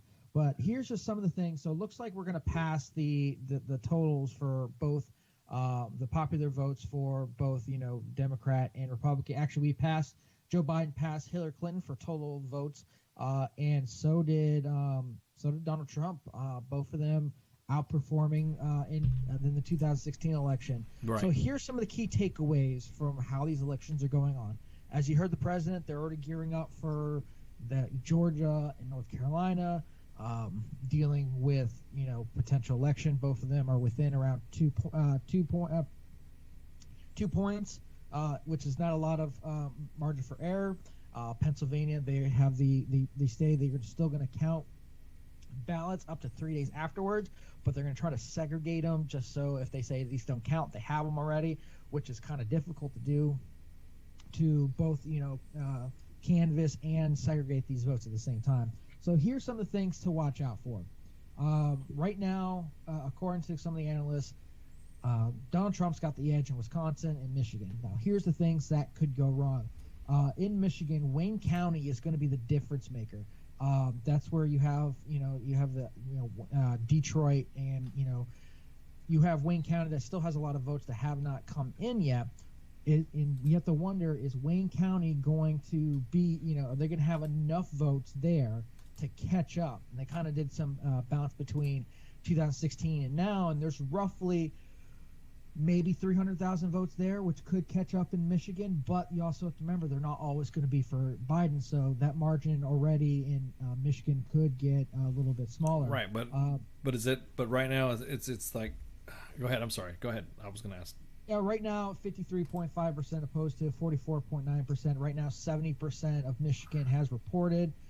It's a little over 300,000 votes, which can be made up in Wayne County, which is which is one of the biggest ones. Only 56% of the vote is in.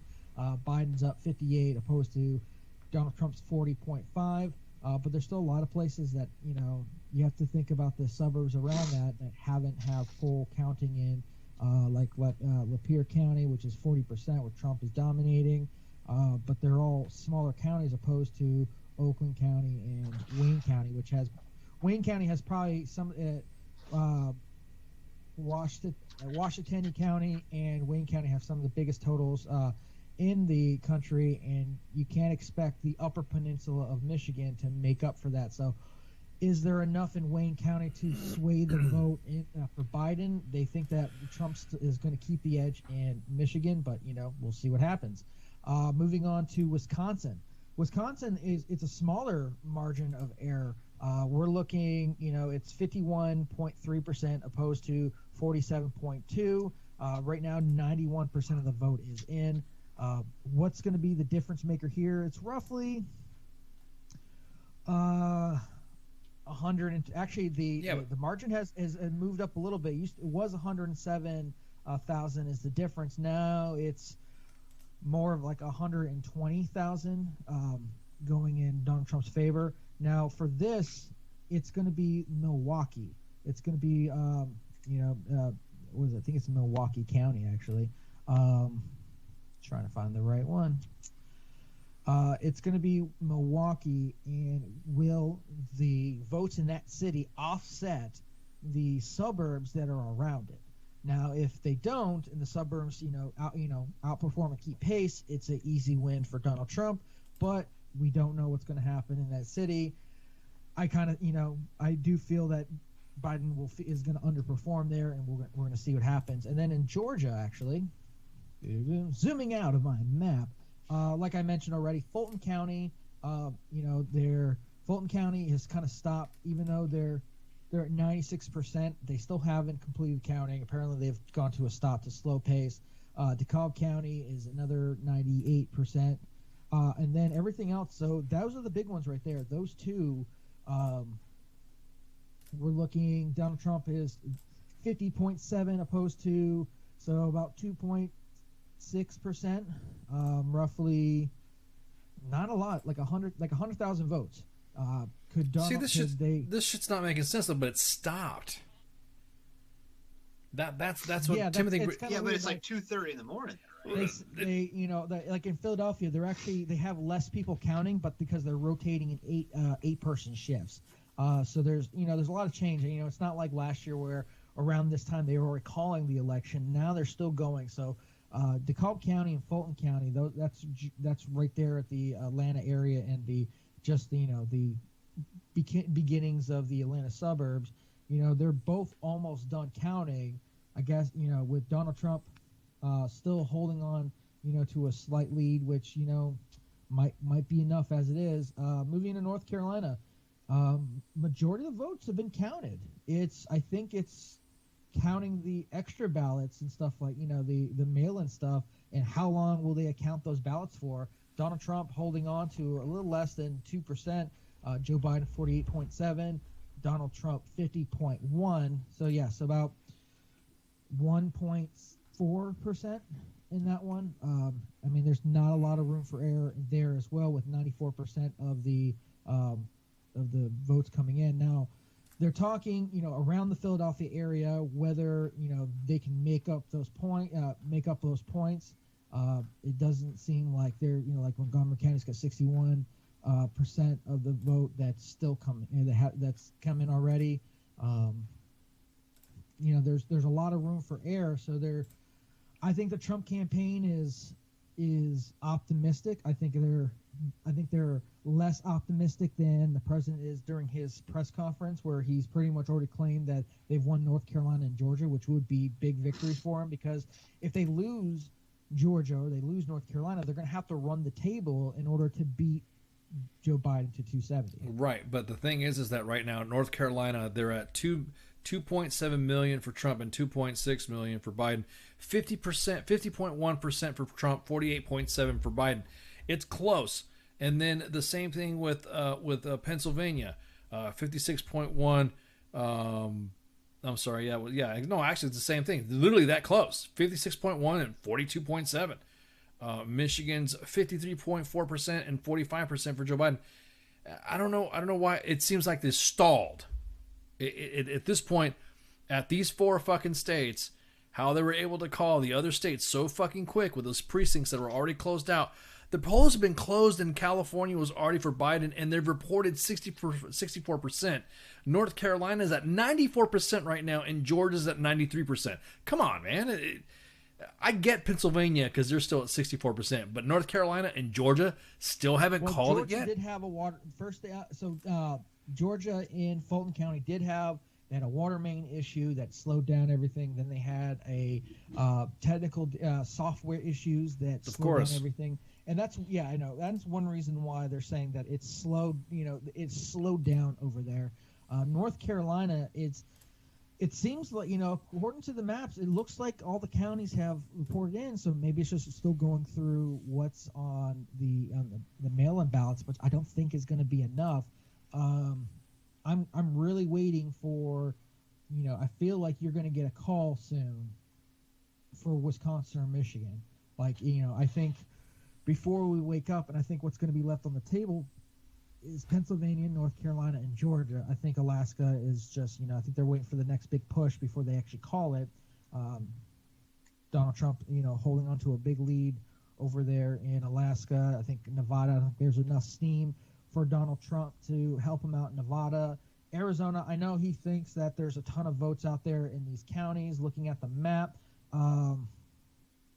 most of these counties are at 80-something% turned in, and it would be quite the feat for him to make up. Let's see. Well, it's not too much. It's like 120,000. He'd have to make up 120,000 in a couple of these counties. I just don't think there's enough in those counties to make it up. So you can just chalk up Arizona for him. But he's got you pretty much put Alaska in his bin. I'm just going to put Alaska in his bin. You can put Nevada in Biden's bin. So you're looking at these 5 states right here. Certain combinations will work for Biden, and certain ones won't. He needs to get across that 270, and with the wrong combination of states, he will just miss it, which will then lead to a lot of contention. Donald Trump literally needs to take these 5 states in order to make it to keep this shit from out of the court for the next however long. Well, I don't know. If you look at these last 5 states, I think he has a chance to get them. I mean, he's got a chance. He's got a good chance for all of them. I think the Biden campaign is focused. Everyone's already calling out for for funds to fight in court to pay for all that stuff. God, you're gonna have a we have a fucking GoFundMe for fucking election now. Yeah, just look at just look at 2000. That's coming back. I think we're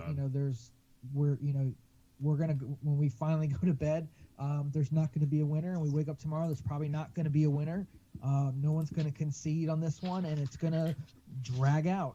Now, if they call Wisconsin and Michigan, it's going to be, a little bit of a, I think certain people are going to sleep a little bit better than others, but North Carolina and Georgia are very close. I think they're a lot closer than Wisconsin and in Michigan. I don't think there's enough there, and there's certain pundits that do not think that there's enough in Wisconsin and Michigan to help Joe Biden.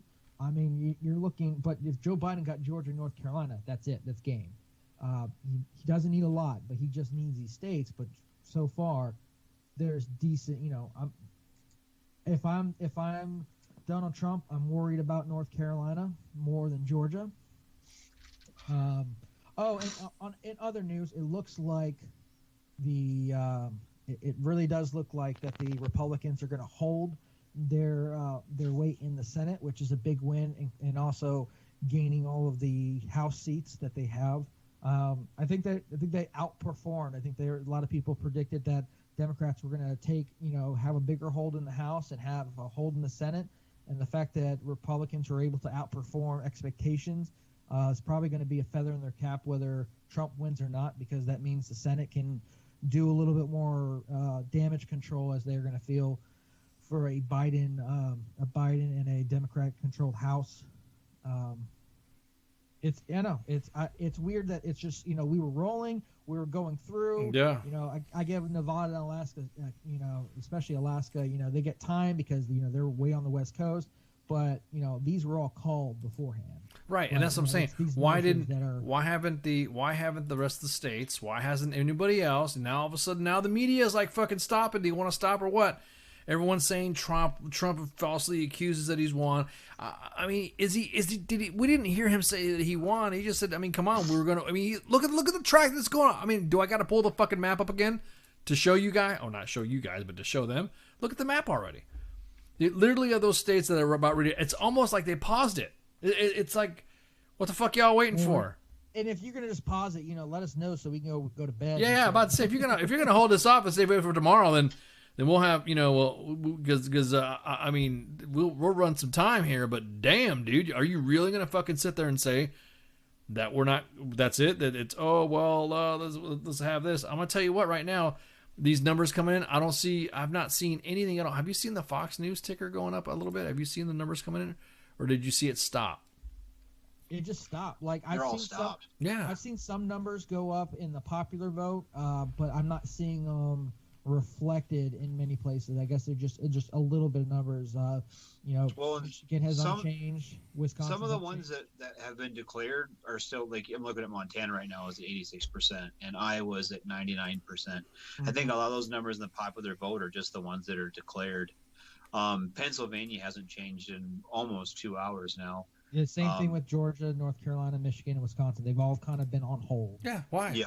There should not have been still millions of votes uncounted. No. We were able to get the West Coast knocked out and everybody else knocked out within the amount of time, and this is it. This has been I really don't see what the fuck is going on now, but everyone's still holding on. I mean, it's just like everyone's saying it's too early, it's too close to call, and the difference between about 116,000 votes. We haven't even talked about what there's North Carolina. That's 50. Like I said, 50.1%.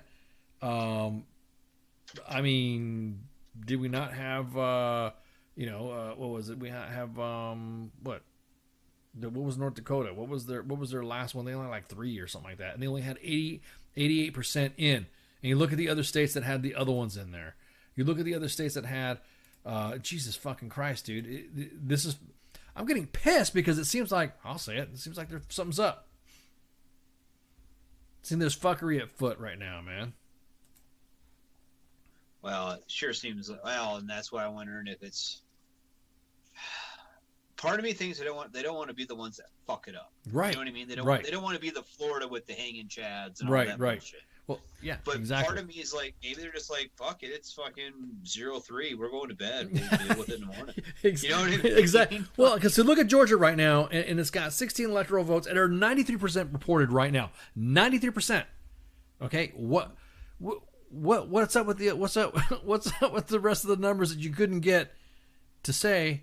Yeah. What's the deal? I would never expected Georgia to be the holdout, let alone North Carolina. I saw Pennsylvania to be it, but look at it. You have Wisconsin at 91%. You have Georgia at 93%. You have North Carolina at 94%.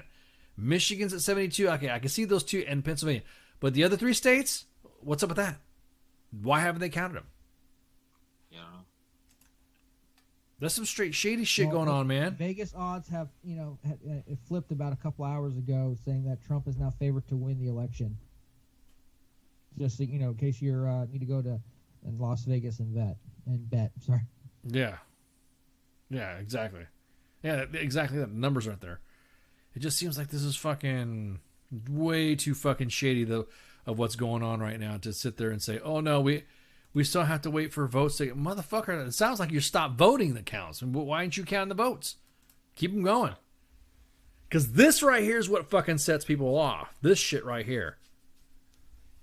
This shit right here is what sets people off. The whole fucking dicking people along. They don't like that. No. Nobody likes getting dicked along. Especially when it's so close. Again, those 2 other states that I can kind of see them being delayed because they're less than 80% of in. But the other ones that are 90% and above, there's no fucking reason why. Again, West Coast states weren't even their precincts wasn't even in, they weren't even in yet, and they're already California, of course. I think people are preventing an inevitable. The inevitability of somebody possibly coming in there and taking it, and the next thing, blam. I also kind of wonder, too, with some of these states like Georgia, North Carolina, Pennsylvania, if they don't want to be the ones that gave Trump the election. Yeah, that's the thing, too. Hey, that is... They kind of want to be like, Wisconsin, like... I felt like in 2016 that I think it was North Carolina or Georgia popped down, and then, like, they all or like Pennsylvania, and then I think it was like Pennsylvania and Florida, and then they all just start dominoing. I mean, that's a possibility, but yet the problem is, because of the 10th Amendment, each state is allowed to set its own rules by the state legislature on how these votes will happen, and in the time frame. Now, a lot of differences were because of the virus. They should have fucking got a hold of me and be like, "Hey there, Radar.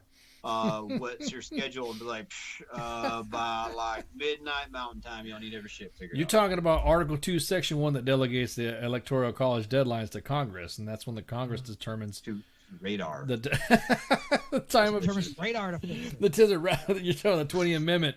Hey, I want to give a shout out to all the people. We've been consistently around 200 people watching. Yeah. Watching and listening to us. Oh yeah, we appreciate you all listeners. We love you all 200, and right now I'm seeing 205 of you. We love every single one of you for sticking around. It's almost 3 a.m. here on the East Coast, and we're gonna keep going until we finally decide to. If the election is stalled, we're going to stall. But, we appreciate all of you guys listening in on this special election show that has been quite a shit show. But, hey, we're here. The show hasn't been a shit show, but this election has. Holy shit. Oh, my God. You know what they might be doing, too, is it might be just, buying time for people to board up their windows and shit. Exactly. They're like... So then Fox News, they actually mentioned that about D.C. being locked up, downtown Manhattan being locked down. Hell, I even saw there's a Facebook page called Eater. It's pretty cool. It's literally all just like restaurants and cooking and cool stuff like that. And they even had an article about restaurants boarding up in major cities because of this. And it's like everyone's taking it serious. Like, oh shit, we don't need our building, fucked up. Man, I think I'm still surprised how well the Republicans are doing in the Senate. They still haven't called a lot of races, but they're still edging towards, in the Senate, they're still edging towards Republicans definitely maintain the House. This is some straight shady shit going on, bro. Oh, the Senate, sorry. Maintaining the Senate. Yeah, I think there's some shady shit going on. I already got all these Facebook notifications telling me that the votes are still being counted. I just saw a political ad saying, why it's too early to call the election. Yeah. How do they know we're trying to do? Yeah. How do they know what we're trying to do right now? Yeah, we're just talking shit, posting and stuff like that. We didn't say anything. So right now, Dan Sullivan in Alaska is got with 32% in. It's got a good lead in, for Senate in Alaska, 60.85% over 34.48. So he's got a good lead there. As we talked about, Alabama is been flipped by Tommy Tuberville over Doug Jones, the incumbent, by a good lead or a good margin.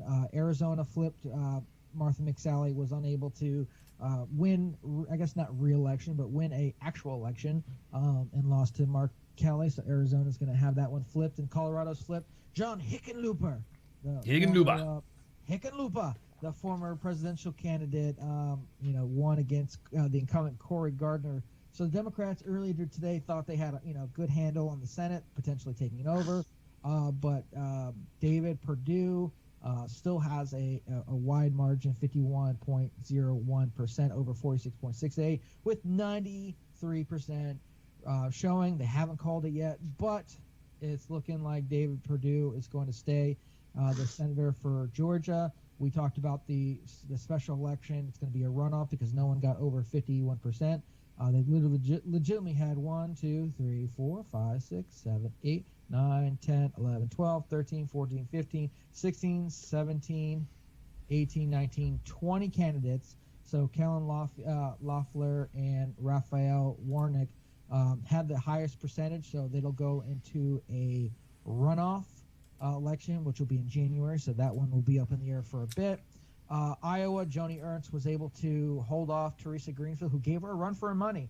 I think there was a lot of people who were kind of freaked out about that. Mitch McConnell, even though Amy McGrath, veteran, was able to put in a ton of money into this election, Mitch McConnell was able to win pretty easily, 58%, opposed to 37.79. So Mitch McConnell will probably, no matter if it's the minority or majority, he's still going to end up being the leader. Susan Collins is looking pretty good over in Maine. Right now they got 85% of the vote going in. Actually, numbers are changing right as I talk about them. She's got 50.69% of the vote over Sarah Gideon, who's got 42.69. So I'm pretty sure she's going to be able to hold on there.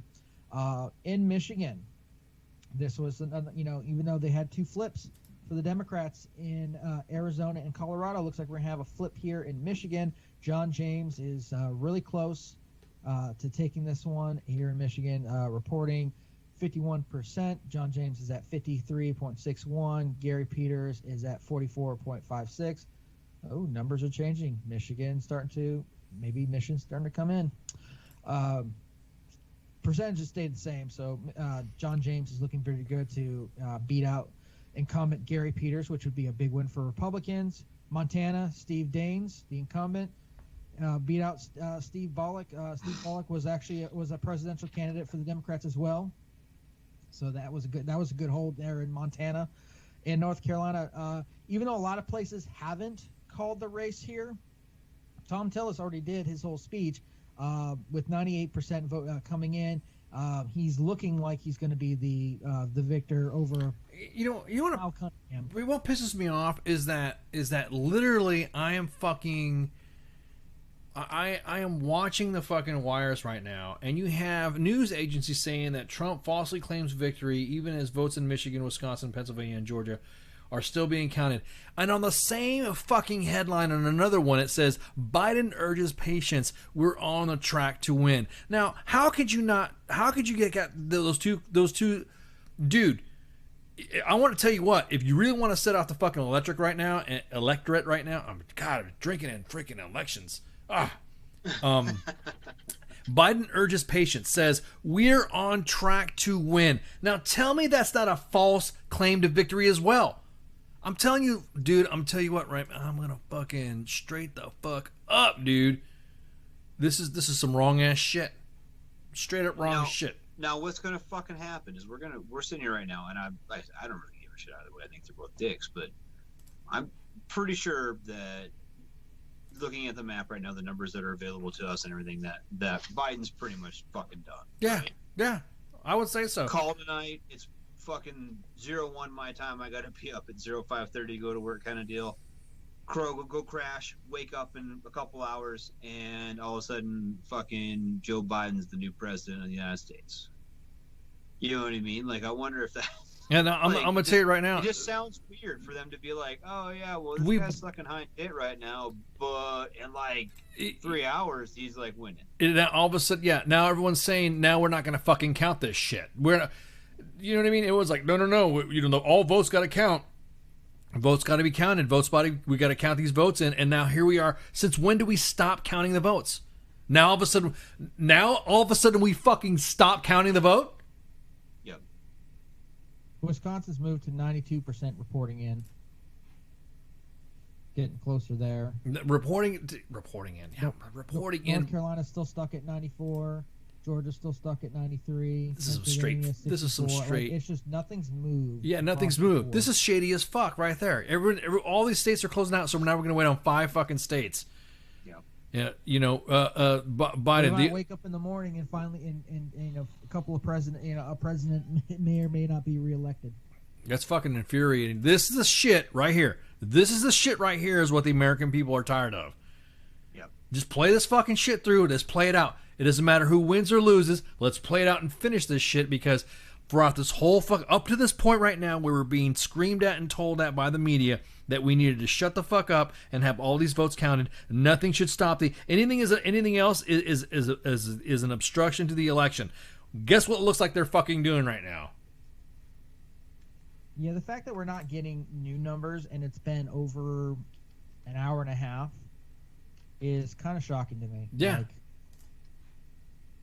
I know, yeah, it's been near 2 hours since we've got anything from Pennsylvania. Yeah, they're gonna fucking stop. They're stalling the shit because exactly that. They don't want to have an inevitable winner that is more likely going to be D. Treasy. Right. That's exactly what it is. Well, at least right now, you know what I mean. But I don't know, like. This is fucking exactly that, Holly. This is a fucking slap to the face of all the Americans right now. I don't care if you're a Republican or a Democrat. The stalling of the election right now. This is. I'm gonna sound like fucking Knob Creek, the official alcoholic drink of ice in Flash and Radar, getting drunk on the election night, and still we don't have a president. And right now we're frozen. The numbers that you see right now are frozen. I honestly think they are fucking scared. They're scared. All you guys on the Twitter sphere, y'all can get all mad all you want and say whatever. You hated the fucking fact that the Russians and the Chinese were actually going to come in and interfere with our election. Come to find out, it looks like our own media, our own push a media and agenda, and within our own politicians right now are stating that we're interfering with our fucking selves, because nobody wants to admit that that President Trump's going to be the president again. Straight fucking bullshit, dude. It's one of those things. I just want it to be over with. Well, right. I just want to go to bed. Yeah, I'm about to say, dude. I mean, we promised the audience a fucking. But this is just straight bullshit, dude. This is a fucking stall effort if I've ever fucking seen one in my life, dude. My toddler comes up with better excuses not to go to bed when I tell him to go to bed. he's a better staller than the fucking... Because right now the media's playing this. Oh, they're all playing right now. I got MSNBC talking mad shit, saying that, Trump falsely claims that he wins. Then you better fucking change your headlines where it says Biden urges patience patients, and we're on track to win. That's a fucking false claim as well. Ooh, no. Here's what's going to happen. I figured it out. I figured out what's going to happen. We're just be like, fuck it, we're going to bed, right? Wake up in the morning. Turns out they found like a whole fucking shit ton. I'm going to say probably about 28 million votes for Joe Jorgensen. And even and that's what happens. Senior politics editor for Politico, who's been running this live, their own live tweet thing they've got going on, is calling it a night. They're calling it a night. It's a straight bullshit, dude. So Philadelphia, a heavily Democratic city, has only reported counting about 76,000 mail-in ballots, and has an additional 273,000 mail-in ballots left to count. That was at 2:38 this morning. Wait, so hold on. So all the mail-in ballots, they're still waiting to count those? Yeah. When the fuck didn't they count those? Like, I don't know, like this morning. When they got them. Like we said in Ohio, let's wait till fucking 02 the next day. Oh, it's fucking 2 o'clock. Hey, what about the mail-in ballots? You guys count those yet? Fucking Jesus Christ. They count them, but they count them bitches when they got there like fucking 2 weeks ago. Like, Exactly. oh, we get mail? Isn't that what they were called? Isn't that, as a matter of fact, isn't that what they were fucking saying? You better get early in ballot. If you want a mail-in ballot, mail-in ballot, mail-in ballot. Here you go. Let's do it. Well, the thing is, there's just, even that, there's not enough there with the mail-in ballots. That's going to like swing it that much. They need quite. I mean, they would need all of them to be Biden, and even then, they still need people. Like, I think like what we're seeing now, all the numbers are from everyone who's been everyone who's been like in person voting. I think what we're waiting on now for life places is, what do you call it? Is the mail-in ballots for this, but I just don't think there's enough. And I get every vote needs to count. But the point, my point is this, though, Flash, is that count the motherfucker out. You know, if you count this out and it turns out that there's a windfall and Biden fucking wins, fucking A. If there's a windfall and we find out that D. Treacy wins, fucking A. But don't stop anything. You know, that's the shit that people are getting now, are starting to raise an eyebrow. Like, wait a minute now. I get maybe one state, but 5 fucking states that still haven't reported their precincts in? Right, and for what reason? This is what makes me curious a little bit. Like, why we gotta count our mail-in ballot. Okay, cool. Count your mail-in ballots. Fucking a week ago. I like how you imitate dummies. How you done? I don't understand. Well, they're the box of the mail. I thought that was our cable bill or something. I thought we told. Yeah, exactly. I thought we told everybody to mail in early so we could count these votes that we're not going to count early. We're not going to count till fucking 0:30 the next day. Exactly. After the fucking election. These are just our extra ones in case our candidate doesn't win. This is unreal right now what's happening in our election. I thought that it was going to be wham, bam, thank you, ma'am. It was going to be done. It was going to be either a fucking windfall or it was going to be bad. You know what I mean? It was going to be, you know, whoever. But straight, this shit right here, nah. You know, when someone says that Trump is bitching and complaining about this, yeah, so this it looks like it will be. I'll say it. I'll call it. I think it'll be fucking I think this is straight shady ass shit. This is an obstruction of an election. We don't stop the fucking vote. We keep going. I don't give a fuck if there's 5 people that are counting in fucking Georgia or 15 people counting in Pennsylvania. It doesn't matter. You were supposed to keep this thing going until the end. I don't know what the hell's going on in the chats about Alaska and shit, but y'all need to like smoke some weed and calm the fuck down. Apparently it just seems all kinds of craziness is happening. I mean, dear God, you know, shouldn't you guys be in a state where it's legalized? Like, what the fuck's going on over there? Lots of crazy people. Oh yeah, hang on. Let me see what's going on. What's going on in Alaska? All right, so you don't speak for Alaska. I don't realize that, you know, blah blah. And let's see. I was being silly to you. Oh, now we're talking about, was it bashing Alaska? Don't bash Alaska. We're not talking about bashing Alaska. We're just talking about, yeah. I like Alaska. It's pretty this time of year. Yeah, it is. It's I heard the mosquitoes. Starts getting cold. It kills all the fucking mosquitoes. Oh, they're bashing each other's candidates, and everyone's getting all butthurt because of Trump. Both the candidates suck anyways. And then, because totally typical. Yeah. See, there you go. See, there one says typical Trump support. The other one says Biden's a sniffer. Can't never stay on topic and try to bully someone who doesn't agree with you and literally not know anything I am wrong about. And I am wrong that blah, blah, blah, blah, because unless you want to prove... douchebag. God, this is like a douchebag. This is like a straight... Nice to each other. Don't be a douchebag now. You just went with Trump, just like you went with Trump. Exactly. That's why see, oh, look, this back and forth is like, this is incredible. See, and this is the problem. This is exactly what the fuck I was talking about. We need to get Madison back on here to yell at them. Yes, Madison needs to call back on here and tell these individuals to shut the fuck up. Because, you know what? I guarantee it. This is precedent for... She probably say the same thing, too, that this is stalling an election. This is an obstruction of the election.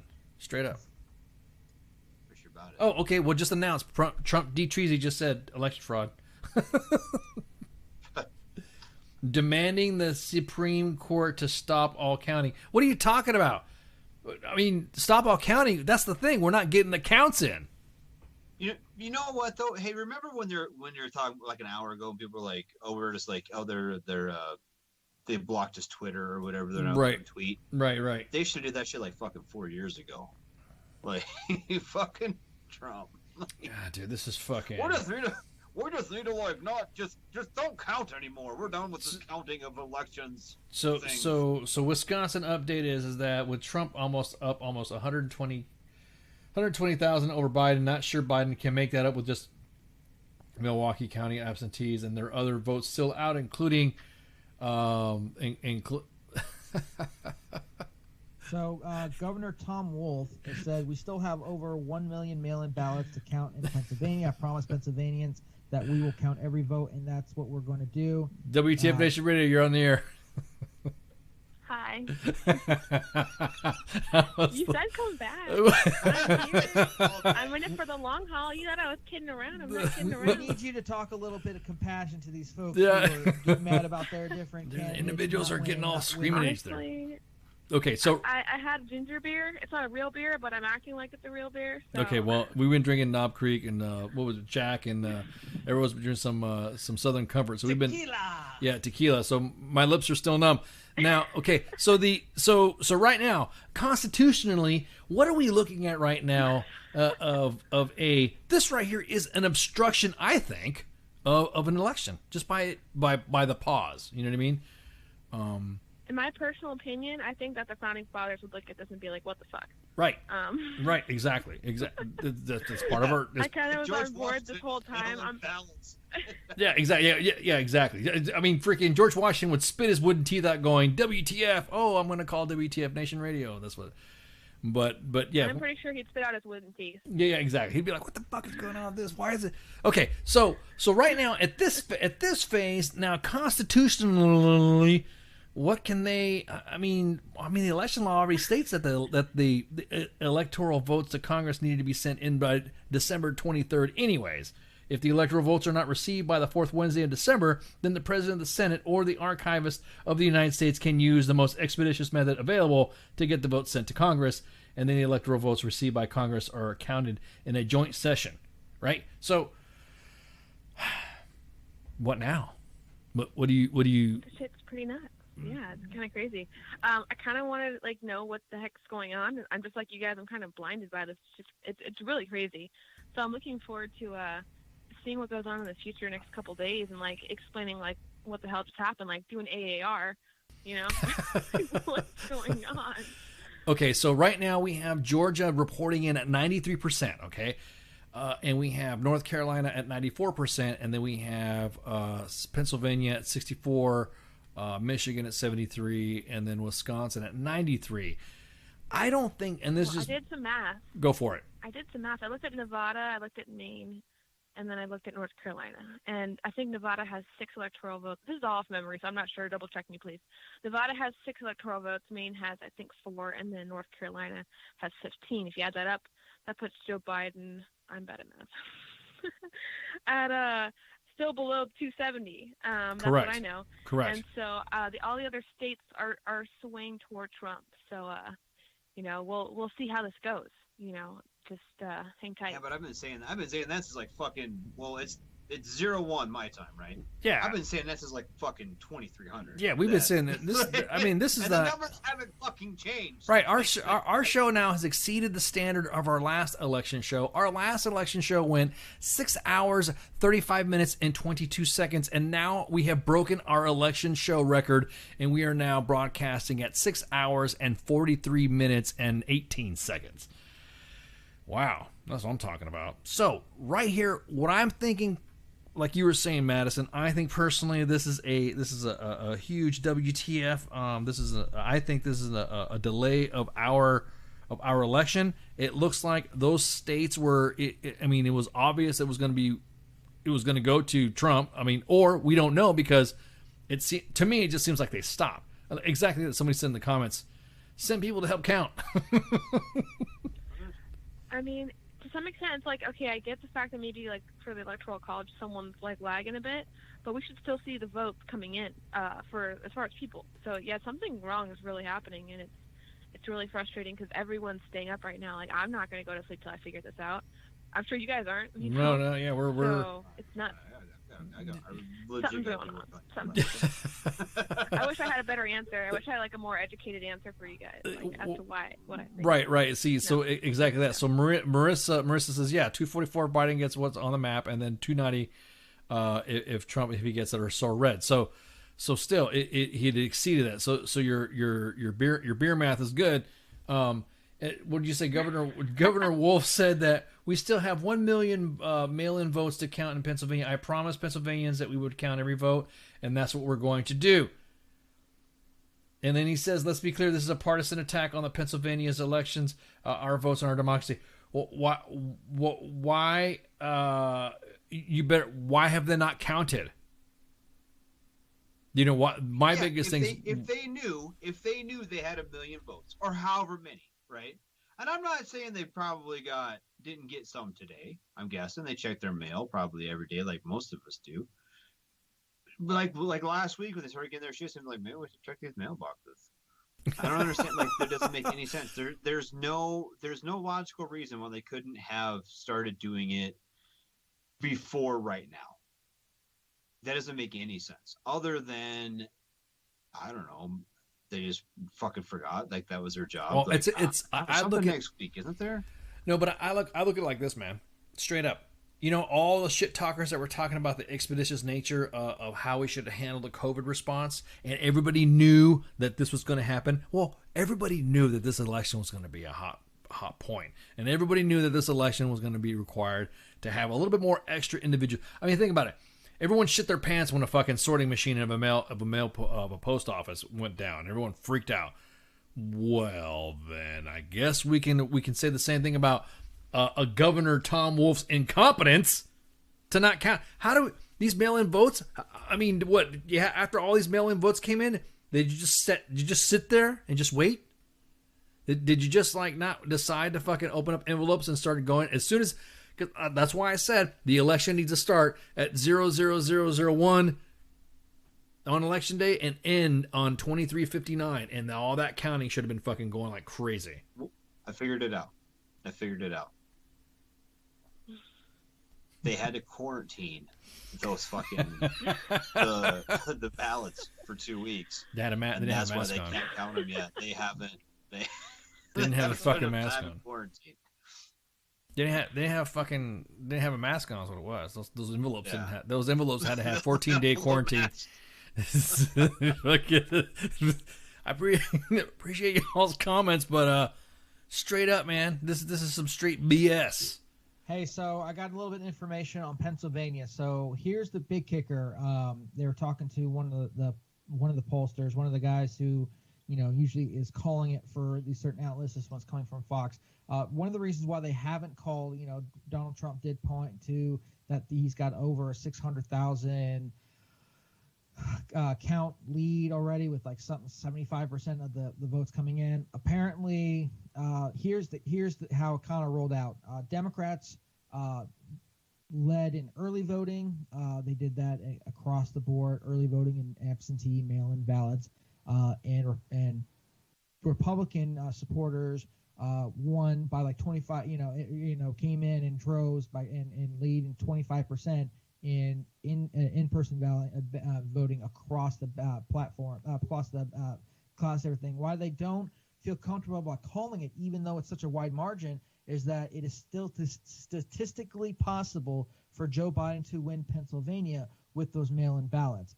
Statistically possible, so they won't declare it one way or another. It's Fox, so he doesn't feel like Biden's going to be able to make up such a wide margin, but it is possible with what's going on. Well, here's what pisses me off. It's that right now the AP just announced again, they just tweeted the fucking shit out, that Joe Biden wins Maine. And if you look at Maine, it's at 85% reporting, and it's at 53% for Joe Biden and 43% for Donald Trump. Look, Maine split though. Right, that's what I'm saying. It's a mixed allocation. But still, I'm just talking about how it's 85% reporting, and they're already called it for Biden. Dude, we still have North Carolina and Georgia at above 90%, and Wisconsin above 90%. It's time to fucking, dude, this is some straight bullshit, man. What they need is more cowbell. That's I just can't really. I mean, I don't get it, dude. I really don't. Like, yeah, Pennsylvania's still at 64, 94 for North Carolina. What's everybody butthurt on Alaska again? Madison, throw your be nice shit. What's everyone talking? Here we go. Here we go again. Yeah, it's like, God, man. I guess staying surprised. Here we go again. More Alaska stuff. That's fucking awful too. Like, how does Alaska? All right, cool. Leave those moose alone. Hey, who are the moose sold for? This is fucking insane, dude.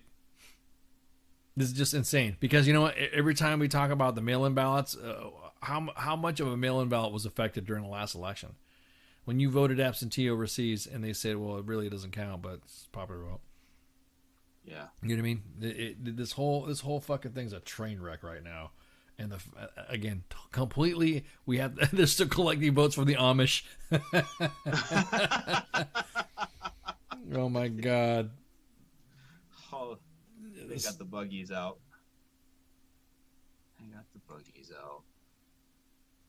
So now everyone's talking about, hey, look, we need to.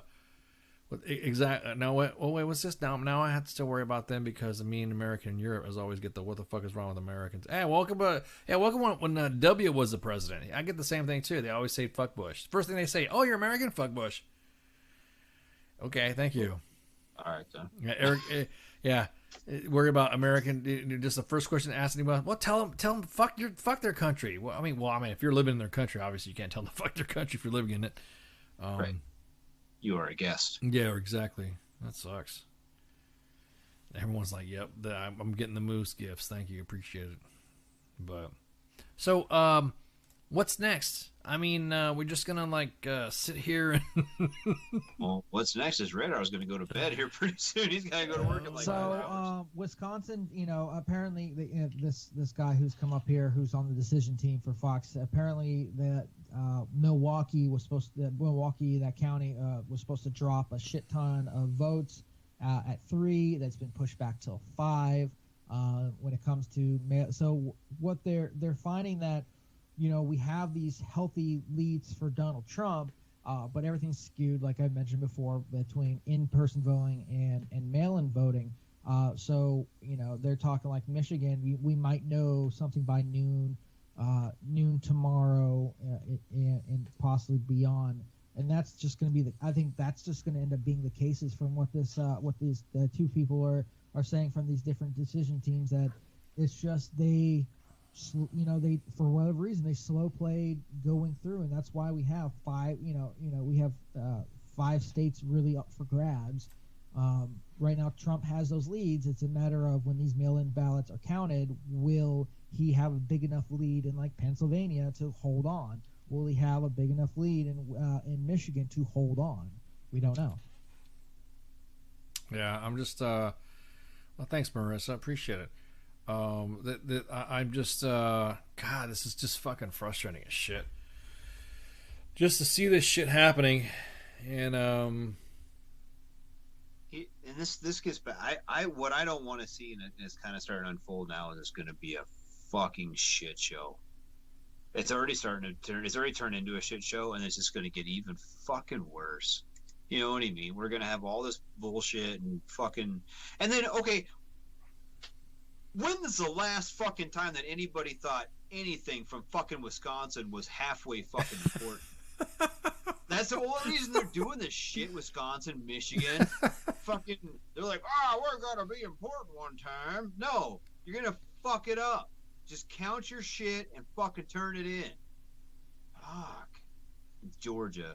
Well, fucking. Isn't there a bunch of fucking paratroopers down in Benning? We're like fucking nothing better. Where would fuck send them over to do some fucking No, they're not paratroopers. They're still going through school. Whatever. Fucking a bunch of privates down there. Probably fuck quarantine. They can't do shit anyway. Fucking have them start counting. Exactly. If privates are good at anything, it's counting. It's good. Just saying. Yeah, it's the lieutenants are the ones that are having the issues of counting. Yeah. But the fucking. Well, they could just sort the fucking mail or some shit. I don't know. Yeah, this privates love getting mail. Send them mail in. Yeah, exactly. This is so fucking. This is frustrating, dude. I'm really fucking frustrated at the fact that we are stopped at this point, and literally it's because it looks like there's individuals that are stopping this on purpose. I don't know who. I don't know what the status is right now. I feel that this election's being stopped. That's just me. That's just me. I don't know that it is. It's hard to tell. You would think. Hey, according to this this decision about it, they're saying that we're not going to have an answer over the next 6 hours on any of these states. It's just not going to happen. Blows. So apparently there's some states like they were talking about how we saw with early Democrat leads, early Biden leads because of, they call the blue mirage, because some states like Florida, who started counting as soon as they got the ballots, they started counting them. So they've been counting weeks ahead. That's why you saw a lot of these states had a Joe Biden lead, and then the in-person, which was skewed far towards to Donald Trump, was able to catch up. Right. Potentially, we could be seeing a red mirage with these states, or we could be seeing a Trump victory. We just don't know. Yeah. But like places like Pennsylvania, Wisconsin, and Michigan, they counted the in-person, then started counting the mail-in and absentee ballots. That's why we're here, is because while fucking Florida learned their fucking lesson and didn't fuck up the election this time, they actually because they started counting them as they got them. Other places waited till the in-person. See, that's fucking wrong. That's wrong as shit. I don't know much, but I fucking hate to know words. Just count the fuck. I don't know. Well, they're doing it right now. They're not expecting to have more ballots from this Milwaukee, which could make up the difference. Who knows? But they're expecting a big number, but not until like 5 a.m. They're not expecting numbers for Michigan, Pennsylvania, and then even what do you call it? North Carolina or Georgia up until like noon or beyond. There's still a possibility. They haven't called Maine yet because Maine possibly could go Trump's way. So do we have another show then? Once we start hearing the fucking news of what's happening, do we just have another show? If you need me to call in, we can do it. Yeah, we'll see about that. I don't know if what do you guys think? Do you guys fans out there? You guys think we should have another show coming up tomorrow just to see what's going on? Or we just might get, but I'm really, really, really fucking disappointed in the fact that it stopped this right here. I mean, we're not able to give you guys and gals. I mean, it's unprecedented how many mail-in ballots, which is far exceed, what people. I don't think far exceeds what people thought, but far exceeds any other time we've had absentee and mail-in ballots. Already, this has been a high turnout opposed to 2016. So far, Joe Biden has, crushed Hillary Clinton's turnout by like 2 million votes. Donald Trump crushing his own by 3 million. It's still pretty neck and neck when it comes to, it's a little less than 2 million difference between the two for the popular vote, but it's definitely a lot closer than it was before. Numbers are still rolling in from a lot of these precincts from across the country. A lot of these places that have already been called are finishing their counts and stuff like that. No one's really at like 100%. As we look across the board, we might. So that it could be the case where we could not have a show tomorrow, and then it could not be a show tomorrow, and we might have Sergeant's time. we still might not have any results. You're gonna get Spanky all wound up. Yep. These 5 states right here, because Nevada is 67 reporting. It's looking like it's staying blue. Looks like Alaska's going to go red for Donald Trump. So these 5 states, you could literally see court hearings starting tomorrow about what votes should count and what shouldn't, especially if the margin is,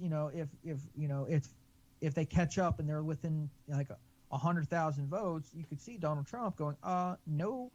Same thing in like Wisconsin, Michigan, in North Carolina. I mean, Pennsylvania, that's a wide margin. It's statistically possible, but is it likely? We don't know. We don't know exactly all those million votes and what's going to happen from there. In Michigan, I'm going to throw less other likely in Michigan.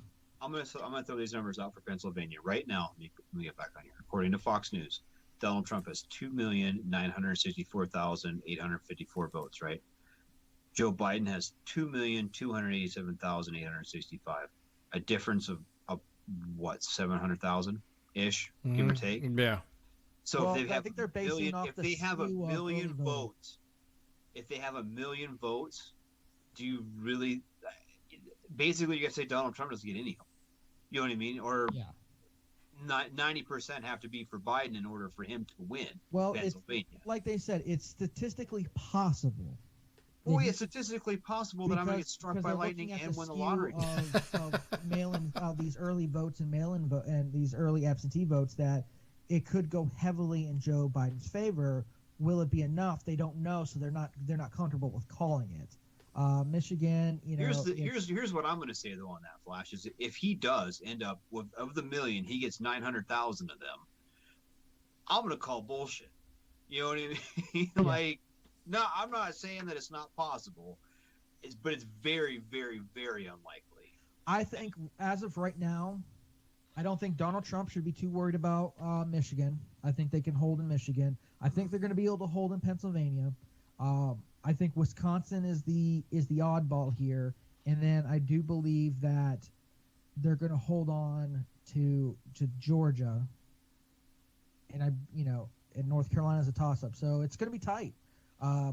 But I think we're really not going to find anything out till tomorrow, and potentially we might not even have a clear winner, because even if somebody crosses the 270, everything's going to be brought to court. Oh my God! Yeah, straight so bitches. Just expect this is going to be. I mean, hell, Al Gore didn't concede for 38 days.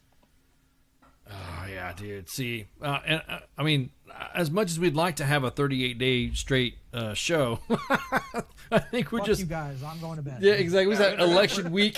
Not exactly. It was like, not an election day. It's an election week. I love all of you for sticking around, and everyone who's called in and been a part of the show and fought with each other and everything like that. But I feel that not much is gonna move past of what's already happening, because they're not just gonna onesies and twosies these mail-in ballots. They're gonna drop them in big bulks. Exactly. So we're looking at 5 a.m. for Wisconsin and then noon for a lot of the other states. Yep. Well, with that then, guys, we're gonna call it. We're at 7 hours and 2 minutes of our broadcast. The longest I think we've ever sat, to include starting off with a buzz and then getting drunk and then getting a buzz and then stop and sober again. We're like, I'm mad sober. I'm mad sober too. It's like It's like that. I'm it's like hungry that meme now. Where the I wanna guy's like poking with the stick, going, "Do something." Do something, It's when yeah. I'm looking at this map right Yeah, now. I'm Fucking kind of do something. do something. It's like I'm hungry now. I want to eat some snacks or something like I that. missed it a couple hours ago. I would just scroll over the map and it'd just be moving constantly. Like, yeah, Right. Pennsylvania, do I something. know. We were like, "Here's happening. This is happening. Look at this." It's why, but it's also the same reason why they haven't called a lot of these Senate races too. Right. Is this mail-in ballot thing? Right. It's like, Exactly. fucking do something. Exactly. Well, guys, thank you guys so much to the callers that have called up. Thank you again, and we appreciate your attendance. The comments have been flying. We got like over almost 1,500 comments in the chats. Hard for all of us to get through, but hey, we definitely appreciate it. You guys listening on all of our channels. And again, tune in to tomorrow. We're going to have a day off. Unless there's something that's going to come up, we'll probably say, hey, finally. But we'll be on standby. But we'll be on standby. If not, then we will continue our normally scheduled broadcasting event for Sergeant's Time on Thursday. Well, I will have a guest. It's confirmed now. I will have while we were talking, I have a guest from a member of Congress. Maybe she can help us out. A good friend of mine. And she's going to give us an update on what happened with the bill for Sergeant First Class Alwyn Cash for his Medal of Honor award and the bill that's gone through. She's going to explain the whole process. Yeah, exactly. Say him. Remember, honor him now. We'll discuss Alwyn Cash's situation. So she's going to be it's a short notice guest. She's going to give us a call, and it's going to be a pretty thorough show of what happened. We all know what happened with Alwyn Cash. But there's going to be some events coming up that you guys will be, once we get it locked in, you guys will find out Thursday on Sergeant's Time. Friday's Kicking with the Cause. Again, I already gave you guys the spiel and I gave you guys the cut sheet and the housekeeping about fucking 7 hours ago. Again, if you got part 1 down, cool. If you got part 2 down, even better. However, you can still download this on all of our, shit. If you got Twitters or something like that, it'll be podcasted and a tweet will be sent out. Again, thank you guys so fucking much. Had a blast. Yeah, had a blast. And this is a historic event, and it's been documented. Thank you, Flash and Radar, and Jim Cannon from the Veterans Report to come on. This has been fun. But damn. Well, y'all have a good night, man, and we'll see you guys on Thursday. Shots. Shotty shots. Shots. Hey, this is SEAC retired John Wayne Troxel. You're listening to WTF Nation Radio, the station of choice for all of the badass MFers on the planet. The voice of U.S. Army, WTF Moments. This is WTF Nation Radio.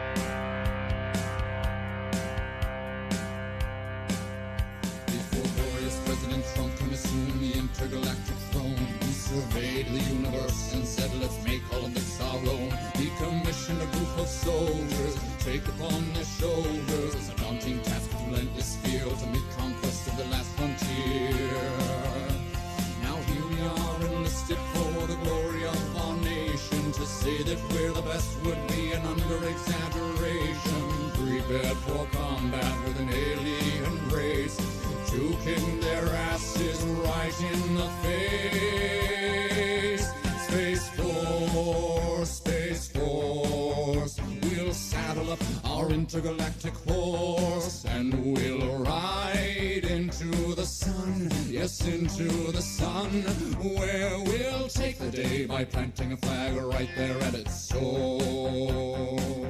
Space Force.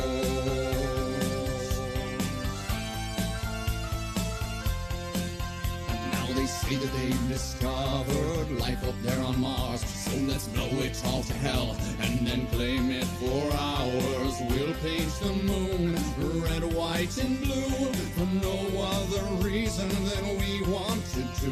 Oh, Jupiter, imagine what you could become. A stupid, pointless planet turned into a giant gun. And Russia, so sorry, have to burst your bubble. Be a good sport now, sit back, relax, and watch us through the hubble as we celebrate the greatness of the United Planet of America. Space Force, we'll saddle up our intergalactic horse and we'll ride into the sun, yes, into the sun, where we'll take the day by planting a flag right there at its source. Space Force.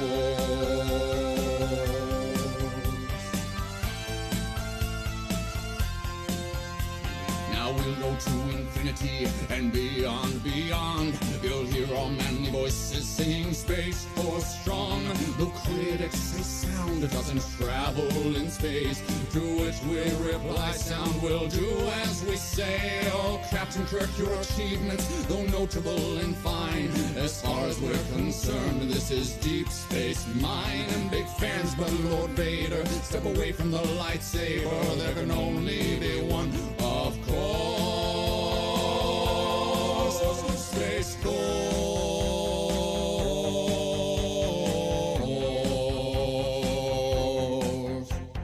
Ra-da-da-da-da-da, ra-da-da, ra-da-da, ra-da-da-da-da-da-da-dum-dum-dum-dum, ra-da-da-da-da-da, ra-da-da, ra-da-da, ra-da-da-da-da-da-dum-dum-dum-dum-dum-dum. Space Force, Space Force, we'll saddle up our intergalactic horse and we'll ride into the sun, yes, into the sun, where we'll take the day by planting a flag right there at its source. Space Force.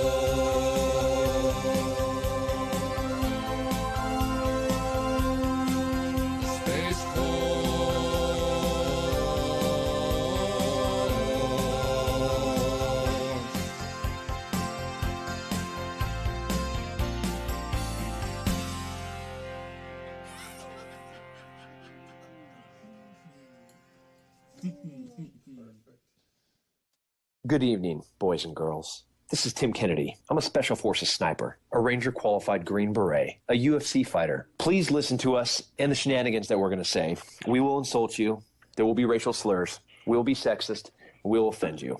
But there will be magic, and a unicorn will be raped. So enjoy the show. Thank you for listening on WTF Nation Radio.